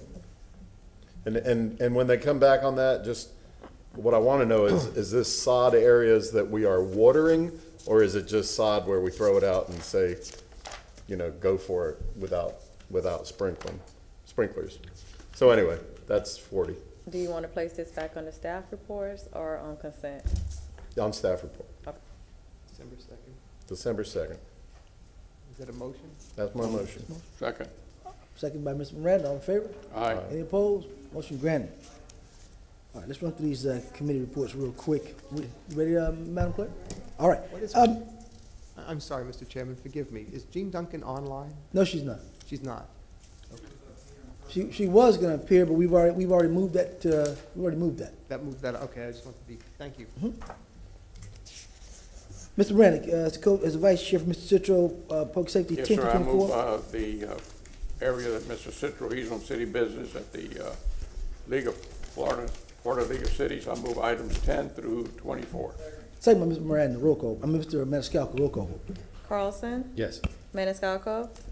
Vieira. Citro. Miranda. Yes. Dingfelder. Yes. And Goods. Yes. Motion carried unanimously with Vieira and Citro being absent at vote. Mr. Maniscalco, you go through 25, 27, sir, public works, public recreation. Thank you please. very much. I move items 25 through 27. Second. All right, second by Mr. Miranda. Roll call. Citro, Miranda. Yes. Dingfelder. Yes. Carlson. Yes. Maniscalco. Yes. Vieira, and Goods. Yes. Motion carried unanimously with Citro and Vieira being absent at vote. Dingfelder, you go through, Yeah. public works, items 28 to 38. And substitute 37 and 38. Okay, 28 through 38 with a substitute on 37 and 38. 37 and Second. 38. Second by Mr. Miranda. Roll call. Miranda, Yes. Dingfelder. Yes. Carlson. Maniscalco. Vieira, Citro, and Goods. Yes. Motion carried unanimously with Vieira and Citro being absent at vote. All right, Mr. Miranda, Finance Committee. Sure. Move items 39, 42, 43, and 44. Second by Mr. Maniscalco. Roll call. Dingfelder. Yes. Carlson. Yes. Maniscalco. Vieira, Citro, Miranda, Yes. and Goods. Yes. Motion carried unanimously with Vieira and Citro being absent at vote. Mr. Carlson, Building and Zoning, 45 through 65. Yes, sir. I'd like to move 45 through 65, please. Second. Second by Mr. Miranda. Recognize Mr. Shelby. I'm sorry, just to confirm with the clerk, are 45 and 46 substitute agreements per motion of Mr. Massey? That is, where's my addendum? Still on the addendum? Yes, 45 has a substitute agreement, and 46 has a substitute resolution. Okay. Do you need a separate motion for a substitute for the agreement, or you want it just taken the way it is? Do they refile the whole thing? Yeah, you could take it all together. All right. Okay. Mr. Carlson, I'll second your motion on 45 and 46 for the substitute and the other program that just brought to our attention. All right. Second. Second by Mr. Miranda.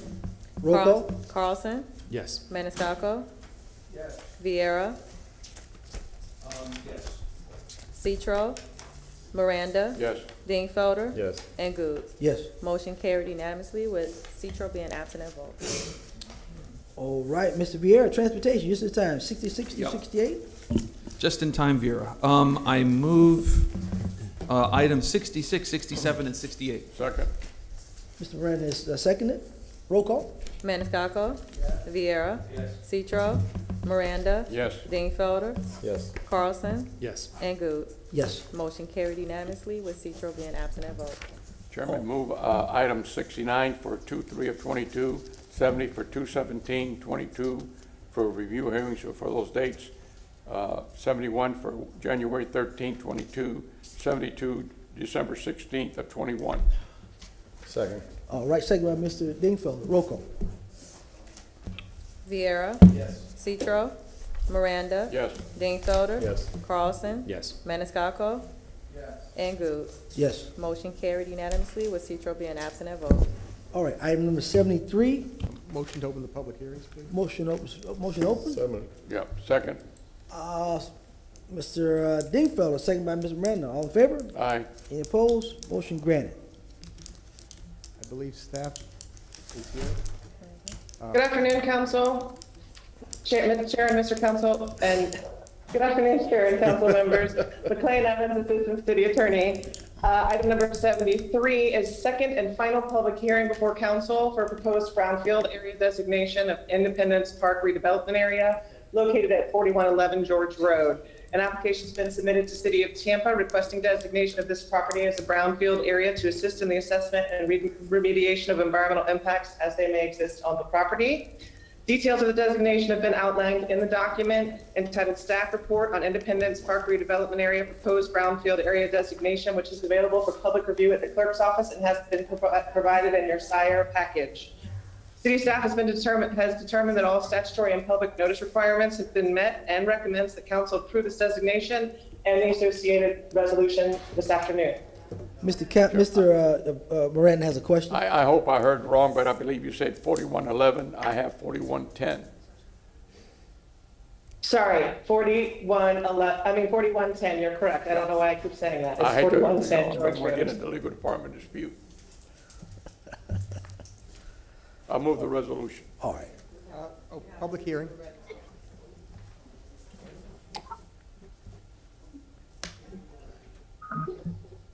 We have anybody on the second floor to speak on this item?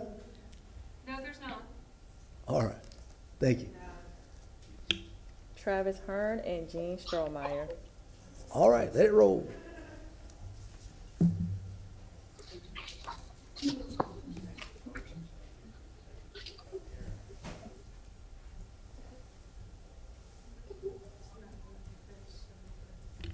Mr. Hearn, you can unmute yourself. You have 3 minutes to speak. Hey, sure. Hey, Council. Yeah, this is Travis Hearn from Mechanic Nuccio. I'm just here on behalf of the applicant to answer questions if there are any. That's all.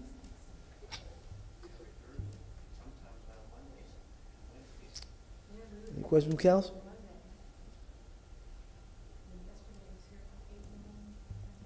What else you got, Madam Clerk? The other person is Jean Strohmeyer. Jean, if you could hear me, if you still want to speak, unmute yourself. You have 3 minutes. Hello. Hello. How is everybody this afternoon? It's been Right. interesting. It's been a lot of fun. A lot of time. Good. Okay, we're on George Road. I grew up over there. Anyway, I don't know. I know just very little, enough to make me dangerous on the brownfield situation. But I was reading some of the last time when it came up on the agenda, and it said it was just very unclear. We have a spot here where there was a hole, and they used to put this contaminant in this little hole, but yet we're going to designate the entire 43 acres as a 43.81 acres as a brownfield.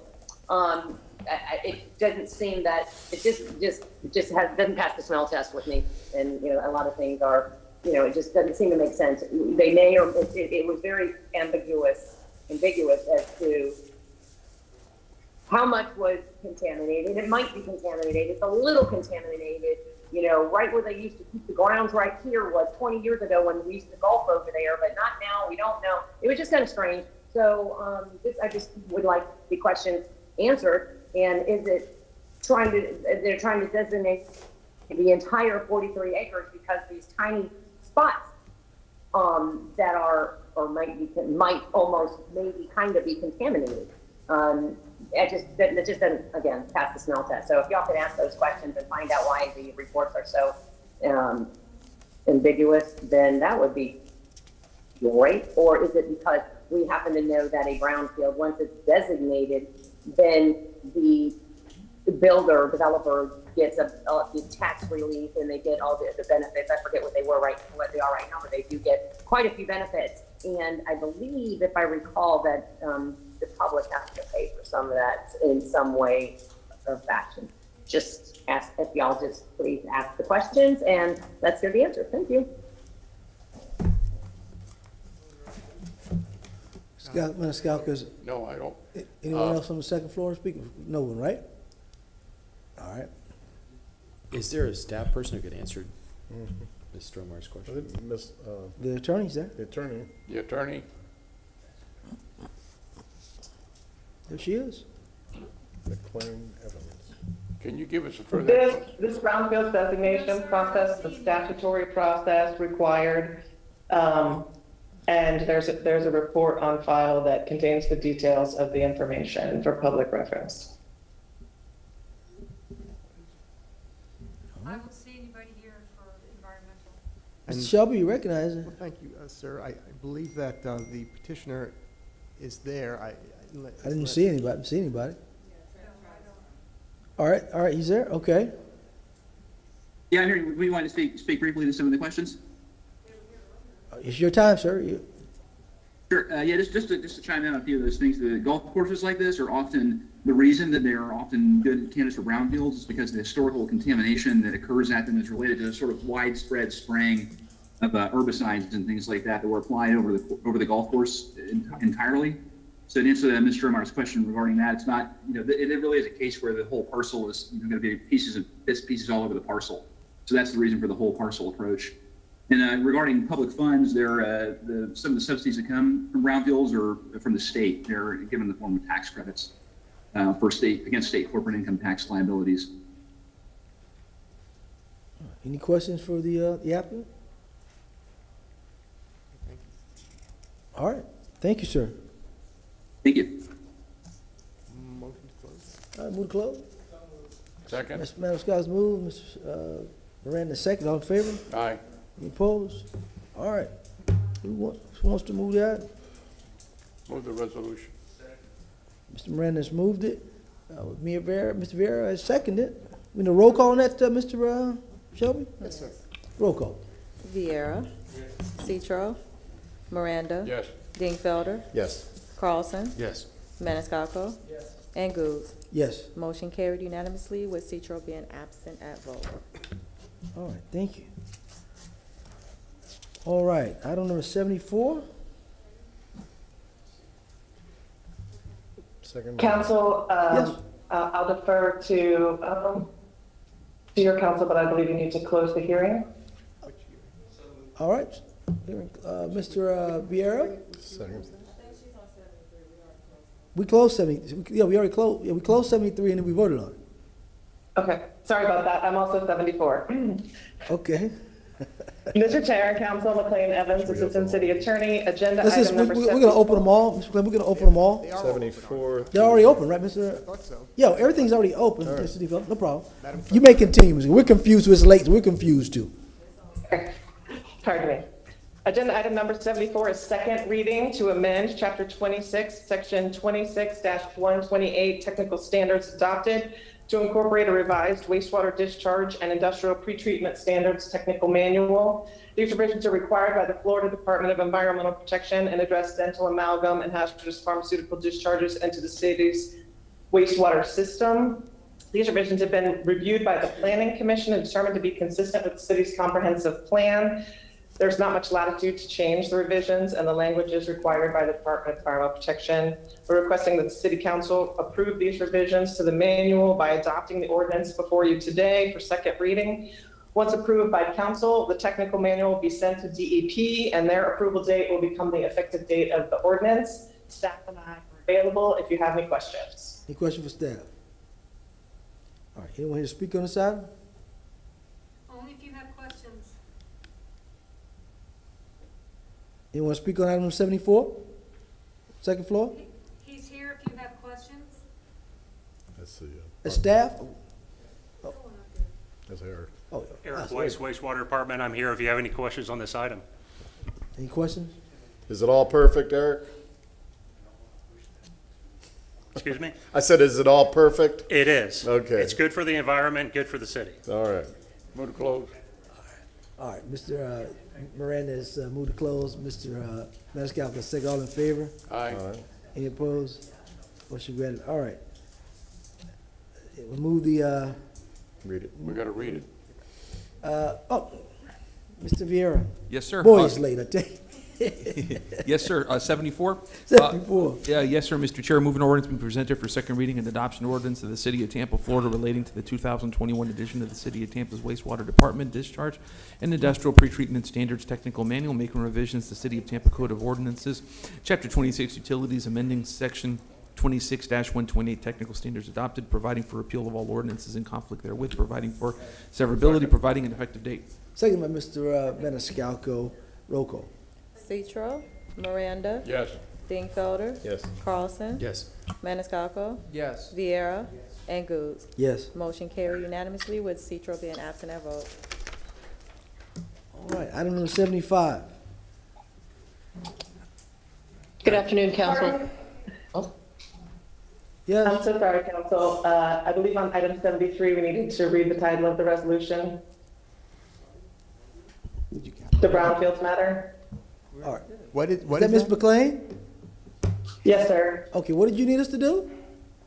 Read the title of the resolution. Oh, it has to be read by title? Okay. Yes, sir. Sorry, it's a statutory process. Okay, then can we have a motion to reopen the public hearing? So move for 73 to Motion reopen. to Second. open, second, Mr. Miranda, all in favor? Aye. Any opposed? We're open. Mr. Chairman, in regard to item 73, file BF 21-70113, I'll read the following resolution. Resolution designating a brownfield area within the City of Tampa, Florida upon application from site developer Highwood Realty Limited Partnership for property generally located in the vicinity of 4110 George Road, consisting of approximately 43.81 acres for the purpose of environmental rehabilitation and economic development. Second. Providing an effective date. Mr. Chairman, Yes, sir. if we can, why don't we just, for the sake of making sure I don't miss any i's or t's that need to be crossed, if we could take another roll call vote, and then we'll do a motion to close the public hearing. Roll call vote on which? On reading the resolution during the opening of the public hearing, take the vote subsequent to reading the title. Just take the vote again, please. We're gonna take the vote. He just read it, so he's in a second, we're gonna take the vote, right? Oh, I wasn't sure. Okay. Yeah. Okay. All right, Mr. Denfeld just read it. Yeah, I saw you read the Mr. whole Renner thing. seconded it. Roll call. It's late, everybody. We know it's late. Vieira, Citro, Miranda. Yes. Dingfelder. Yes. Carlson. Yes. Maniscalco.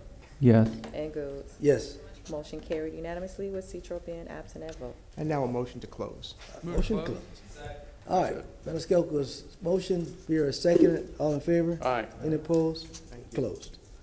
All right, we'll move on to 75. Mr. Chairman, Steve McElhaney, I was here regarding this issue, and it's late in the day, and I was going to request that you continue this item till January so that we have an opportunity to meet with the legal staff.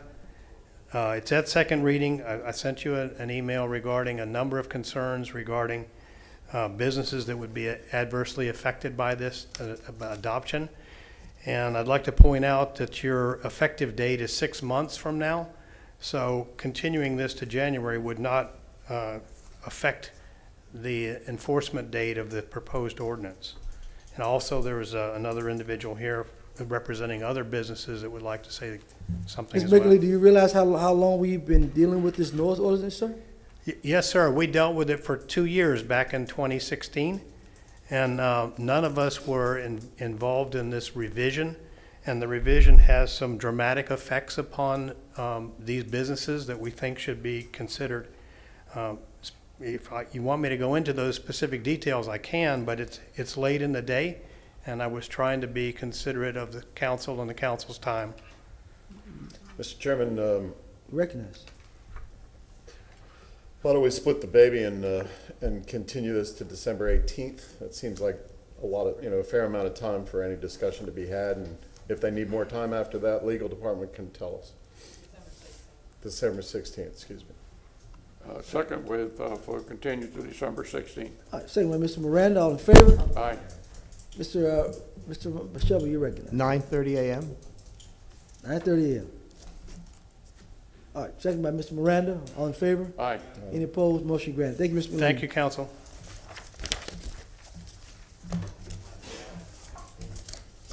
All right, item number 76. Thanks so much, Council. Zane Hussein, Development Coordination. Agenda item number 76, case RAZ 21-51. This is for being presented for second reading and adoption for the location at 1740 and 1742 West Spruce Street. The rezoning is for RM16, residential multifamily, 2PD, planned development, residential, single family attached. Site plans were yesterday turned into the city clerk. I'm here for any questions if needed. Any questions for Zane? Okay, you have the applicant here? No, sir, there's nobody here on the second floor.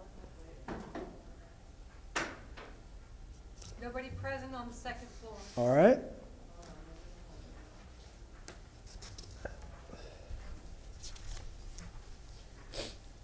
Hello. Hello. Yes, can you hear me? We can hear you, but we can't see you. Okay, I think you can see me now. Everyone Can is you see- All right, we can see you now. We need to swear you in. And Zane. Please raise your right hand. Zane, you need to be sworn in as well. Thank you. Do you swear or affirm that the testimony that you're about to give is the truth and nothing but the truth? Thank you. All right, you may continue, ma'am. Yes, this is our second hearing, and as I mentioned, right now, the zoning will allow us for 3.52 dwelling units, and we are requesting to approval to do a 4 residential single family attached unit. Could you speak just a little bit louder, man? We couldn't hear you. Sorry, let me move this closer to my work. Thank you. As I mentioned, right now the zoning, it allows us to build 3.52 dwelling units. And we are asking for approval to construct 4 residential single-family attached units. So the building itself is gonna be the same size. It's just that we're asking pretty much for like the half dwelling unit that right now we're missing. Around the area, everything is already multifamily, and there is a lot of multifamily high density around the area too. I have a presentation which we already showed during the last hearing, in case you have any questions. Mr. Chairman, I don't have a question per se, but just trying to refresh my memory. This is the one that had some problems with construction in the back about a fence or trees on an alley. You had 8 units. Was it this one that had 8 units? No, that was last week. Well, the alley over off of Columbus over there, yeah. I can show some of the drawings or the site plan, and also we did. How can I share my screen? Zane, you trying to tell us something? No, sir, no, I'm not. Okay.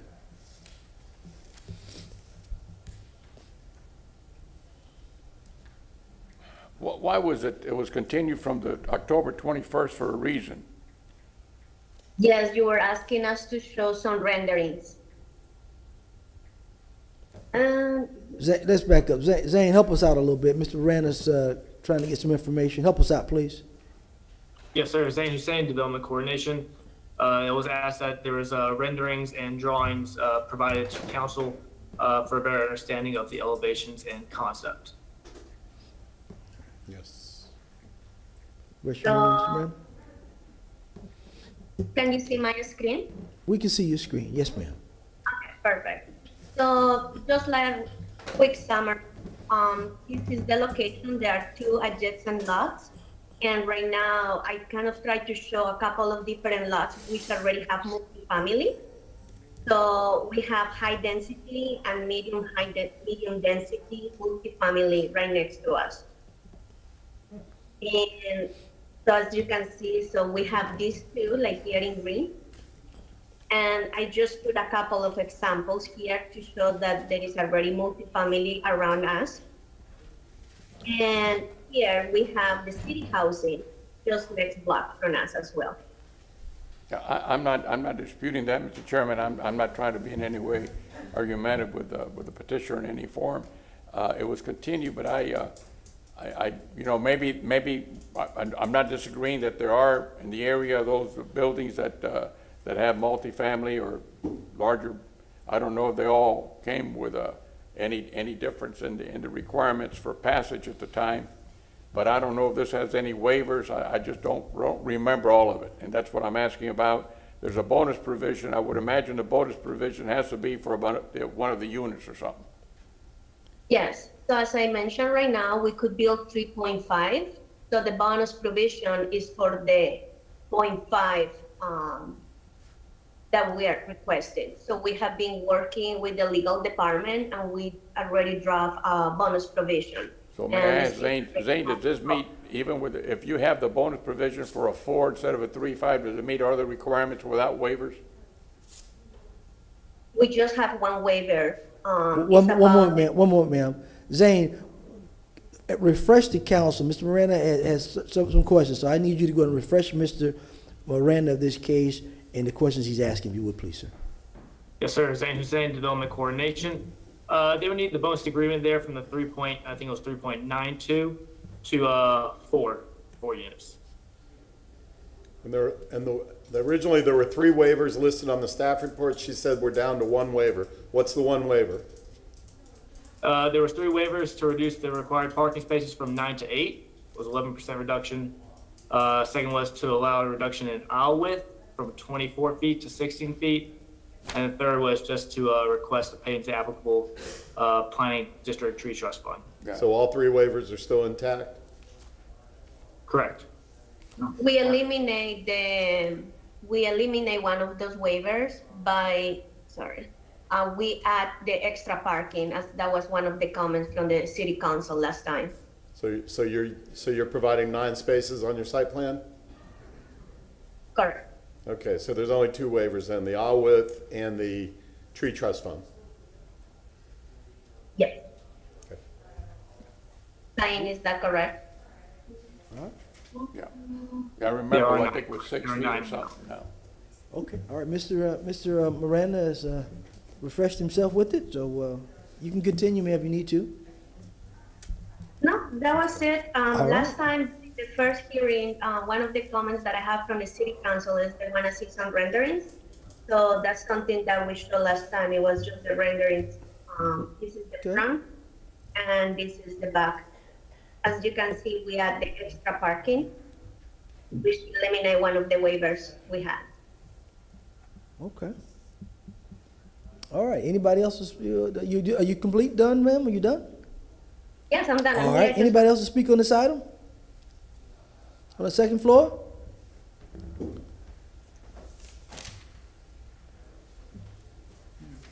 Anybody on the second floor? No, sir, nobody's on the second floor. Move to close. Thank you. No one is registered. All right, Ms. Miranda, move to close. Second by Mr. Maniscalco, all in favor? Aye. Any opposed? Motion granted. Mr. Maniscalco, can you handle number 76? Thank you very much, and we have to read the resolution after the ordinance. So I'll start with the ordinance being presented for second reading and adoption.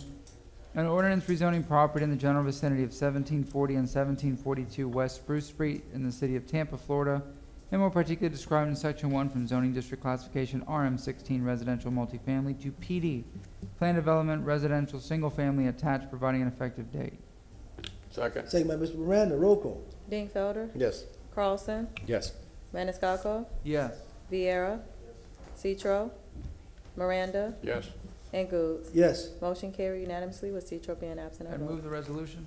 Second. All right, Mr. Maniscalco has moved, Mr. Guerra has seconded, all in favor? Aye. Any opposed? We need a roll call on that, Mr. Shelby? Mr. Shelby wants a roll call. I like that. Dingfelder, Yes. Carlson, Maniscalco, Yes. Viera, Citro, Miranda, Yes. and Goods. Yes. Motion carried unanimously with Citro being absent and vote. All right, item number 77. We're getting Thanks so close. much, Zane. Thanks so much, Zane Hussein, Development Coordination. Agenda item number 77 today, case RAZ 21-65. This is being heard for second reading and adoption. The address is 3018 North Tampa Street. Proposed rezoning from RS 50 residential single family to PD plan development residential single family attached. I dropped off site plans yesterday to the city clerk. I'm here for any questions if needed. All right, thank you, sir. All right, we swear those folks in? Please raise your right hand. Do you swear or affirm that the testimony that you're about to give is the truth and nothing but the truth? I do. Thank you. I do. Thank you. This is second time coming back for this, so I appreciate your time. We've had multiple neighbors all show up over the past month or two objecting to this, including 2 neighbors adjacent to this last time we were here a month ago. Appreciate the city council listening to us as far as the security concerns were with the 4th-story terrace overlooking and opening up 10-plus backyards that are private. But we're really trying to push for just keeping this a single family. So in looking at the redesign, it does look like the rooftop is still available. It does seem like someone could still access that, put tables up there, whatever they want to. The rooftop is also has a 40-foot height, which if the building code's 35, then it's over that. There's also a wall over 35 feet as well. There's also a lot of parking concerns. So I had submitted pictures last time of Adderley Street.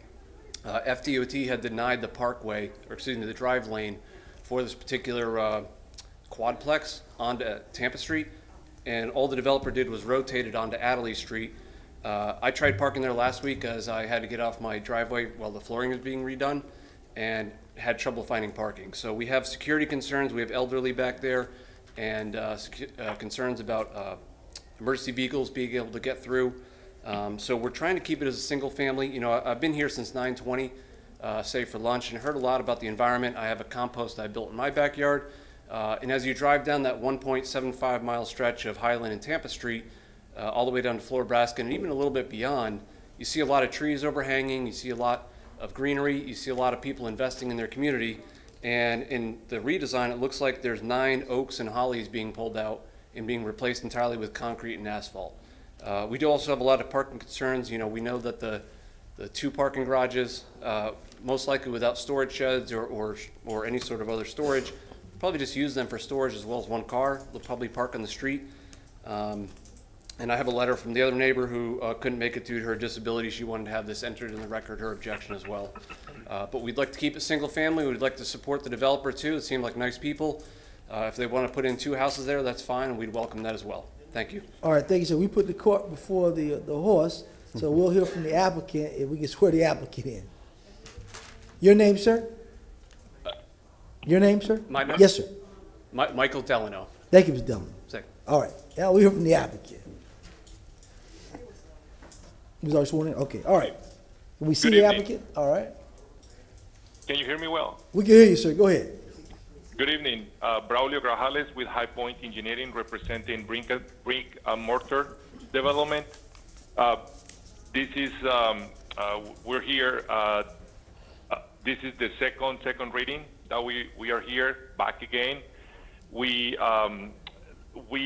had in the previous meeting back in September, we were asked to eliminate the rooftop, which we did. The neighbors had a concern about their privacy. The developer has eliminated the rooftop. The roof has access, which it will be used to maintain the AC units and solar panels that the future residents may choose to install or not. But the AC units will be up there, and that's what we were requested to do. We did it. We submitted, and we're back here for your consideration and approval. The developer and the architect, I believe they're also in the meeting. Joe and John, are you there? Madam Clerk, you have them, all right, just hold on. She's gonna get them in and get them sworn in. John Keener here. I have not been sworn in. Can you hear me? Yes, sir, we can hear you. Yes, I do. Okay. She needs to get you to turn that camera on, right?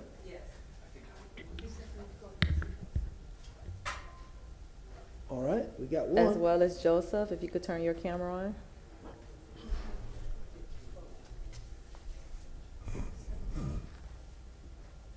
Waiting on Joseph. There he is. Thank you. All right. Please raise your right hand. Do you swear or affirm that the testimony that you're about to give is the truth and nothing but the truth? I do. Yes. Thank you.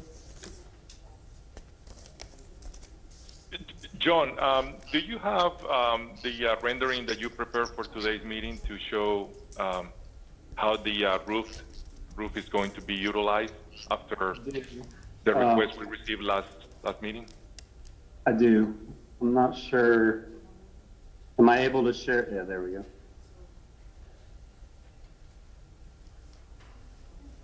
Can you see my screen? Yes. Okay. So the request last time, there were 2 concerns about the rooftop areas that were previously decked. As you can see, we have AC units on the rooftop. So the tower element is purely a staircase to get access to the AC units. And now we've given the opportunity to provide solar on the roof. We're taking away the rooftop amenity from a use perspective. So we thought that to then kind of help with the sales aspect that we're no longer going to be able to provide, we were going to provide a solar capacity and try and sell this as a more energy efficient product.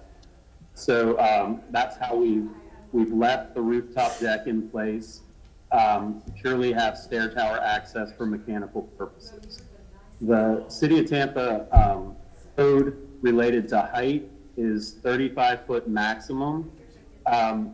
As defined by that, it's from the required elevation to the top of the rooftop deck. So as our building is designed, we are 32 feet, well, 33, just slightly over 33 feet. We're 33'2" to the top of the deck.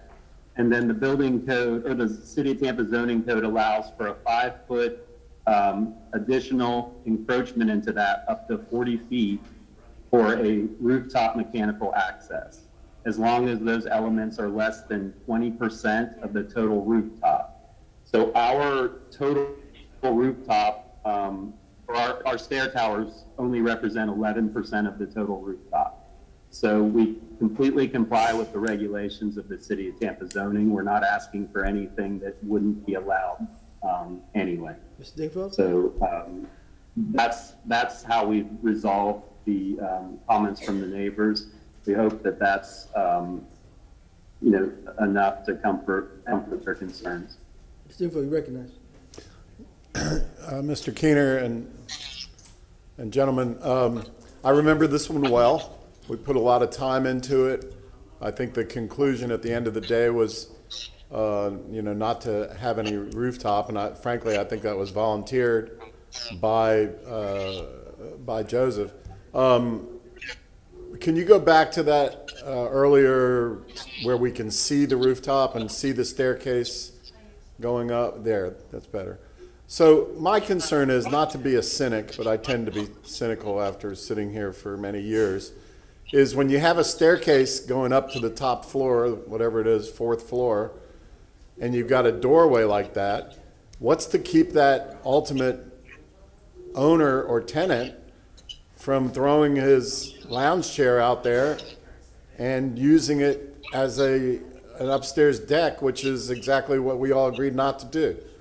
And my second part of that is, hand in hand, why not just have a hatch, eliminate that whole structure, and just have a ceiling hatch that if you have a mechanic who needs to go up to the roof, he just brings a ladder and throws the hatch up and accesses the solar panels and the air condition. In other words, aren't we really inviting somebody to violate the spirit of what we agreed on last time? I suppose, you're right. That's certainly a possibility. We were. I would do it if I owned it. I wouldn't go back and look at the PD and say, "Oh, the PD says we shouldn't go up on the rooftop." I'd sit there and say, "Hey, that looks like a nice place for a lounge chair." I guess my answer to that would be that, outside of us putting the equipment in place, we don't have control of how somebody uses a rooftop. I would say regardless of use, I think that if there were 2 houses here, I think we face similar problems. Again, we're not requesting any height increase, so any product, most products that would be built here would have a rooftop element of some sort, whether it's a flat roof or not. I'm not, we're not fools here. Anybody can do as they wish with their rooftop. So I can't answer what somebody will do with their rooftop. All right. Well, it's getting late in the afternoon, but I don't know if we're missing the point. My whole point is your staircase and your door invite what we're talking about. That as opposed to if you just had a hatch on the 3rd floor, you just had a hatch, you look up, oh, Mr. Air Condition guy, there's the hatch, bring your ladder and go do what you need to do up on the roof. And I think I've seen that before, and it's very nice of you to build that structure and staircase and door for the air condition guy, but I think in my mind it creates a problem. So.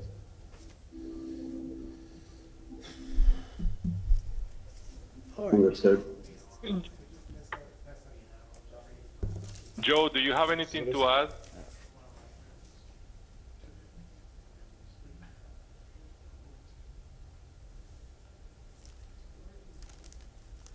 Joe? Well, the only thing I'd like to add, this is Joe Bonodono speaking with Brick and Mortar Construction. I'm the owner and developer and applicant. We discussed last time having the rooftop amenity removed and leaving the staircase to access the mechanical aspect. That's kind of what we went off of from the last meeting, and that's what we asked our team to deliver. Well, granted, there is some room for speculation whether that could be used or not, but whether it's a single family home or a planned development, I don't see how, anyone using the roof for any reason would be an invasion of privacy of any kind. I feel that the way we're approaching it now is to use it for mechanical space, and that's our intention.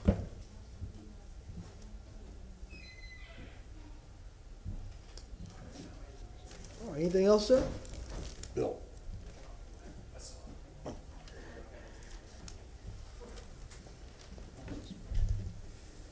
Well, all I can say is I don't recall that part of the discussion that we were going to leave the, I knew we were going to leave access. You have to have access. I didn't know it was going to be a stair and a little building. And I think now we're trying to relitigate the issue. And I think it's unfortunate, that we find ourselves sort of circling back there.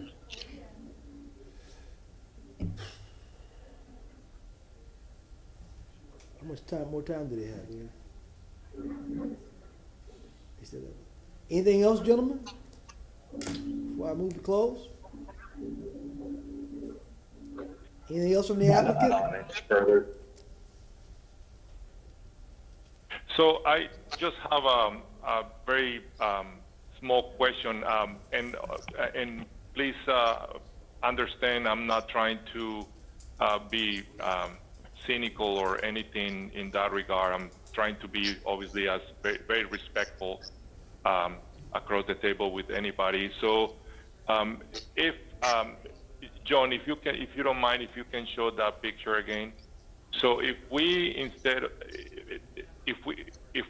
of having 4 townhouses, if we only had 2 structures, separate structures, with the rooftop, let's just say the two in the middle will be eliminated, and then the 2 buildings separate will be 2 single-family homes with rooftop. Would the rooftop will still be an issue? Well, I think the first question you have to ask. The first question you have to ask staff is, would that rooftop element with the staircase, et cetera, be allowed within the 35-foot code? I can speak to that. The building as designed meets the height criteria by the City of Tampa zoning. So whether it was 2 houses or 4 townhouses, the way we are meeting the height criteria meets the zoning code without any extra exception. Mr. Chairman. You recognize, sir. Thank you. Martin Shelby, City Council Attorney. Council, you're here on second reading. There was a change. It was a continuance to be brought back on second reading and adoption. But Council, I just want to remind you that your decision is based on the cumulative evidence that's in the record, and that why this continuance was granted was in response to evidence that was brought to Council's attention that brought forth these changes. So my question or my advice to you then is whatever decision you do make is to be based on the cumulative evidence of the facts of the case that you've heard up until this point, including the first hearing and the continuance.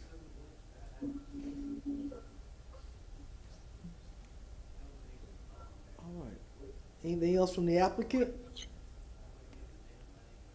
I'd just like to reiterate that I do think it's important that we meet the height criteria as it's stated in the zoning code. So we're not requesting anything in addition by having those stair tower as designed. Who's raising their hand? Zane, I'm sorry, I didn't see you, Zane. Sorry about that. From Zane Hussein, Development Coordination, in regards to that question, section 27-159 of the zoning code, roof mechanicals and other architectural features can go up to 20% of the floor area on the roof. So that's correct. So they will be within their boundaries. All right. Anything else from the applicants? Any other questions from any council members? Ms. Scalco, move to close.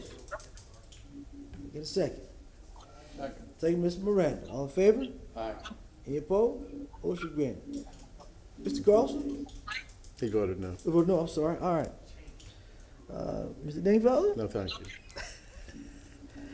Mr. Miranda? Chairman, I'll read it, see where we go. Item number 77, file number REZ 21-65, ordinance being presented for second reading and adoption. An ordinance rezoning property general vicinity of 3018 North Tampa Street in the city of Tampa, Florida, more particularly described in section 1 from zoning districts classification RS 50 residential single family to PD plan development residential single family attached, providing an effective date. Second by Mr. Maniscalco. Roll call. Carlson, No. Maniscalco, Vieira, Citro, Miranda, Yes. Dingfelder, No. and Gould. Yes. Motion carried unanimously with Carlson. Motion carried. I'm sorry. Motion carried with Carlson and Dingfelder voting no and Citro absent at vote. Thank you. Late for all of us. Very late, very late. Item number 78. Thanks so much. Same Development Coordination, agenda item number 78, case REZ 21-42. This is being heard for second reading and adoption. This for a rezoning at the property at 411 East Palm Avenue. Proposed rezone from PD, Plan Development, Plant Storage and Retail, to PD, Plan Development, Residential, Single Family, Semi-Detached, and Residential Studio Dwellings. Site plans were dropped off yesterday to the city clerk. I'm here for any questions if needed. Any questions for Zane? All right, we'll hear from the applicant.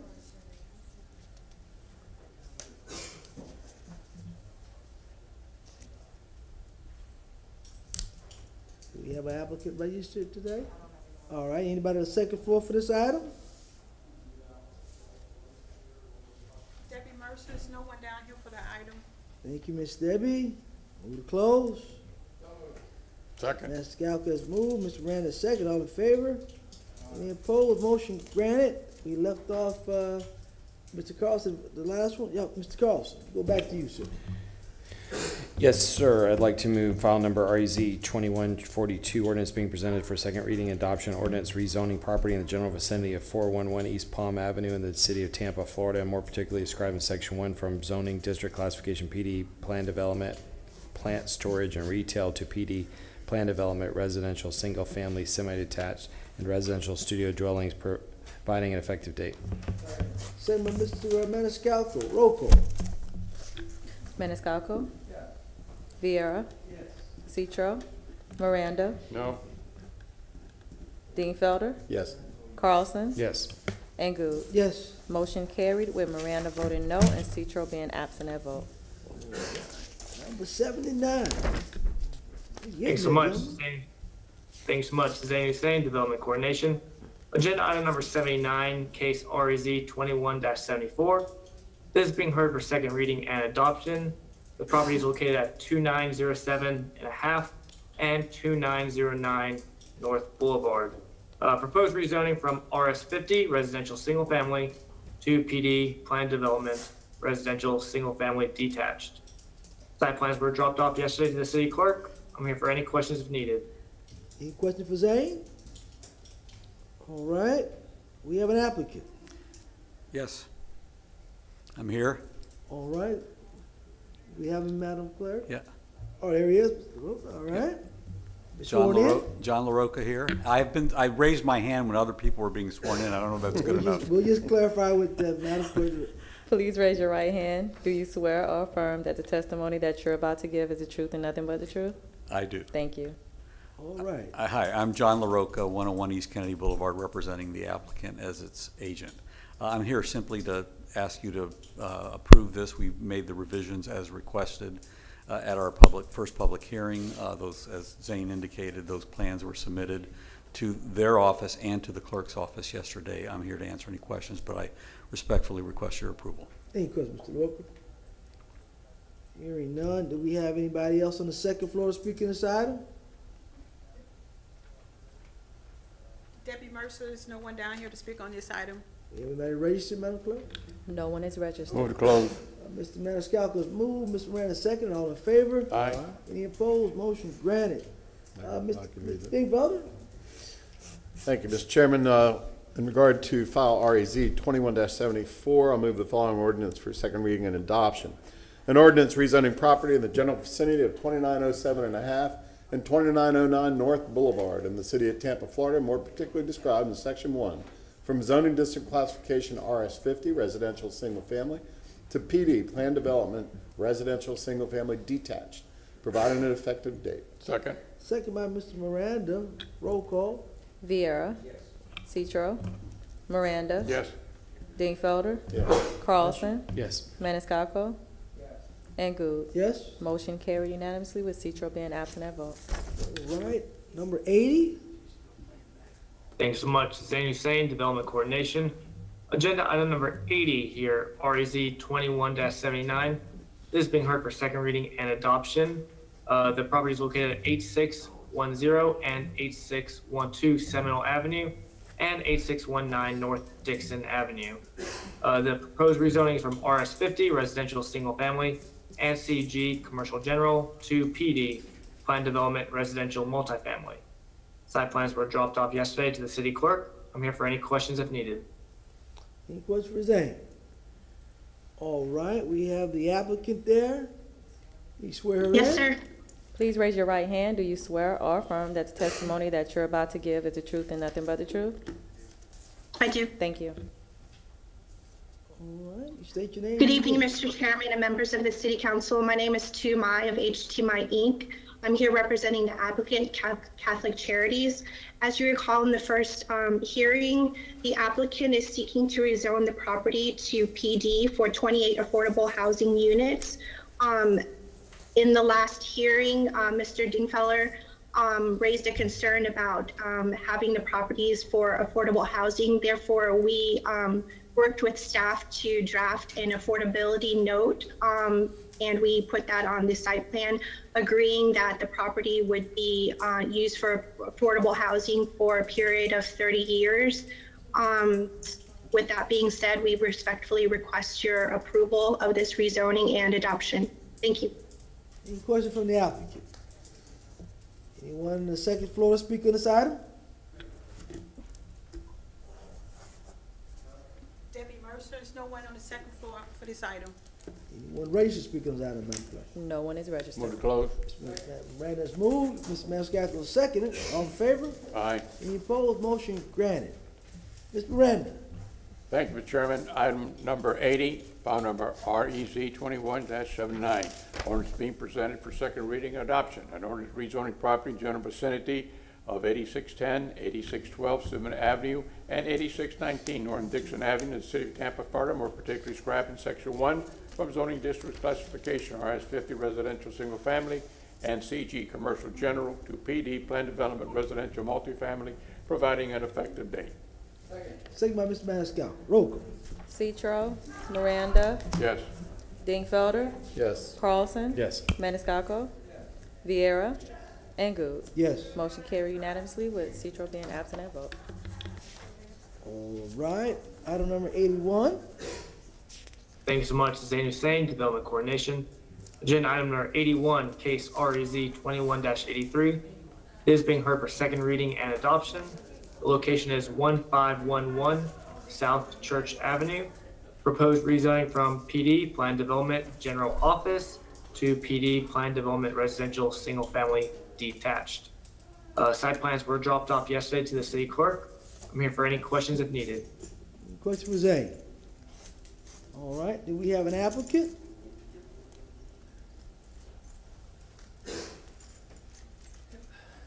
All right. Swear you in, sir? Yes, please. Thank you, sir. Do you swear or affirm that the testimony that you're about to give is the truth and nothing but the truth? I do. Thank you. Evening, Council. Fred Henry, Domain Homes, 5703 South McDowell Avenue, Tampa.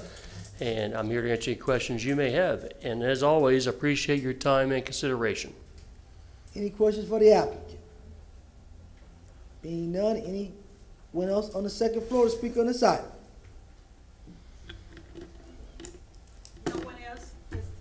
speak on this item. All right, anyone registered? I have no one registered. So moved to close. All right, Mr. Randers moved, Mr. Randers seconded, excuse me, Mr. Randers moved it, Mr. Dingfelder seconded, all in favor? Aye. Any opposed? Motion granted. Back to Mr. Vieta. Thank you, council. Yes, sir, Mr. Chair. It's my pleasure reading an ordinance being presented for second reading, an adoption ordinance rezoning property in the general vicinity of 1511 South Church Avenue in the city of Tampa, Florida, more particularly described in Section 1 from zoning district classification, PD and more PD, plan development general office to PD plan development residential, single-family detached, providing an effective date. Second. Mr. Randers moved it. Roll call. Miranda, Yes. Dingfelder, Yes. Carlson. Yes. Maniscalco. Vieira. Citro. And Goods. Yes. Motion carried unanimously with Citro being absent at vote. All right. Mr. Chairman, as a Yes, sir. point of personal privilege, I'd ask that you do 84 next, and then we'll get back to 82. Mr. Chair, I need to recuse myself from number 84. Could I please file my form? It has been provided to the clerk. Would you just state the basis Yeah, for your... the company by whom I retain does business with an entity that has an interest in this matter. So I will step up. Okay.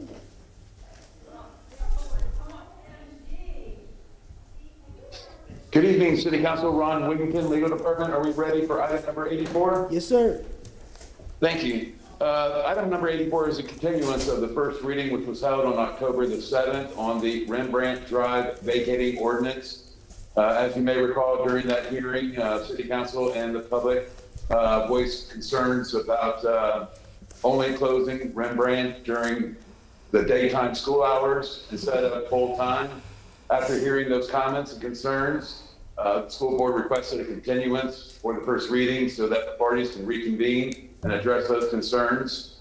What you have before you is a new ordinance which allows the school board to close Rembrandt 24/7. It also includes new language regarding indemnification and maintenance responsibilities on the part of the school board. It's now up to City Council to determine whether this vacating request satisfies the public's interest.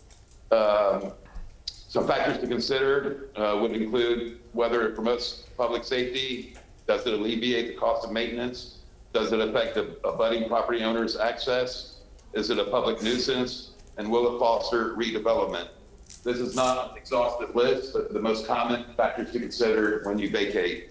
Mr. Salmons is here to provide a summary of his original presentation, and staff is here to answer any questions council may have.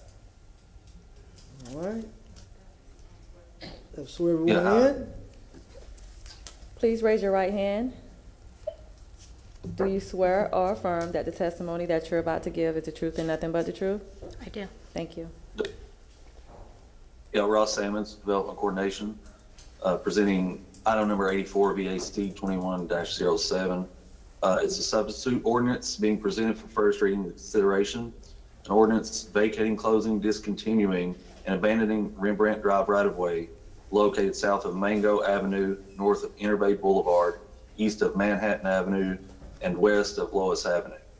I'd like council to know I do have the presentation I previously provided on October 7th available if needed, and I'm available for any questions. Question for staff. All right, being none, we'll go to the applicant.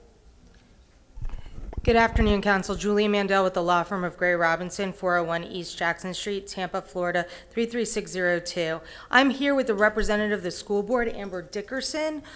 With us previously was the principal for Robinson High School, Robert Boulay, but he had to leave the call. So if there's additional questions for him, we can accommodate that between, assuming we proceed forward to second reading, we can accommodate those during second reading. You've had a long day, so I'm going to keep it very brief. We did work with staff. They were very gracious with us, and we worked through some of the issues. And the ordinance that's before you does close Rembrandt with gates 24 hours a day, 7 days a week. So that does accommodate our needs for now. I'm going to ask Amber to talk about conversations. There was a person who had shown up at the last hearing. I think her name was Louise, and I can't remember her last name. We were working with her, and we did speak with her. She was here today, but had to leave. But I'm going to ask Amber to go ahead and describe her conversations with her. Thank you. Good afternoon. Amber Dickerson, General Manager of Growth Management for Hillsborough County Schools, 901 East Kennedy Boulevard. Yes, I did have conversation with Lorraine Lundy. She did hang in very long today, but we did have a good conversation about some of her concerns. One of her main concerns was that folks in the neighborhood on the east side could not walk to the bus stop on the west side of the school site. So we confirmed that we are totally open to ensuring that those sidewalks and pedestrian connections remain open, and we are committed to making that happen. And if you have any additional questions, I would be happy to answer them. Thank you. Any questions for Ms. Mandel or the applicant? All right. Anyone on the second floor to speak on this item? Debbie Mercer, no one else down here to speak on that item. All right. Anyone registered to speak on this item?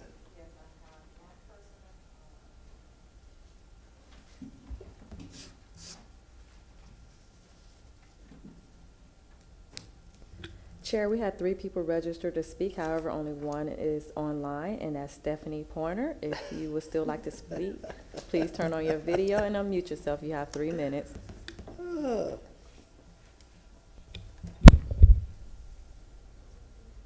Oh, Stephanie.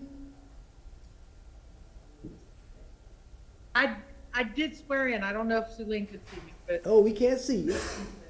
Okay. Do you swear or? We can't see you. I can see you now. Do you swear or affirm that the testimony that you're about to give is the truth and nothing but the truth?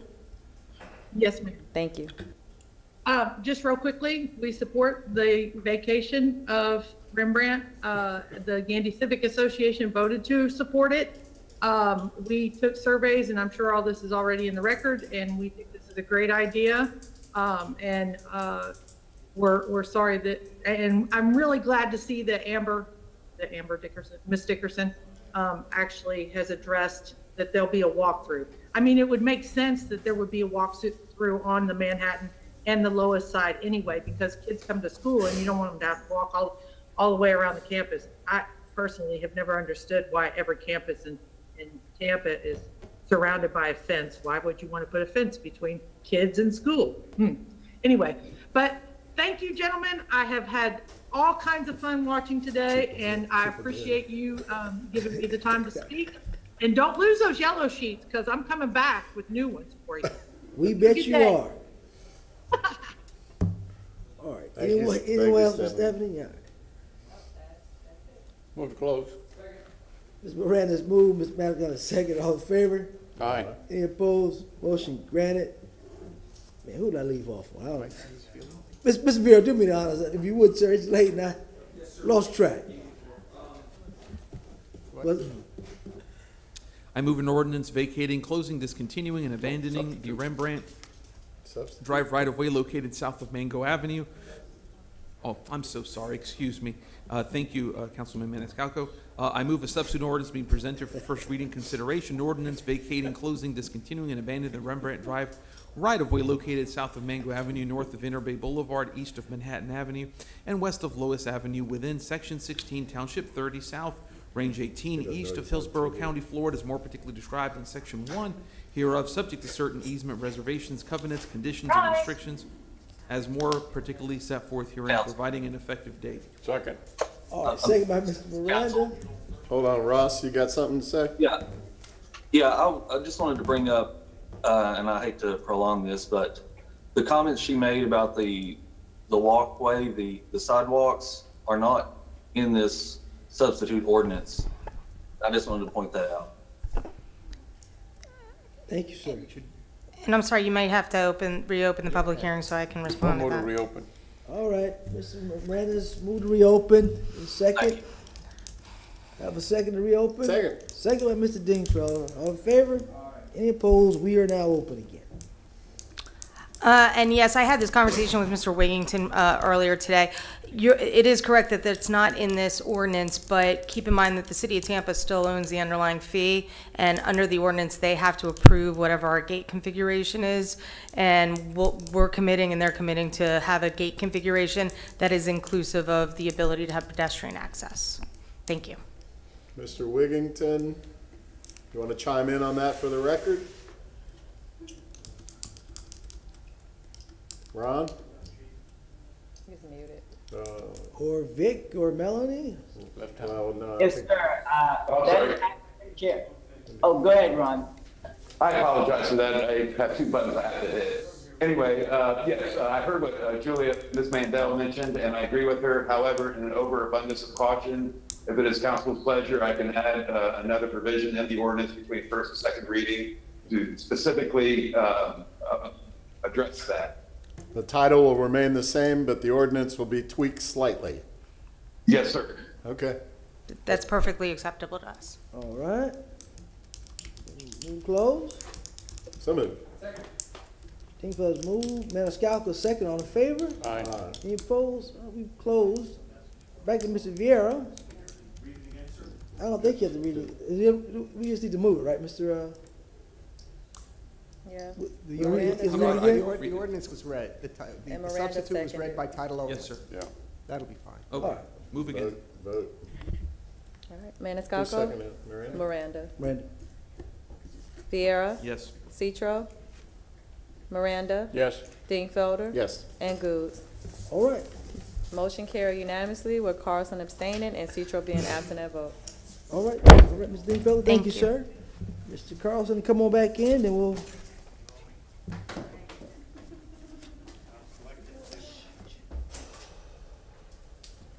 Mr. Carlson's back in.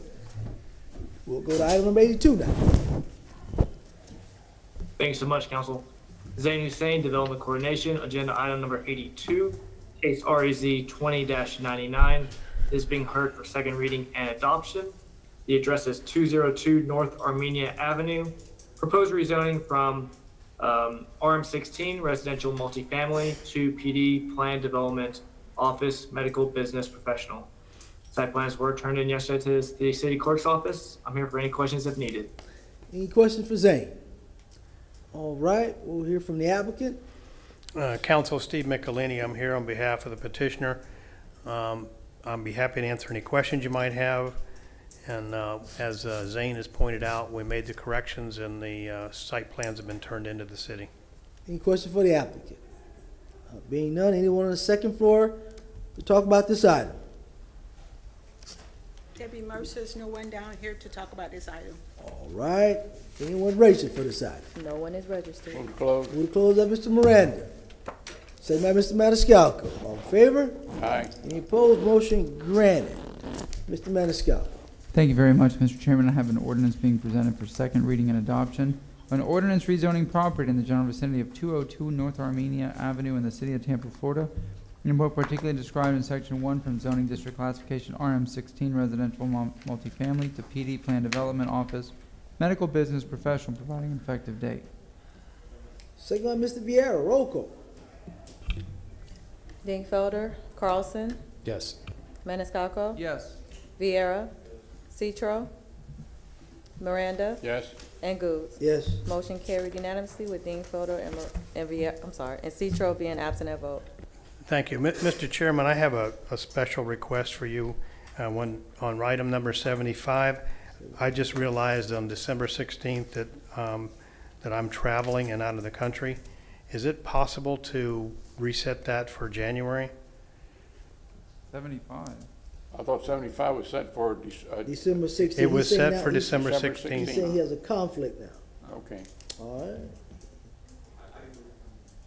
Everyone all right with that? Fine. Mr. Carlson? Again, what's the date, please? I think the 13th is the next available date. January 13th it is. Yep. So move for January 13th, Second. Mr. Mr. Chairman. Miranda has moved it. Mr. Maniscalco is second. All in favor? 22 Any at opposed? 9:30 in the morning. Any opposed? All right, granted. Thank you, sir. Thank you very much.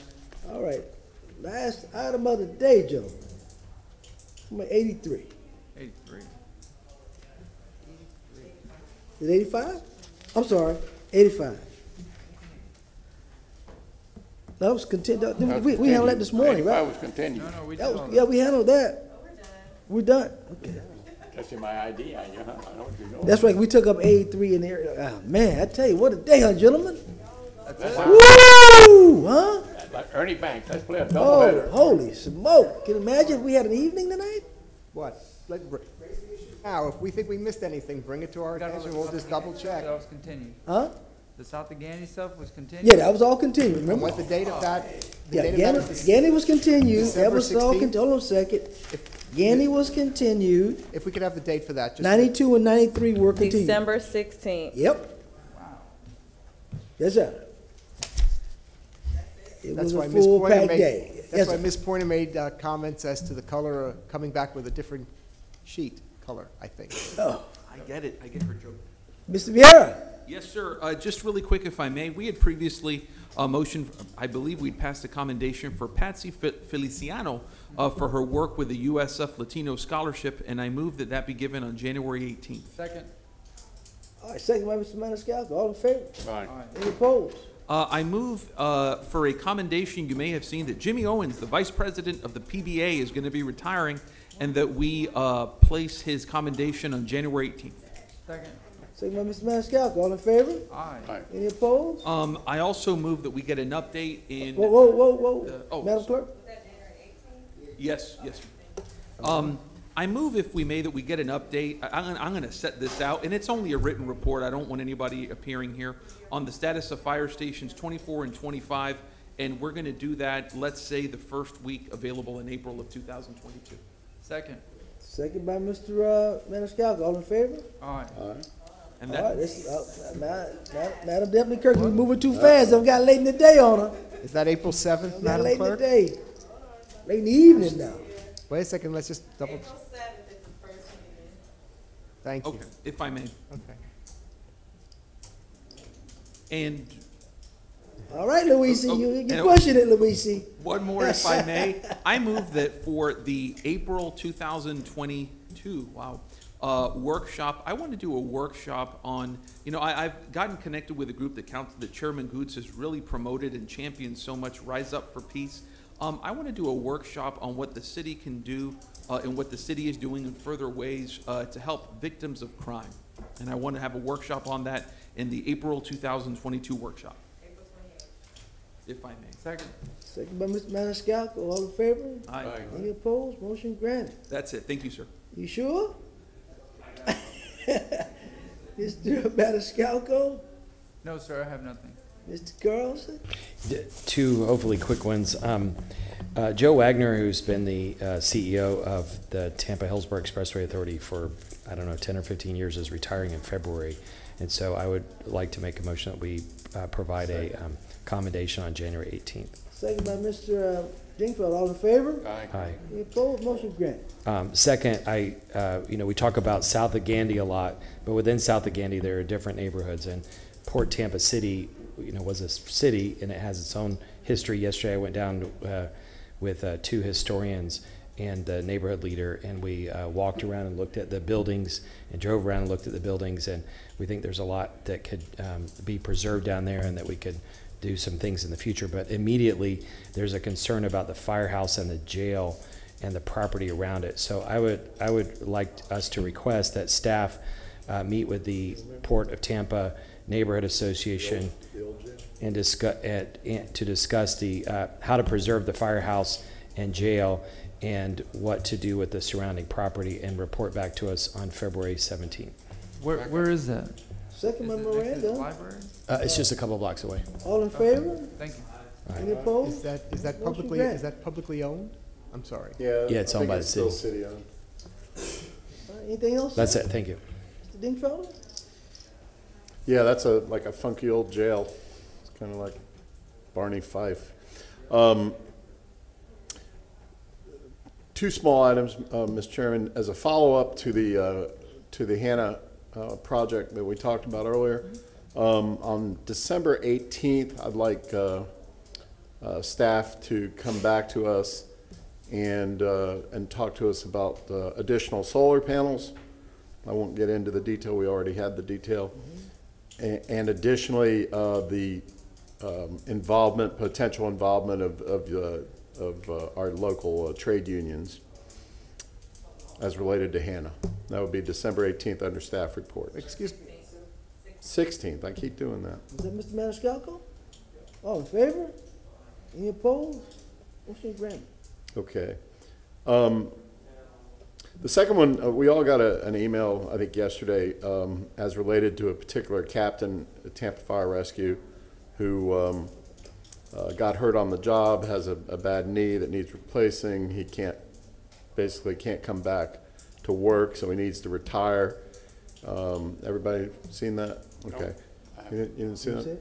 Anyway, it's a staff issue. It's an HR issue. I'm not going to air it out any more than I just did. But I just want to say that I had a long conversation with Chief Bennett. He's looking into it personally, and he will report back to us individually, to any council member who is interested. So that's all I got to say on that. Thank you, Mr. Chair. All right, so no motion. Bennett's gonna take care of it and get back. He's gonna look into it. That's That's the best promise I got. Yeah, everyone else, that email came in late last night. I did see it. And I did too call the fire chief in reference to it. I gave my comments about it. All right, Mr. Moran, how about you, sir? Receiving file. Oh, receiving file. Second by Mr. Maniscalco. All in favor? All right, we're out. Oh, what a night.